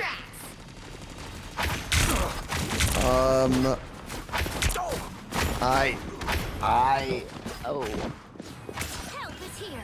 Good medicine. Run it up. Yo, I'm uncomfortable. I'll be so real. Oh, that's cool. I killed her. I didn't really with that. Oh. 3, 2, 3. Well, guys, we destroyed them the other way last time. So we can destroy them on it again. Yeah. All right, we can destroy them on it again. We got it. Right, We Your got it. eyes. Reality is We but got an it. illusion. The right I'm once heroes can again make all the difference. going to make the point that we probably need another tank, but Let me go strange. Let me go strange. Get me on strange. all right. If you you're go gonna go Venom, strange, I'll I go might strange. I might as well do root, so we have Okay. like, or I'll go halt. Science solves problems. Actually, no, never mind. We don't even have a damage buff from that. No one's playing Iron Man, so I'll just go Venom. I don't know how good Venom is on this map. I think it'd be good. Wait, we're I think it should be defending again? decent. Wait, why are we defending? Wait, yeah, Oh, wait, yeah. why are we That is defending? switch sides. What? Wait, I'm lost. Yeah, I don't know. I honestly, I don't know. I'm confused on this map. I don't even know how to get there. The worst part about Here we go. costumes. Here we go. Blood stains. Am I right? Okay, honestly, the 2 tanks on this should hopefully be the difference. I think, hopefully, because we can drop in on them anyway. This should be good. Do we have any like traps set up for when they get out spawn? 4, 3, no. 2, Okay. 1. I'm gonna dive in. I'm gonna dive in. Okay, I'm holding. I'm waiting for the healers to come out. Oh, I need those weak, bro. I got the on. Never mind. Yeah, Max. Okay. Come here, boo. Ellen, back up. Ellen, back up. I'm out of close. It's okay. We can cut him back. Ow. Oh god, I'm sedated. We're on top. Holy scroll! I'm being eaten by squirrels! Where's their heals? Aren't there heals here? Oh, there it is. Go above. She's half. She is? Okay. I died. Oh my god. They rocket ulted. Oh my god. Oh, I'm trying to leave. Double KO. I'm gonna die. I'm so gonna die. You're alone. You're alone. Oh my god, I'm getting whipped. Oh, Jesus Christ. That was pain and suffering. Yeah, I can hold the point. Oh my god, they pushed me off! Bro. I'm dead. Okay. No. Die. Holding. Get him, DPS. Get him. Is that our? Yeah, that's ours. That's ours. Oh my god, nice. 3 dead. Good Sorry. shit. Nice, Sight. thank you, Nice, though. brother. Oh, their spawn is right here though. Careful. Magneto. Unking. Okay. Sorry guys, I was Oh choking my on god. like water the first time. I got their moon knight. I'm alive. I'm alive. Oh, nice. Okay. I mean, we have to push again though. It's not gonna. They gotta. And we will. We have to abuse high ground because they're going squirrel. Oh god, do we want 2 tanks on attack or do we want 1 tank on attack? What is the consensus? I think double. Because the I think double tank is the move. Is definitely the move. Okay. I'm down. Bow, bada, bow. Alright, let's do it.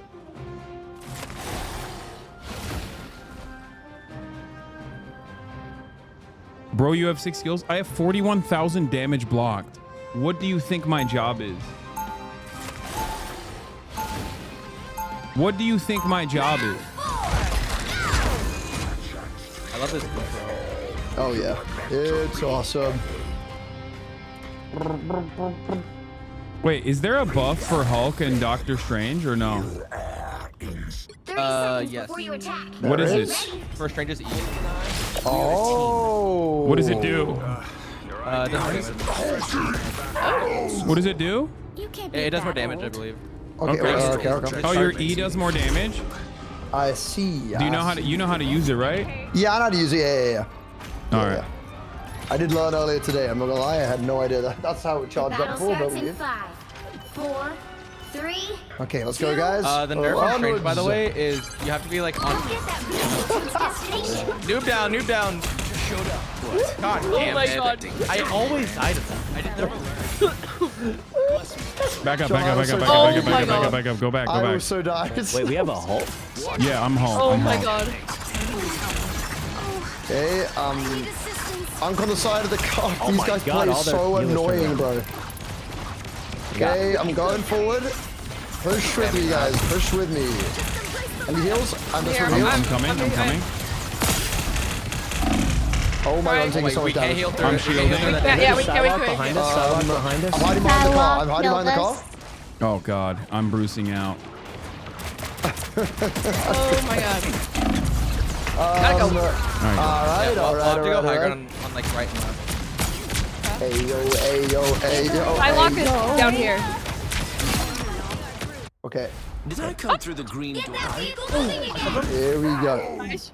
Dead. Nice God. Good Could get red shit. there. Oh, they're just kind of. Nice. I have my ult. I'm ult. Die. My ult. Oh, behind. Behind. Nest, guys, the nest. Look, guys, the nest. Oh god. Oh Jesus. Where is it? Oh. We're staggering. Sorry. Good kill on the I silo. got their tanks. Hold. Good job, guys. Yeah, post up, Janet. Post up. It's time. Oh, all right. A shield for me. No way. She I got you. DPS is through that. All right. Wait, we are about to push them further than the point they pushed us. I'm protecting you. I won't let you die. I won't let you die. Okay, so I might kill you and me as well. Oh my Christ. Oh Jesus. my. Oh wow, we got okay. We got 20 seconds, guys. This is spooky. No, it's still winnable. It's still winnable. Yeah. Just get one good push and we're chilling. We have 12 seconds. Yep. Well, 10. I can get on, but I will likely die immediately. So I'm just gonna wait till the last second. Yeah. I'm ready to. Yeah, I died. Oh, they Luna ulted. Yeah, I touched. Nice. Yep. Nice. I'm That ping always misses, I swear. I touched it though. I'm on it, but I'm bruising. I'm also on it.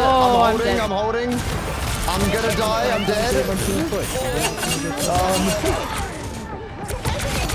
There ain't no way we were that close. There ain't no way. Oh, I didn't. Nice try. Wrong time to bruise. Yeah, I did that voluntarily. I bruised out on purpose. Dang. Moon Knight is a menace. I think if you say freelo in a bronze lobby, you are lower than the type of person. You're operating at a kindergartner's level of thinking. Like, oh God, man, that was pain. That was pain. okay, this is my LG. No, we surely win this one, guys. Surely. Yeah. No, we win this one for sure. Let me get a fill real quick as well. Tanks. We need tanks, LM. That poor baby got banned. They probably were already a person that I banned a long time ago, and they're being annoying. I don't need the hold space bar. I auto jump with the space. I can also tank. What? You say that? I'm gonna crash out. I'm kidding. Well, I mean, like, I can fill this game, so you can do your thing. Open your eyes. Reality is but an illusion. Yeah. What should we? All right. Bet. You go on Widow. I'm getting off. Okay, no. Dude, what are you, bro? Why? No, I'm kidding. I mean, Yes. limit test 3 buff. She got buff. Yeah. Oh, Tim, you can't play now, no. Hulk isn't the only one with a temper. Banner can smash things too. Okay. Like instruments that 30 seconds before you attack. Get ready. Fishman.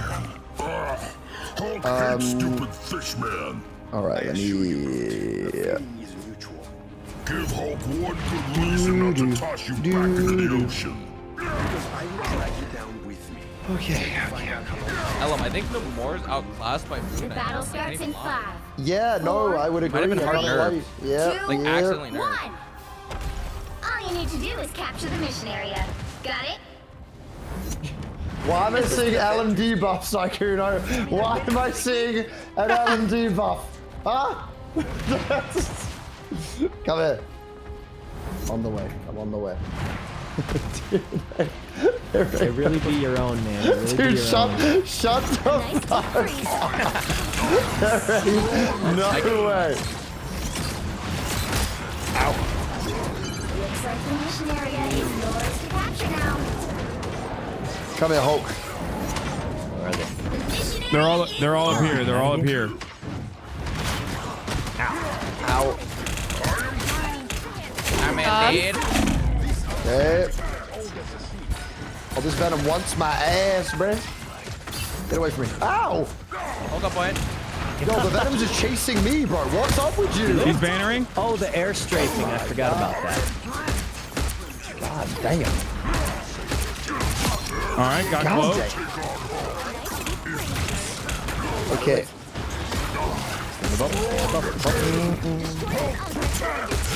I'm on now. All right, got their yeah, whatever. You know what it is. Yeah, he's locked in. He's just locked in. He's really locked in. A nice deep freeze. How does an exile cancel? Okay. Do you guys know when you're trying to exile someone and it doesn't work? Oh, I have no clue. I don't. Let me get those squids up there real quick. Do the damage. Okay, I have ult. I'm hearing like. Oh, they're pushing They're me. here. They're pushing from right. They're, I mean, left side. Left side. Left side. I'm Okay. Okay. We are Groot. Nice, Saikuno! Get the Hulk quick. He's squishy. Wait, did he escape? No way. He's He's up here. He's up here. Good job. Oh my god. Guys. Oh shit. Solid for everybody. He dead as hell. I'm back up a little bit. Back up a little bit. That's a crazy ult here. We're. Wait, let him walk in. Let him walk in. I have wall. That's okay. That's someone. Oh, nice. right. I guess we just win. All right. Okay, we'll take that. I'm hulking out. Nice. All right. Let's just get this dub. Let's get this dub. Hulk and I, White. we're a team. I'm hulking out. Hulking out. I'm hulking out. 30 seconds before you John, wait. you're 7-0 on Groot, and you refuse to play tank this whole Yeah, time. John. I don't like imagine- Jake. What John, is you're happening? John, you're actually I a bad understand guy, John bro. Like, so well. Like even like I just it's just so unfun. Thank you for playing tank.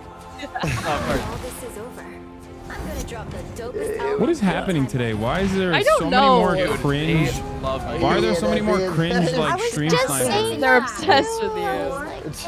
I mean, it is new patch day. There's probably more players. All you need to do is capture the mission area. Got it? Okay. Can't Here let the we monster go. out at the wrong time. All right, let's run it up, guys. Let's run it up. Oh, it doesn't swing. I have my ult. Okay. Die.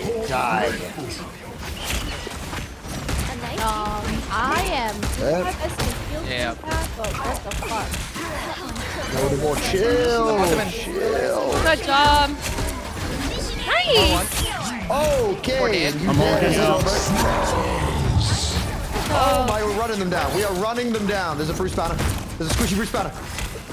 He dead. I have ult. Go, son. Go. Get over here. Full box. Get his ass. Get his ass. Oh, I'm ulting. I'm bannering out. I'm wailing out. Fuck. I got. Wait, did you wail? Let's back up. Oh, they. Yeah. Let's back up a bit, guys. I'm getting sorry. I got carried away. Oh, he's hulking out. Oh my god, he's Okay. No, what the heck? Yeah. Oh, you did. Okay. Yeah, why is this Hulk just got so much health, bro? I'm ulting. I am ready to put on a show. Oh crap! Whoa. Can you exile when they're ulting? By the eye of Oh, I got Molotov! I'm shielding it as soon as I come out. I'm gonna freak out. The Hulk wasn't dying. Oh god, I'm dead. You have no heals. Again. You know what? I'm gonna stay back. We can regroup because they're pushing us a little bit. Okay, lads. Ooh, Ellum, hold your ult, okay? Exile is a perma stun for like 5 seconds. It's a pretty devastating stun that Hulk has. It's my E. Go. Okay, I got it. But 200? I win. 1H in the Hulk. 1H. Full box. 1H. I'm ulting. No more. Go. Oh, they will. Oh To my nothing. god. Loser alert. I survived. Oh my god, I died to a squid. You didn't tell me I'm wailing. I said no more well. I wailed. Oh no. Oh.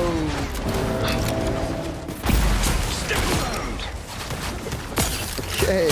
Hey, John, we run that one back again, you know? We just run that one back. I'm used to the foolish going. Are you ready? Okay, You ready? full You tilt. ready? Let's You go. ready? Here we go. I'll get your stupid third. Oh god. You're so annoying. So annoying. I'm at 40%. Bruce Banner, Bruce Banner. Oh god damn it. Nice. Bruce Banner. Wait, he didn't die? Oh, he dead. They wailed. Whale. Wait, what? Luna almost dead. I am ready to put on a show. Dead. She dead. Nice, guys. Strange can die here. Strange dies for sure. They've almost got it. Motherfucker, die. Thank you. Good job. Good job. I'm hulking out.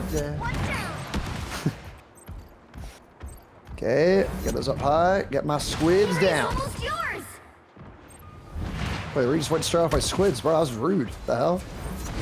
Alright, charge up your ult. Ready to put on a show. Oh, I'm charging. You best I have believe my I'm ult charging. as well. I walled her off. I walled her off. Good ult. Oh, Hulk can good die here. wall. Ult take. Oh, they Luna ulted. I'm gonna ult. Are you ready, Ellum? Are you I'm ready, but they are Luna ulted. Oh, they also ulted. Well. They ulted. They ulted. I am being.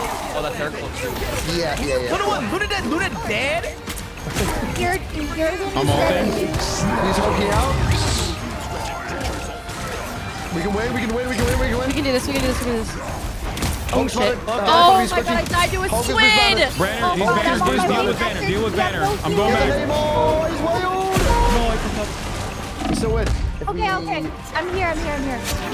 Who's dead? There's a strange on site. He's low.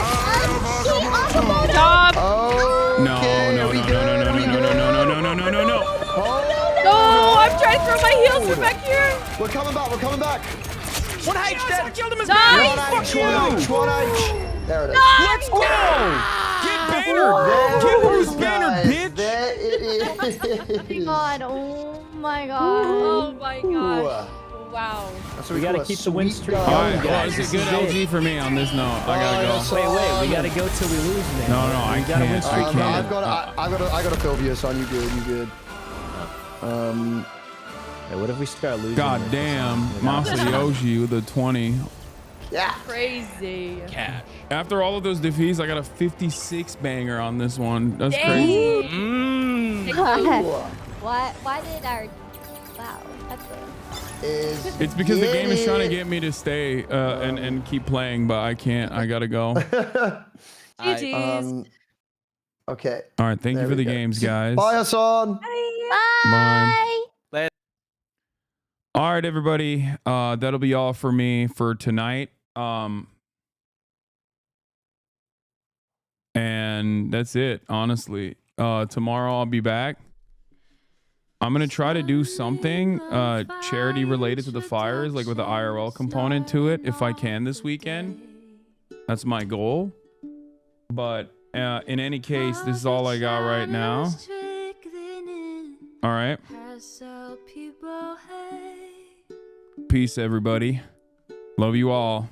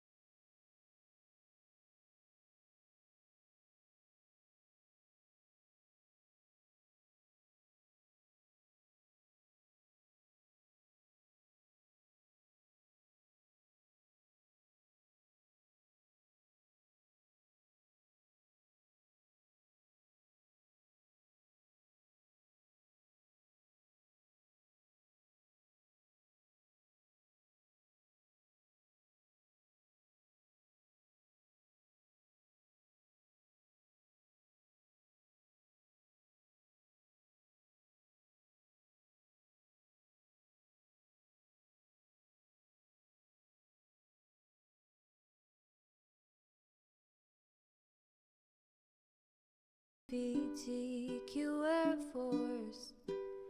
The hole left at your fingertips, on at your door.